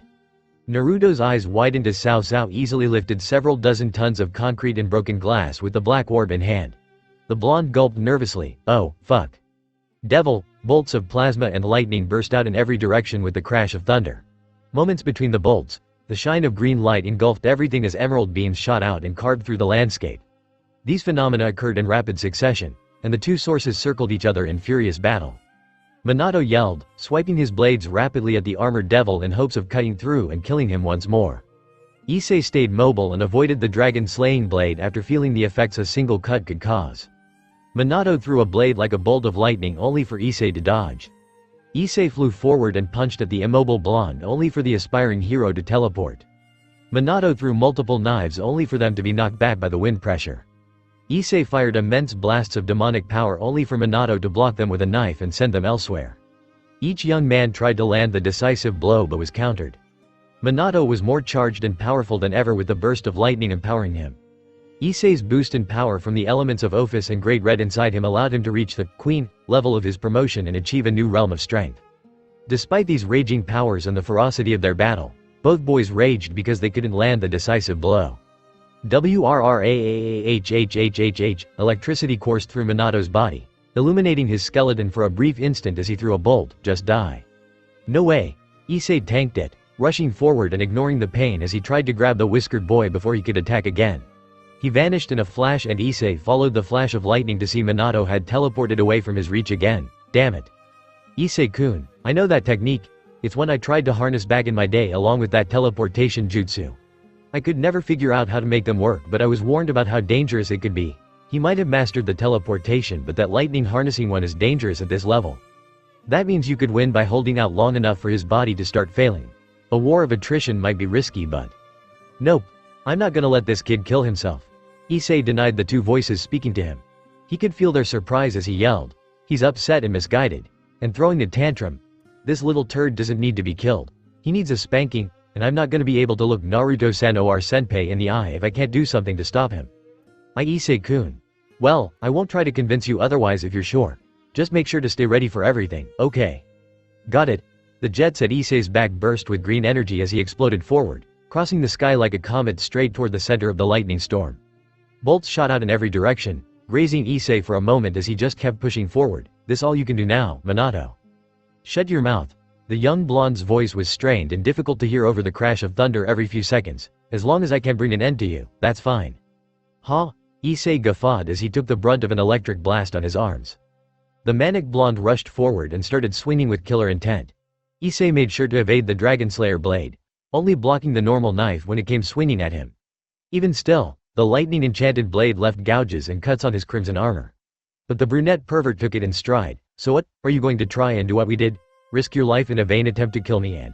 What? Earn the title of hero you've been chasing after? Shut up. Minato's eyes started to go white from the strain, pushing forward with furious swipes. Whatever I have to do to end this, I will. Even if it costs me my life. Eeeeee, ahahaha. What? Minato snapped when he heard Issei laugh. What's so funny? So now you're going to go the self-sacrificing route? Issei mocked while flying back and avoiding Minato's lightning-quick attacks. Was it Siegfried's loss? Reconsidering your ancestors' actions? Or maybe you're just taking a page out of my book? Why you? Shut up. Listen you brat. Issei caught the knife in his hand, weathering the shocks through his system as he dragged the startle close. You can't make up your mind, can you? First, you want to kill me to do what your ancestors couldn't.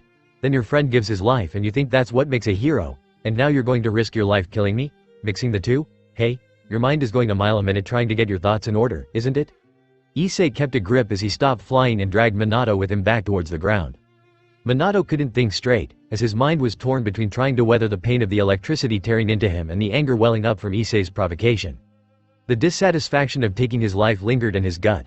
The shock of watching Siegfried die in front of him and being told to stay away twisted in his stomach. The confusion at Cao Cao's words and the indignation of Issei saying that he was closer to a hero than Minato was. All of it caused the blonde boy's thoughts to turn into a jumbled mess he couldn't comprehend in the heat of battle. He pulled his hand out of Issei's grip, kicked off his chest plate to gain some distance, and spiked another knife at the Red Dragon Emperor. Issei barely dodged the flying knife as it went past him. With another flash of yellow, Minato appeared right behind him ready to strike. The young whiskered blonde drew out his Dragon Slayer knife and thrust it at Issei's back. Once this pierced through the crimson armor, then the fight will be finished, and he'll The crimson armor around Issei burst off his body before the knife could pierce through. Minato closed his eyes and flinched as the shards of armor blew past him. Issei's gauntlet rushed forward and grabbed Minato's shoulder before the blonde hero could make a move. Minato looked up as Issei, devoid of his scale mail, grit his teeth with a vicious smirk and clenched his fist. You have a lot to think about, a lot to fix about yourself, and a lot you need to make up for, kid. But before any of that, you need to think about what you're doing, you little shit. Issei's fist slammed into Minato's cheek and rippled through the younger man's face. His eyes went white from the force of the impact and the electricity around him swelled and glitched before disappearing altogether. Minato's grip on his knives weakened as his consciousness faded. Issei kept a hold of the whiskered teen as his body went slack. As his wings unfurled from his back and he caught his breath, Issei looked down at his defeated foe and realized that the battle had finally finished. A frantic smile came to his face. I did it. I did it, haha, I won. He cheered while hoisting the unconscious hero faction executive onto his shoulder. Naruto-san, did you see that? I won and he's still alive? Issei. Diedrich, did Naruto-san see that? He must be relieved? He's gone. What? He's gone, as are the rest of the remains of the other users of the sacred gear. They started passing on after you came back and regained my power without using the Juggernaut drive. And Naruto only held out so long. When you were rushing at Minato he faded away. Oh, but he smiled. He didn't see it, but I'm sure he knew you'd win. And you'd save his descendant before he ended up squandering his own life. You think so? I do. You did good, partner. Be proud. Issei was. He was proud that he had finished the fight, won, and stopped his foolish enemy before he caused irreversible damage to himself. He honored the memory of the spirit that had lingered in sacred gear and given him advice from time to time. Yet still, it was lonely knowing they were all gone now.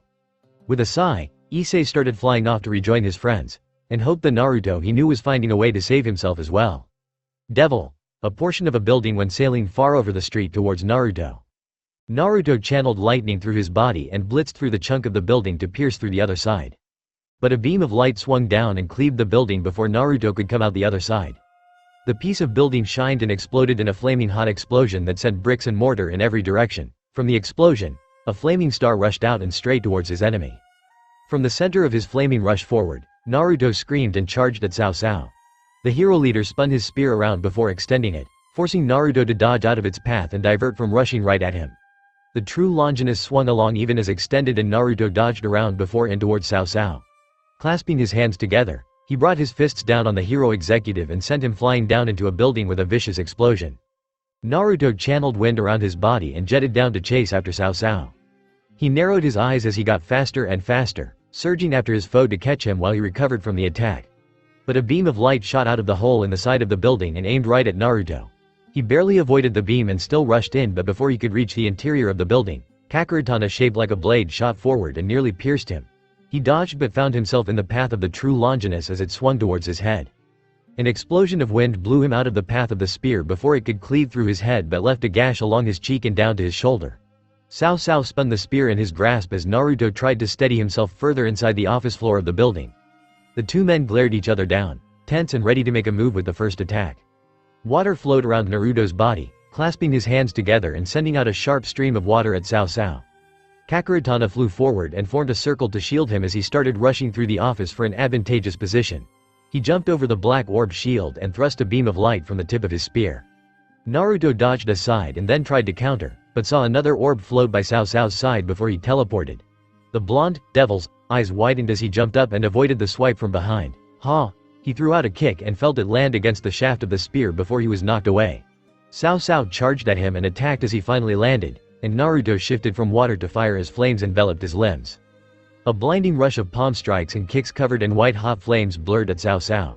The young human warded off the assault by deftly parrying each attack Naruto threw at him. The blonde persisted, throwing attacks faster and faster as the temperature started to climb around the room. Their attacks crossed and clashed at unbelievable speeds before Cao Cao swiped at Naruto's legs. The blonde devil jumped up and landed on the ceiling, sticking to it and launching another wave of attacks at Cao Cao as the wind covered his hands. Cao Cao danced and weaved around Naruto's attacks and countered with his own. The two young men circled and attacked each other, Cao Cao stabbing up from the ground as Naruto avoided and threw wind attacks from the ceiling. The office floor started getting shredded to pieces with their fight. The ceiling fell apart as the ground shattered and cracked beneath them. But neither man cared, focusing only on crushing the other in their flurry of blows. Some cuts from the spear lightly marked Naruto's body as he was more focused on attacking than dodging. The force of Naruto's punches carried on the wind and impacted Cao Cao's body, bruising and breaking the flesh as the young hero focused solely on the fight. Naruto moved with another massive burst of wind, kicking up dust and blinding Cao Cao for a moment. In that instant, Naruto changed the energy around him from wind to earth and clutched his fists together. Even with the stiffness and fatigue that started to fill his body, Naruto jumped with all the force he could muster and brought his fists down on Cao Cao as the aspiring hero turned to attack. The building exploded with the force of their attack and Cao Cao the building like a bullet before he hit the street and skidded for dozens of meters. As the building fell apart around him, Naruto looked down at the trench his attack had made and the spot Cao Cao had stopped in. He had to get down there and follow up. He had to finish this while he still had the upper hand. No need to pay attention to how the cuts from the spear were starting to hurt. Or that he was feeling the kind of winded he recognized when his sage mode was nearing the end of its rope. As Naruto struggled to take a step forward with the properties of earth still weighing him down, he shifted to wind again. And when he did, he noticed that his breathing was becoming more and more shallow. Oh. Naruto. This is why you shouldn't let getting stabbed be part of your strategy making. He took the logical complaint in stride as he jumped off the building and slowed his descent until he reached the ground again. After he landed, he floated forward and spotted Cao Cao sitting at the end of the trench. There was blood seeping down his head and dripping out the sides of his mouth after the fierce attack. The young human sat up and leaned the true Longinus on his shoulder before looking towards Naruto. "You're exhausted, aren't you?" "Nah, I can keep going. You might be landing more blows by taking this risk the temporary body tactic, but there's no way all these cuts from the true Longinus aren't taking their toll on your body. And switching up between elements is impressive, but it's a method that drains a lot of energy. Like turning a car on and off repeatedly. You're analyzing the shit out of me, but what about you? You haven't been able to siphon off my chakra this time around, so there were no boosts in strength and endurance. That arm you got from Kurama might be making you a little sturdier, but it isn't making you invincible. Trust me, I know you can still get hurt even when you have his help on your side." "That's right." Cao Cao grunted as he shifted around and stood up. "I hate to admit it, but I don't think my body will be able to take many more hits. So we could just continue, making this a battle of attrition to see whose body crumbles first from the damage. Or, Cao Cao lowered his stance and spun the spear in his hands before suddenly making it stop and pointing the end at Naruto. Something powerful started to emanate from the spear. "We end this, once and for all. Oh spear. The true holy spear which pierces through God." Naruto felt a chill unlike any other run through his body as Cao Cao uttered those words and the true Longinus started channeling its power.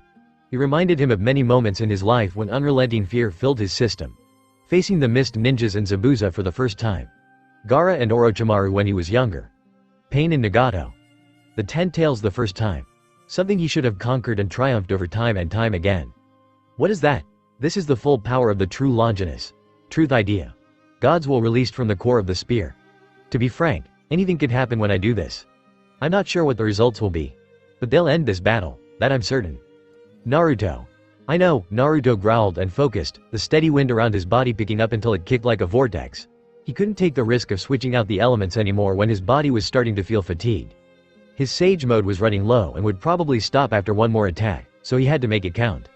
Suck the ambition of the king of domination. Naruto closed his hands together, forming a Rasengan between his palms that steadily compacted in his grasp. Sleeping within me, and pierce through the gap of blessing and destruction. Naruto focused, drawing the demonic power and natural energy around him towards the Rasengan. He had it catch and form around the orb, spinning around it faster and faster as the wind around his body moved with the jutsu at its core. Naruto braced himself and jumped forward.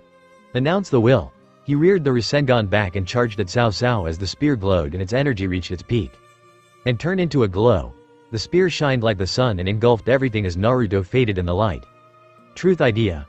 Devil, Asia, Sona, and Valley stared at the light that glowed like the sun in the center of the city. Ophis recognized the touch of the Lord of the Bible coming from the weapon. Devil, Issei saw the shine increase and sped up to reach the city faster. Devil, Rias and the others saw the light and felt something instinctual inside them telling them to run away as fast as possible. Rias ignored her instincts and rushed in to save the man she loved. Devil, Naruto. Kurama. The street. The block.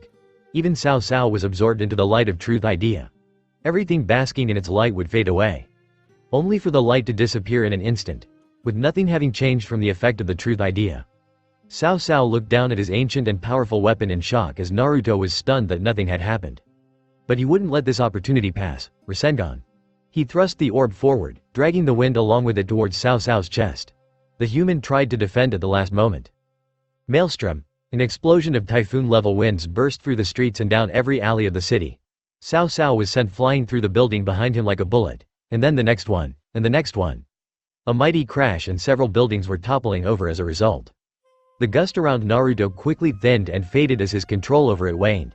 His feet touched the ground and he steadily made his way forward through the trench and the hole Cao Cao made through it. With each step, he got a little slower. At some point halfway through the walk, the natural energy in his body faded and his sage mode disappeared. Naruto continued to trudge forward, even though blood started to profusely seep and drip from his cuts while the familiar feeling of struggling to breathe or stand up started to inflict him.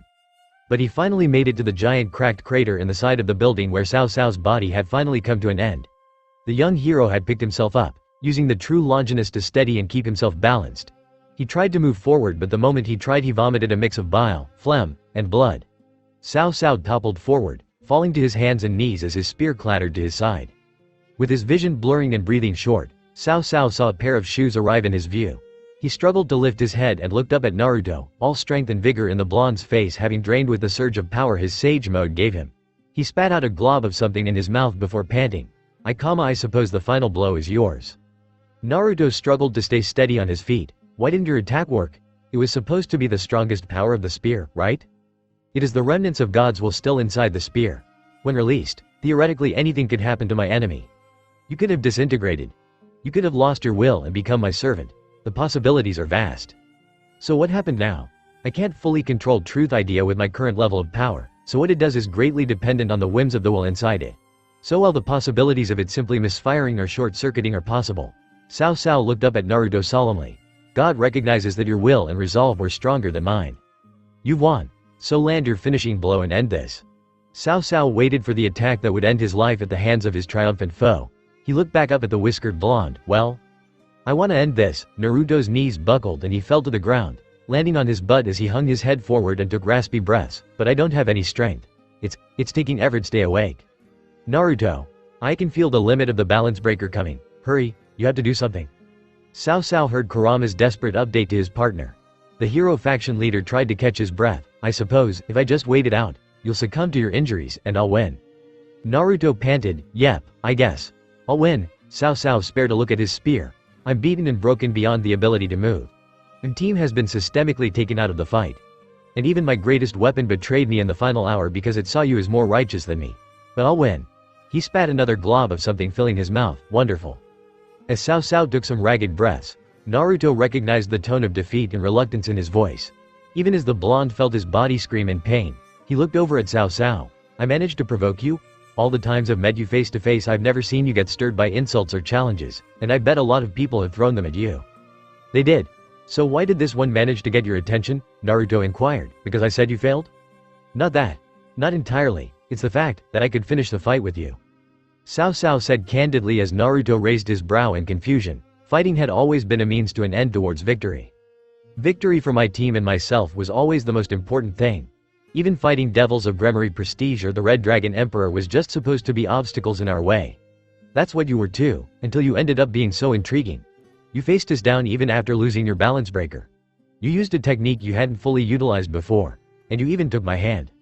Cao Cao looked down at his furry, clawed appendage. "I probably could have just gone with a regular prosthetic to replace the one I lost, but I decided to go with the flesh from the Kyuubi instead.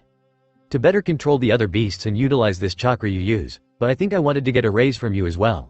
I challenged you all to a fight and enjoyed it, but I also realized I needed to focus on the mission my team set out on.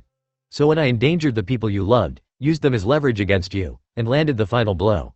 I did what I set out to do, yet I wasn't satisfied with what I'd done. You wanted to fight me properly, evidently."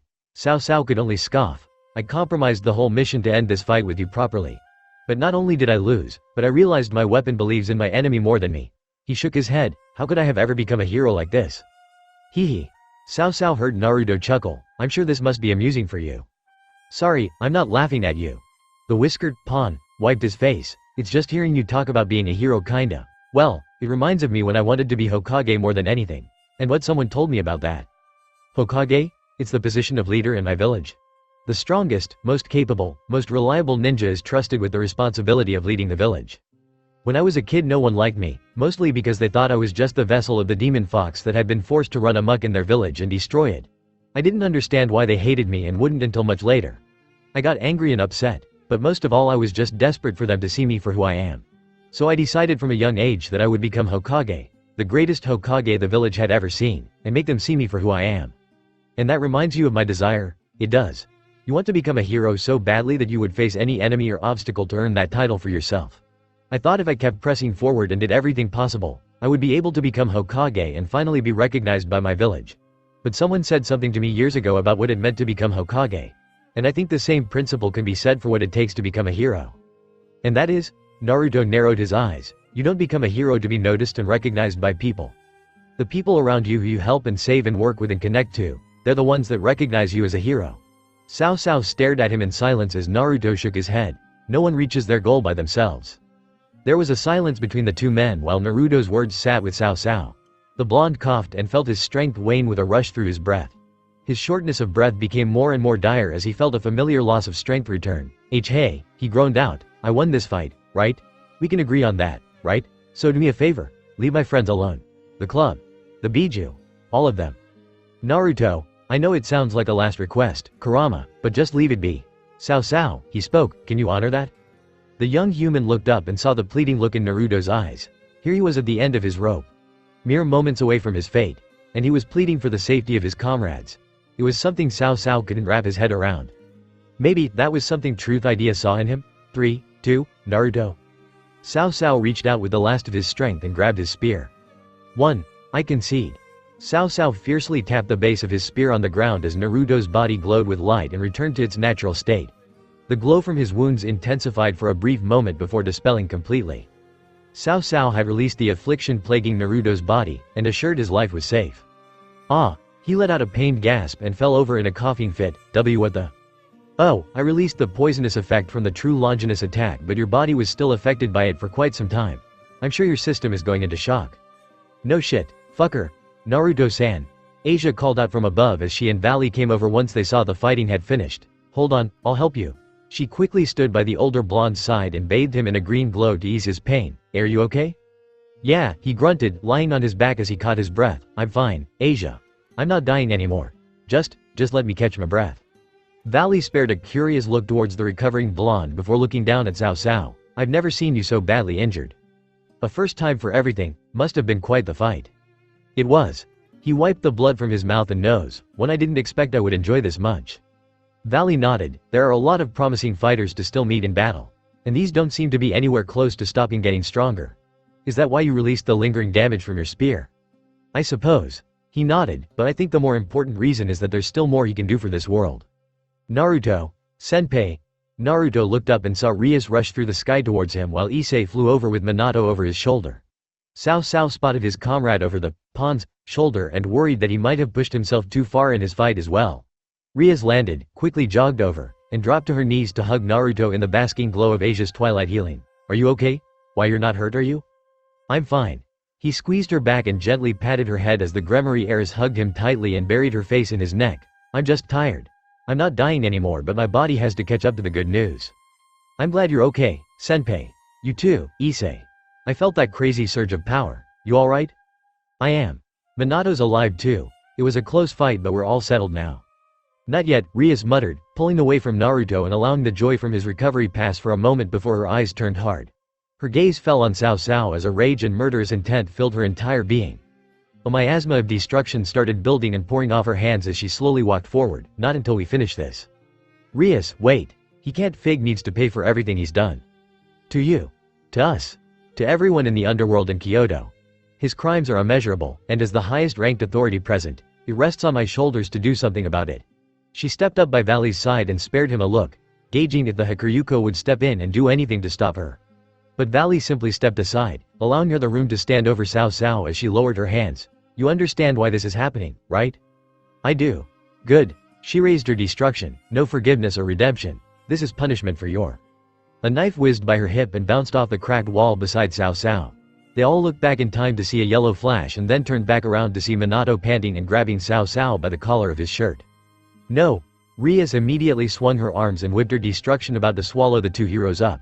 But the flash of yellow before her demonic power obliterated that portion of the wall made her realize she hadn't made it. Damn it, Sona. She quickly contacted her friend, put out an alert. Cao Cao and Minato have escaped. What? How did they jumped together. They couldn't have gotten far. Make sure everyone knows they're on the loose. We can't lose them, we can't. She felt a tight squeeze on her hand and looked back in a start. But she calmed down when she saw Naruto back on his feet. Asia and Issei standing behind him as they looked at her thoughtfully. The red-haired king looked between her friends and felt like she needed to keep pushing and pursuing after the escapees. But Naruto gently pulled her into his embrace and hugged her tightly. And as she felt him squeeze her, after being so uncertain and scared that he might not recover from his fatal predicament, she couldn't help but feel that knot of tension building in her gut unfurl and her entire body felt relieved. Asia could barely contain her tears and she stepped up and took the next hug from Rias. Issei and Naruto shared a fist bump knowing they had turned up triumphant today. Devil! There was a massive crowd watching him as he carefully made his way towards the bounded and restricted nine-tailed fox. The other members of the orc watched him with bated breath, hoping Kurama's mindless form wouldn't try to take a bite out of him. Yasaka and the other high-class and ultimate-class devils that helped restrict him watched as well. And finally, all 8 other Biju formed a loose circle around him to watch in case anything happened. Naruto stood in front of the blank, lifeless eyes of the snarling beast as it struggled to free itself. There was no mind or consciousness behind those eyes indicating that any part of his partner was still in there. Just like all the other Biju. But that would change now. Naruto reached up and gently pressed his hand against the snout of the fox as it growled. As he held it there, the giant monster slowly seemed to calm down and relax. Its eyes steadily lidded over and Naruto did the same. From across his entire body, ethereal orange flames of chakra enveloped him and covered his body in their familiar glow with black lines across his chest and limbs. His power with no help from his sacred gear or balance breaker to reach it. This power was his once again. He pulled his hand away and looked down at his right arm, waiting for Kurama to speak up and say something. Hey, Naruto looked up in a start when he heard Kurama's voice not come out of the sacred gear. He saw the fox had opened his eyes, his lips turning up in a faint smile. Glad to see you from the outside again. Eeeeee, a chuckle spilled out and Naruto covered his mouth to try and control his smile. Welcome back, Kurama. Thanks, Naruto. The Biju cheered and celebrated, except for Shukaku who cursed and said he preferred him as a mindless beast. The orc rushed forward in glee and swarmed Naruto to congratulate him on finally doing what he'd set out to accomplish. The Biju were back and finally free. Devil. There was a lot of work to do after that. Clearing up Lilith would be left to some professional who could quickly fix things back to normal. Naruto felt incredibly guilty because so much work had gone into preserving it from the beast riot only for him and Cao Cao to run roughshod through the whole place. Barakiel had offered to take in the Biju until a more permanent solution could be worked out. He assured them that Samael would do his best as the new governor-general to see them treated well. Cao Cao and the others still hadn't been caught. The people charged with watching over Georg, Jean, and Heracles had reported that Minato had flashed in and grabbed them before disappearing. If they were anywhere in the underworld they were going to be hunted after until they were finally found. The orc was sent home after things started to settle down. They may have been some of the integral heroes in the Beast Riot incident but they were still young and exhausted. There weren't any complaints from them as they made their way back home on the edge of exhaustion. When they arrived in the human world again, they were so tired that everyone decided to just stay at Arashi Heights instead of making their way to their respective homes. They were all so tired they passed out the moment they reached their rooms. Well, except for Naruto and Rias moaned into each other's mouths as their hands traveled over each other eagerly. The door slammed behind them and Naruto found himself getting pushed further and further back until his legs hit the bed and he tumbled back into it. He panted and looked up. Are we? Yes. Rias crawled up the bed and straddled him, pressing her hands on his chest and keeping him pinned as she started kissing him again in the heat of passion. Her rapid kissing and groping left Naruto stunned as there was little he could do to counter her. But his hand found some space and reached up to tightly grip one of her breasts. Ah. The redhead moaned delightfully before she looked down at his hand and him with a heated smile. You can squeeze them both a little harder, you know. Naruto's other hand slipped out from under her knee and latched onto her other breast, squeezing both as tightly as he could as her head rolled back with a moan. The gorgeous redhead reacted to each squeeze and pull of her tits, her body shuddering and her hips grinding on his growing hardness underneath her. Naruto grew more aroused every second watching her moan and move atop him. He caught his breath and growled, I was only gone a few days. Did you miss sex that much? I missed you. She moaned, fingering the buttons of her shirt as they came undone. Naruto pulled his hands back and watched her feverishly pull her shirt open, her brassiere-clad breasts eagerly bouncing even within their tight confines. Once they were exposed, Rias reached back and quickly undid her bra. As her breasts bounced in their new freedom, Naruto couldn't wait any longer as he lunged up and lashed his mouth around one of her nipples. Ah.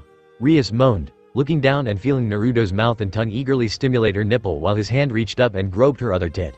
The redhead couldn't stop the pleasurable moans that slipped out but smiled as she hugged his head. Looks like you're just as eager as me. As he sucked on her boobs, Rias pulled his fly down and grabbed hold of his cock.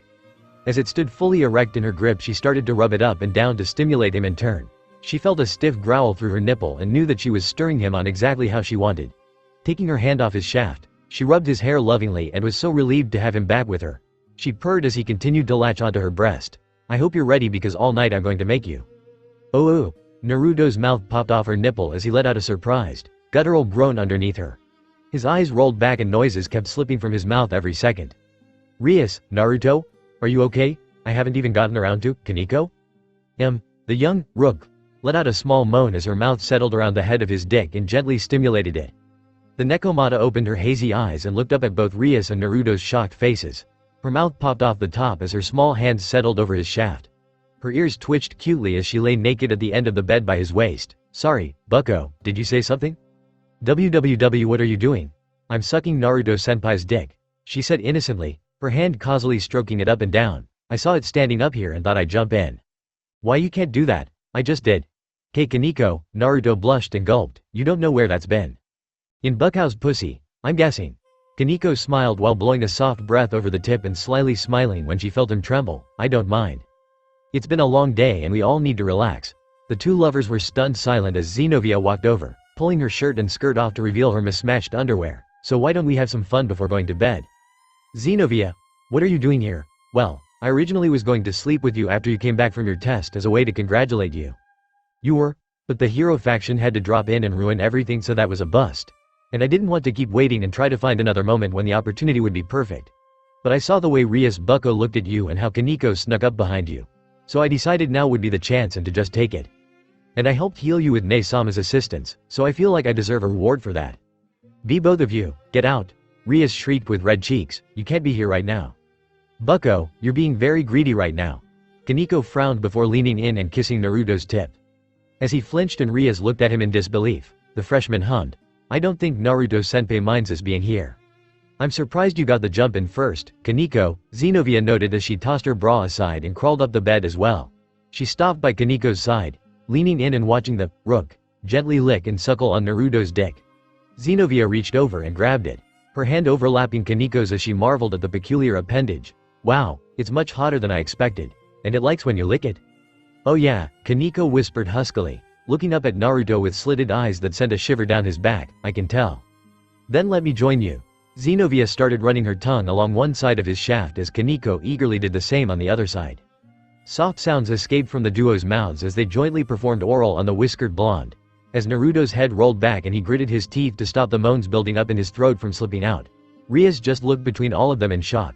From her panting boyfriend to her own Rook at night, running their tongues and gently kissing his manhood. Even she hadn't tried to. "Naruto."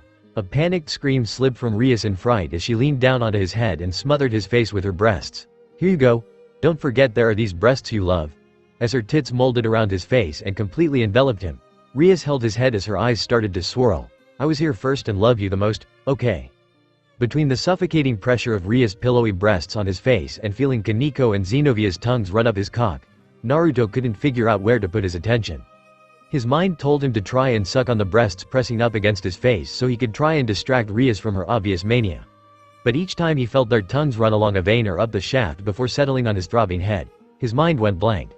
It felt like there was nothing in this world he wanted more than to just close his eyes and let them do the work. But he wouldn't just sit back. Naruto's teeth lightly squeezed Rias' nipple, startling the redhead out of her frantic muttering as her head flew back. Xenovia was distracted by the moaning she heard as she opened one eye while still suckling the side of his cock. Kaneko on the other hand was entranced in blowing Naruto, her hand not encircled by Xenovia's lowering to gently cup and squeeze his balls. The short Nekomata pulled her mouth away from his shaft and settled it over the top, eagerly sucking and licking it to get him excited.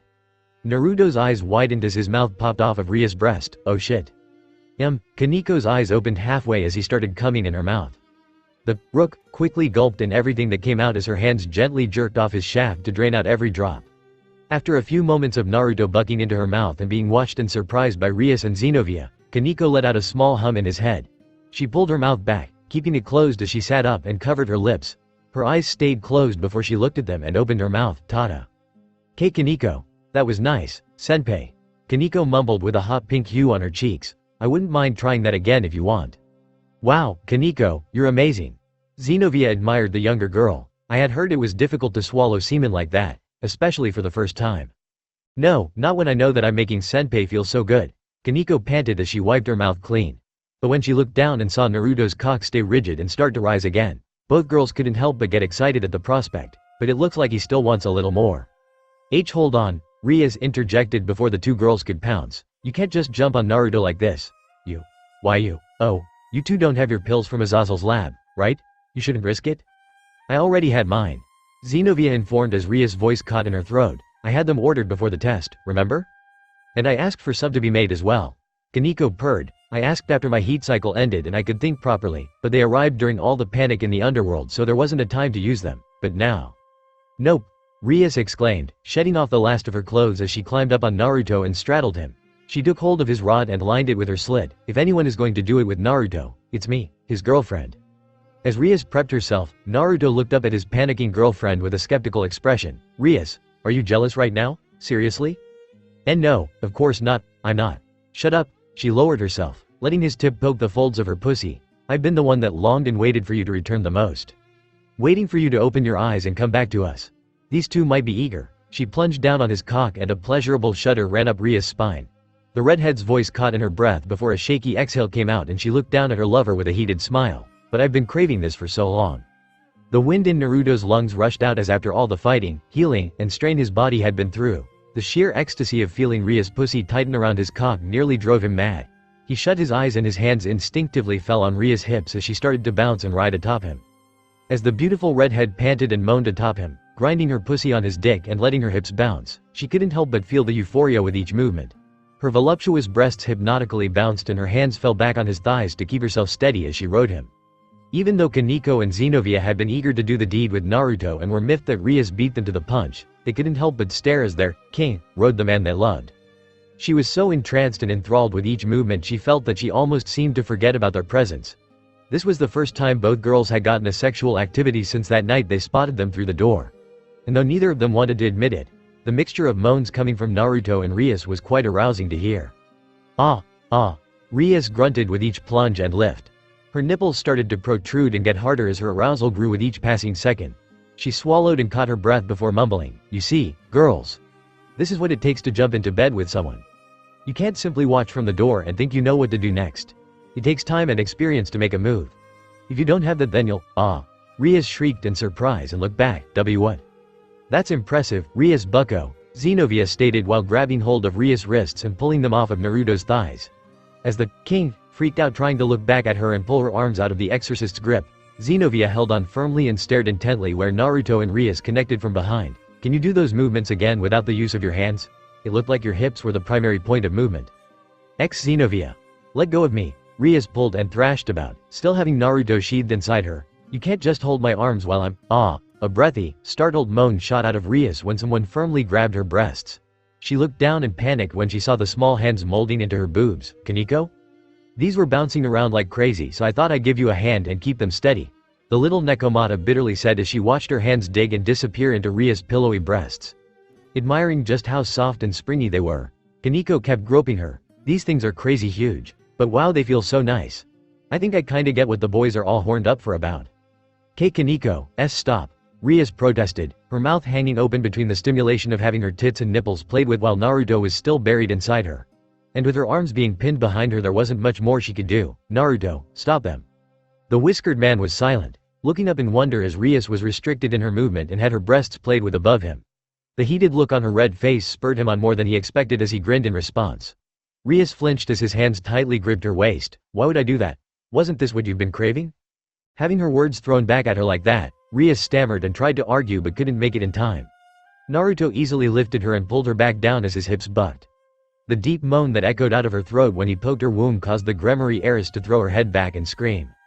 In tandem, the trio started to tease and play with Rias as she got fucked.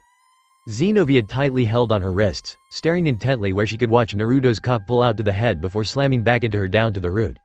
Kaneko had only meant to tease her, king, but as Rias was made to bounce and kept a firm handle on her breasts, the young Nekomata couldn't help but get entranced by how it felt to hold them, and Naruto grew more excited the more he made Rias mule and shudder with each thrust. He wanted to get more out of her, he wanted to make her scream in bliss and delight. So one hand slipped off from holding her waist and reached down. touching and rubbing her clit between her bounces on his cock. Ah! Rias exclaimed, looking down past Kaniko's hands on her tits to Naruto's cheeky grin. Bolts shot up her body each time she felt him rub her clitoris as she gasped, and Naruto. You see, can't do that. Stop it, his smirk deepened, adding a little more pressure that made the redhead squirm. It's not fair. It was all too much. Xenovia's hold on her arms did not give even a little.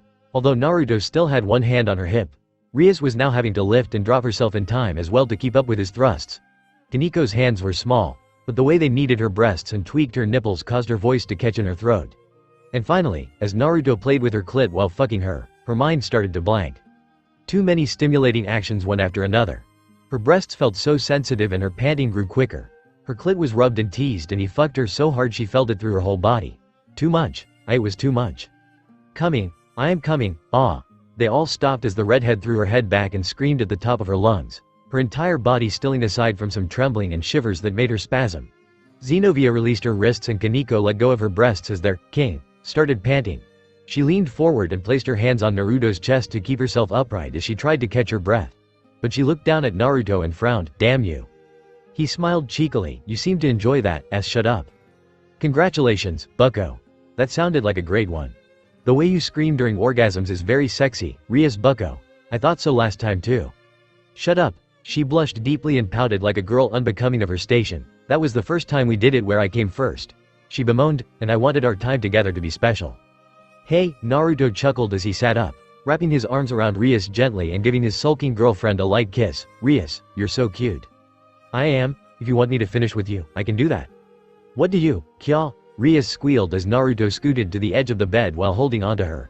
He stood off the mattress, his hands settling under her butt as her arms and legs desperately coiled around him to stop from falling off. And Naruto, what are you? Hold on, Rias. He purred to her, startling Rias with his intensity as he smirked. We're going to feel this together. He tightly held her waist and pulled back before thrusting forward at full strength, Rias gasping and grip loosening for a moment as she felt his head pump into the deepest reaches of her pussy. Her arms and legs instinctively tightened around his body as he started pulling out and thrusting in, clapping his hips against hers so quickly and loudly it was the only thing other than Rias' moans they could hear. Her breasts bounced up and down from the force of his humping, her voice and breath jumping out of her throat each time. Rias panted and looked down, staring at the spot where his cock plunged into her pussy without stopping. Rias wanted to try and talk but she couldn't articulate her words as her toes started to curl from the way he rammed into her. Pants and grunts rushed out of her as she clung as tightly as she could to try and weather through Naruto's relentless fucking. See? Naruto panted with a red face and sly grin. Aren't you liking this? I'm pretty sure you are. Naruto pulled her in and thrust up at once, making her throw back her head and let out a coquettish scream when he did. After all, you're squeezing me so tightly I have to think you're loving it. Hey, Rias, he purred, you think if I let go, you'd still be able to hang on with how tight you're squeezing me, your pussy. Don't, Rias cried, hugging and squeezing him tightly as her breasts molded against his chest. She said it not out of fear that she'd be dropped, but because she didn't want him to let go of her. With misty eyes, she looked at him and mumbled, hold on to me tighter. And fuck me even harder. He leaned in and kissed her, Rias returning the kiss and clinging onto him even tighter as he started fucking her again. Xenovia and Kaniko watched enthralled at the way their hips clapped together so fiercely. The knight started rubbing and teasing her breasts to the sounds of their moans and clapping. Kaniko panted as well. Her senses peaked watching them have sex while she reached down to play with herself. Rias, Naruto pulled back and started pumping harder as Rias' voice peaked with each thrust. Here I come. I'm coming. I can't hold on anymore. Oot, eyes watering as she held on tighter and felt her climax building up again. I don't think I can take it. I just came and. Rias, here the redhead screamed and kicked her legs out behind him as Naruto buried his cock inside her and started coming. Her grip tightened on his shoulders as she trembled and gasped. Oh fuck. Why you're coming so much. I can feel it rushing in. Naruto turned and leaned over, dropping Rias back on the bed as the heiress lay exhausted after their session. Kaniko looked down at the way Rias closed her eyes and panted, a spasm running through her body once in a while as she came down from her euphoria. His semen started dripping out of her and a shudder ran up Kaniko's spine at the thought of feeling that. Senpai, how about Hey Naruto. Kaniko and Naruto looked over at Xenovia after she had crawled further up the bed. She bent herself over, reaching back and spreading her moist pussy open for him to see. With an alluring look back she smiled. If you've still got the energy, how about I congratulate you for all your hard work, They were both left silent from what they saw. But as Naruto started to stiffen up again, Kaniko knew she had been beaten. The blonde crawled onto the bed and made his way over to where Xenovia still presented herself. With one hand on her firm but shapely ass, he grabbed his cock and lined it up with her opening. He pressed forward and Zenobia flinched, feeling him start to enter. He pushed through to enter her, startling the swordswoman with the sensation as her breath escaped her lungs. As Naruto felt how tight and warm she was, he rubbed her shoulder. "Are you okay?" "I'm fine. It doesn't hurt, it's just not how I expected it to feel," Zenobia admitted. "I've only ever used my fingers before. You're bigger than my fingers. Do you want me to go slow? Or, I've been waiting a long time for this. I don't need you to hold back." He shouldn't have expected anything less. Naruto gripped her hips and slowly pulled out, feeling her tighten and tense as he did. She may have said he didn't need to be careful, but he didn't want to rush or make her first time terrible. So with a steady force and rhythm, he started to draw back and push forward. Zenobia struggled for a moment before she remembered to breathe while she felt Naruto inside her. It was such a new and unfamiliar sensation that it was almost overwhelming. But the longer it went on, the more Zenobia started to feel pleasure spread through her whole system. A feeling of bliss and euphoria crawled through her body, more intense than any masturbation she had practiced with herself. His heat. His force. His weight bearing down on her. "Ah!" Zenobia moaned as Naruto's hips clapped against her ass and made it ripple. The blue-haired beauty couldn't close her mouth as grunts and groans slipped out every second. She buried her face in the bed, engrossed in the rapture of finally experiencing sex and the way it made her feel. Her boobs pressed into the comforter as drops of sweat and other liquids started dripping as well. She felt him slow down and a weight settle on her back. "Naruto." So, his hands wrapped around her chest and found her boobs, squeezing them as he leaned into her back and whispered by her ear, "Is this what you were hoping? Ha, I can see why you want to have sex with Rias Bucko all the time, horndog. It feels so fucking good. It'll feel even better if we do this." With his grip on her breasts, Naruto pulled her up off the bed, squeezing her back into his chest so she sat upright with him. One hand settled on her nipple as the other trailed down to her clit. "Are you ready?" Zenobia's answer was to turn her head and kiss him, one hand reaching back to hold his head while the other overlapped his hand where they connected. Naruto took that as a sign to proceed, reciprocating the kiss as he resumed. Naruto's hips bucked into Zenobia from behind, her pussy now more accustomed to his cock and taking him in eagerly. Their tongues curled and wrapped around each other, her grip tightening in his hair as his fingers started to rub her clit in tandem with the thrusts. The night was getting wetter and wetter with each pump, the stimulation of her clit revving her up as Naruto continued fucking her. Rias started to finally get some energy back and looked up to see Zenobia and Naruto having sex. It was a little uncomfortable watching Naruto have sex with another girl, but the apprehension she had at even allowing their copulation to happen had passed. Honestly, it was intriguing to see what sex looked like from the outside instead of always wondering about it herself. "Naruto!" Zenobia gasped out his name, her hands tightly gripping his arms as she weathered through the rising pressure she filled her body. "I am coming." "Zenobia!" They screamed each other's names as Naruto came inside her. He bucked his hips a few more times, releasing every last drop he could muster as Zenobia gasped, feeling him come inside her. With the last few pumps, Zenobia felt her orgasm as well, shuddering and shaking in Naruto's grasp as his arms wrapped around her. Oh, he panted, "You okay?" "Yes," she moaned, "that was amazing. That was worth the wait." Zenobia caught her breath and looked at her lover resting his chin on her shoulder. She kissed his cheek before nodding. "I think someone else is waiting." Senpai. Looking over, he saw Kaneko panting with a bright red face and eyes slitted like a cat. Her fingers were wet after watching from the side but couldn't stand waiting any longer. She laid back on the bed, holding up her legs and looking up at Naruto with hazy eyes. "Pete, please don't make me wait or watch anymore. I have been waiting like a good girl, Pete, please." He swallowed, crawling over the bed until he was looming over Kaneko and her pussy being presented to him. All the thoughts about whether this was right or he should be careful seemed to be silent in his head. He wasn't even sure how he was still hard, but he was, and he still had one last lady to take care of tonight. Kaneko's breath hitched as Naruto grabbed hold of his shaft and started to line it with her pussy. The little white-haired Nekomata looked down and started breathing heavily when she felt his large hand settle on her waist. She could feel herself tremble against his touch as he aimed the tip of his cock down. It touched the lips of her pussy. Kaneko stopped breathing as she felt him push in with a little more force. She closes her eyes and grits her teeth to try and weather through.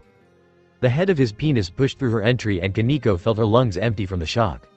Finally, she had gotten what she had waited for so long to achieve, but she couldn't enjoy it because her body was so tense.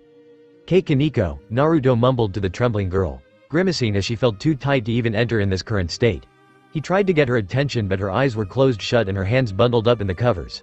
He fretted that it might have been too soon and was about to pull out. "Kaneko," Rias gently whispered the rook's name as she crawled over by their side. She came up by the young girl's head, gently lifting her to rest her head on her lap. She looked down at the tears pricking the edges of Kaneko's eyes and spoke softly. "You have to relax. I know you were excited, but this can't work if you're too tense. Naruto, you need to comfort her, help her relax. The blonde man looked down at his young lover, seeing her look up at him in a mix of affection and apprehension. He realized that Rias was right and slowly picked Kaneko up, drawing her in so he was hugging her to his chest. She panted and trembled against his body as he gently rubbed her head. As he did, his eyes lingered on the fluffy ears sticking out of her white hair. Well, no harm in trying. He leaned in and gently nibbled on the ear by his face. Naya! Kaneko exclaimed in a mix of a pleasurable and startled meow. Her eyes nearly rolled up as she held onto Ped, feeling Naruto softly bite the edges of her ears. She stammered, "SS-senpai." To her surprise, her body started to ease and her tension faded. In doing so, the tightness around his cock started to lessen and he could get further in. It wasn't his whole length, but Naruto could feel himself enter deeper. He kissed her ears, gently blew air into them, and kissed her crown before rubbing her back. "I want to make you feel good too, Kaneko. Just relax and let me do what I can." "S-senpai." Kaneko leaned up and kissed him before Naruto returned the kiss in kind. He gently lifted her up and down, trying to help ease the tension in her body while pleasuring her. The purrs and moans she let out while he did let him know she was feeling it. It wasn't like with Rias or even Xenovia just a few moments ago. Kaneko may have been strong, but she was young and small, so he had to be careful how he treated her. Her pussy was squeezing so tightly, even after she had relaxed, that he thought something might go wrong if he pushed any harder. The way she gripped onto him and clenched so tightly around his cock was enticing, but the last thing he wanted to do was hurt her. They shared a kiss and Naruto kept moving her before she gasped and Naruto felt her insides clamp down on his dick like a vice. Kaneko shuddered against his chest as a quick but intense orgasm rocked her body. Naruto felt her come and gently pulled out of her, hugging her gently to ease her experience. "Are you okay?" "S-senpai, I'm sorry, shish." He patted her head and slowly placed her back down on the bed so she could rest. "It's okay. As long as you're okay." As he looked down at his little lover and watched her catch her breath, he sighed a breath of relief and closed his eyes. He might just follow her example and go too. He flinched and looked down. "Rias, the redhead moaned as she wrapped her lips around his cock and sucked it. Her mouth popped off, one hand settling on the base of his cock as she put a finger to his throbbing head and ran her tongue along his length. "You didn't get to come, did you? I guess that's not fair to you. I can help with that though." She dragged her tongue along the underside and up to the tip as she watched him squirm. "You were so sweet and gentle with her. It was cute. But why aren't you ever that sweet with me, Well, not that I hate the way we do it." She gave his tip a soft kiss, "but a change of pace would be nice once in a while. I'd like to try it again." As Rias continued to blow him, Xenovia came up to his side and grabbed his hand. She put it on her chest and his hand settled into her boobs as she smiled. "There are so many positions and things I want to try with you. I don't think I can stop after just one." "But, senpai," his other hand was taken and his fingers found their way into a moist, tight hole. Kaneko shivered as she looked up at him longingly. "I think I just need a little more time to get used to the feeling. I may have come first, but we'll come together from now on." One hand groping breasts, another inside a wet and tight pussy. All while Ria's succulent lips sucked on his cock like there was no tomorrow. It was just too much stimulation and Naruto couldn't handle it. He had come so much already and he was exhausted. He couldn't possibly do anything more, and yet. With a groan, his hips bucked into Ria's mouth as he came down her throat. The redhead swallowed the ropes filling her mouth and sucked his cock clean. Once she was done, she pulled her mouth back and sat up, Naruto staring up at her as he caught his breath. Rias licked her lips clean and coyly smiled down at him. She straddled his waist, Xenovia still rubbing his hands between her boobs, and Kaneko made his hand wet. "We've still got time tonight. So how about we go a few more rounds?" Naruto was glad he had his full powers back. He was going to need the energy. Devil, they were on the run. They were desperate and beaten. This was the worst state the hero faction had ever been in. All the executives were gathered in a forest in the underworld where they found solitude to try and lick their wounds. Minato had flashed to all the spots they had been captured to recover Georg, Jean, and Heracles before they were arrested and sent away into prisons where they could never escape. But now the extraordinary youths were left defeated and exhausted, trying to regain their strength before the underworld forces found them. Georg took off his cracked glasses. "I just need a little more time. I'll use Dimension Lost when I've gotten enough strength and we can escape." Gina groaned. "Is that safe? Won't we be screwed if you lose control?" "What other choice do we have?" "Damn it." Heracles stood up, pressing his hand to the cross-cut on his chest. "I can't believe we all lost." Even Cao Cao. He spared a look to their leader who simply stared ahead with his spear in his lap. "What do we do?" "I'll get us out of here," Minato panted. "Jay, just give me a second." "Mina-kun, you can't. Any more exertion and I'll do it. I won't let any of us die." He swore. "I couldn't protect Seed, but I will protect all of you." Inspiring, but kind of a moot point when you're all exhausted. The young heroes prepared for a fight when they heard the voice, and immediately realized they were screwed when they saw who it was. "I Indra-sama. What are you? I came to find all of you." The King of Heaven said, pulling his sunglasses down as he looked around at his sponsored team. "I see you guys didn't fulfill your goal. Your enemies survived. Ophis is still alive, albeit weakened. And you lost the last few special weapons your club had. They were not happy about that, by the way. I had to part with a special little something to assure your safety from them." Indra sighed. "When I sponsored your group, it was in hopes that you would shake things up and start some fun. But all it's been so far is half-assed victories and setbacks. It might be time." "Don't." The young heroes quickly stood up in defense against the god. "We did not come all this way to die here, no one." "Oh." Indra raised his brow, slowly stalking his way toward them as they sweated and buckled under the pressure of fighting the higher being in their current state. "If you're willing to fight, then there might still be a little hope for you guys."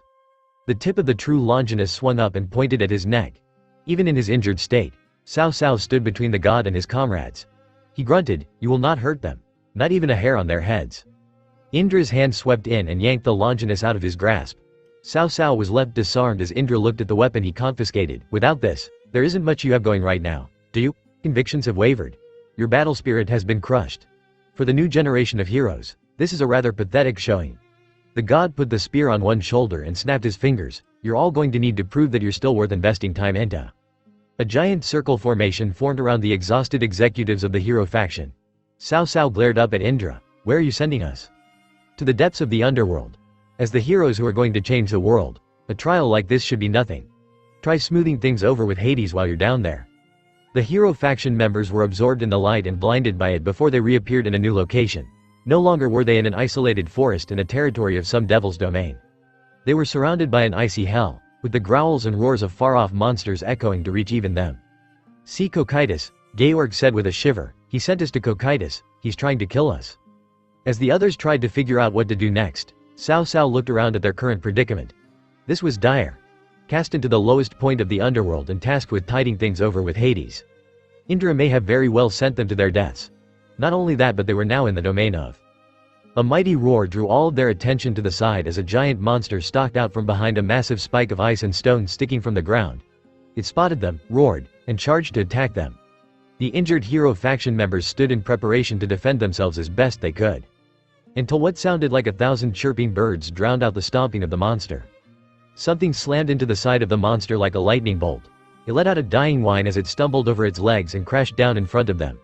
The hero faction members shielded themselves from the rush of ice particles and snow that blasted into their faces after it crashed. Cao Cao was the first to clear his eyes and look up. A young man stood atop the dead monster's carcass, an electrified blade in one hand while the other crackled with several different magical electricities. To anyone else, this might have seemed like the strangest coincidence that could occur to save their hides. But Cao Cao knew better. This wasn't just some random stranger. He had heard rumors of someone working under Indra in secret in recent years. Someone nobody in the world recognized but who did the work of the King of Heaven when his other subordinates could not spare the time. The rumor almost seemed baseless, so the name attributed to this unknown stranger had been Heaven's Shadow. The black-haired man looked back at the hero faction with an uninterested gaze. "Indra told me to come down here and help guide you lot through safely. I'll help, but I'm not going to hold your hand. If you're going to survive down here, you're going to have to get better." "Who are you? Does that matter? Shouldn't we know who you are if we're going to work with you?" The black-haired man spared Cao Cao a look before jumping down to face him. The two men stared at each other unflinchingly before the stranger hummed and turned around. "I see that idiot did some work on you." "What? Nothing. You'll get my name if we survive long enough." He summoned lightning to his hand again, "So come on. No point wasting time. If you want to find a place to heal, I suggest we get moving." The hero faction seemed reluctant, but quickly followed Heaven's Shadow into the depths of Cocytus on their new mission. Devil.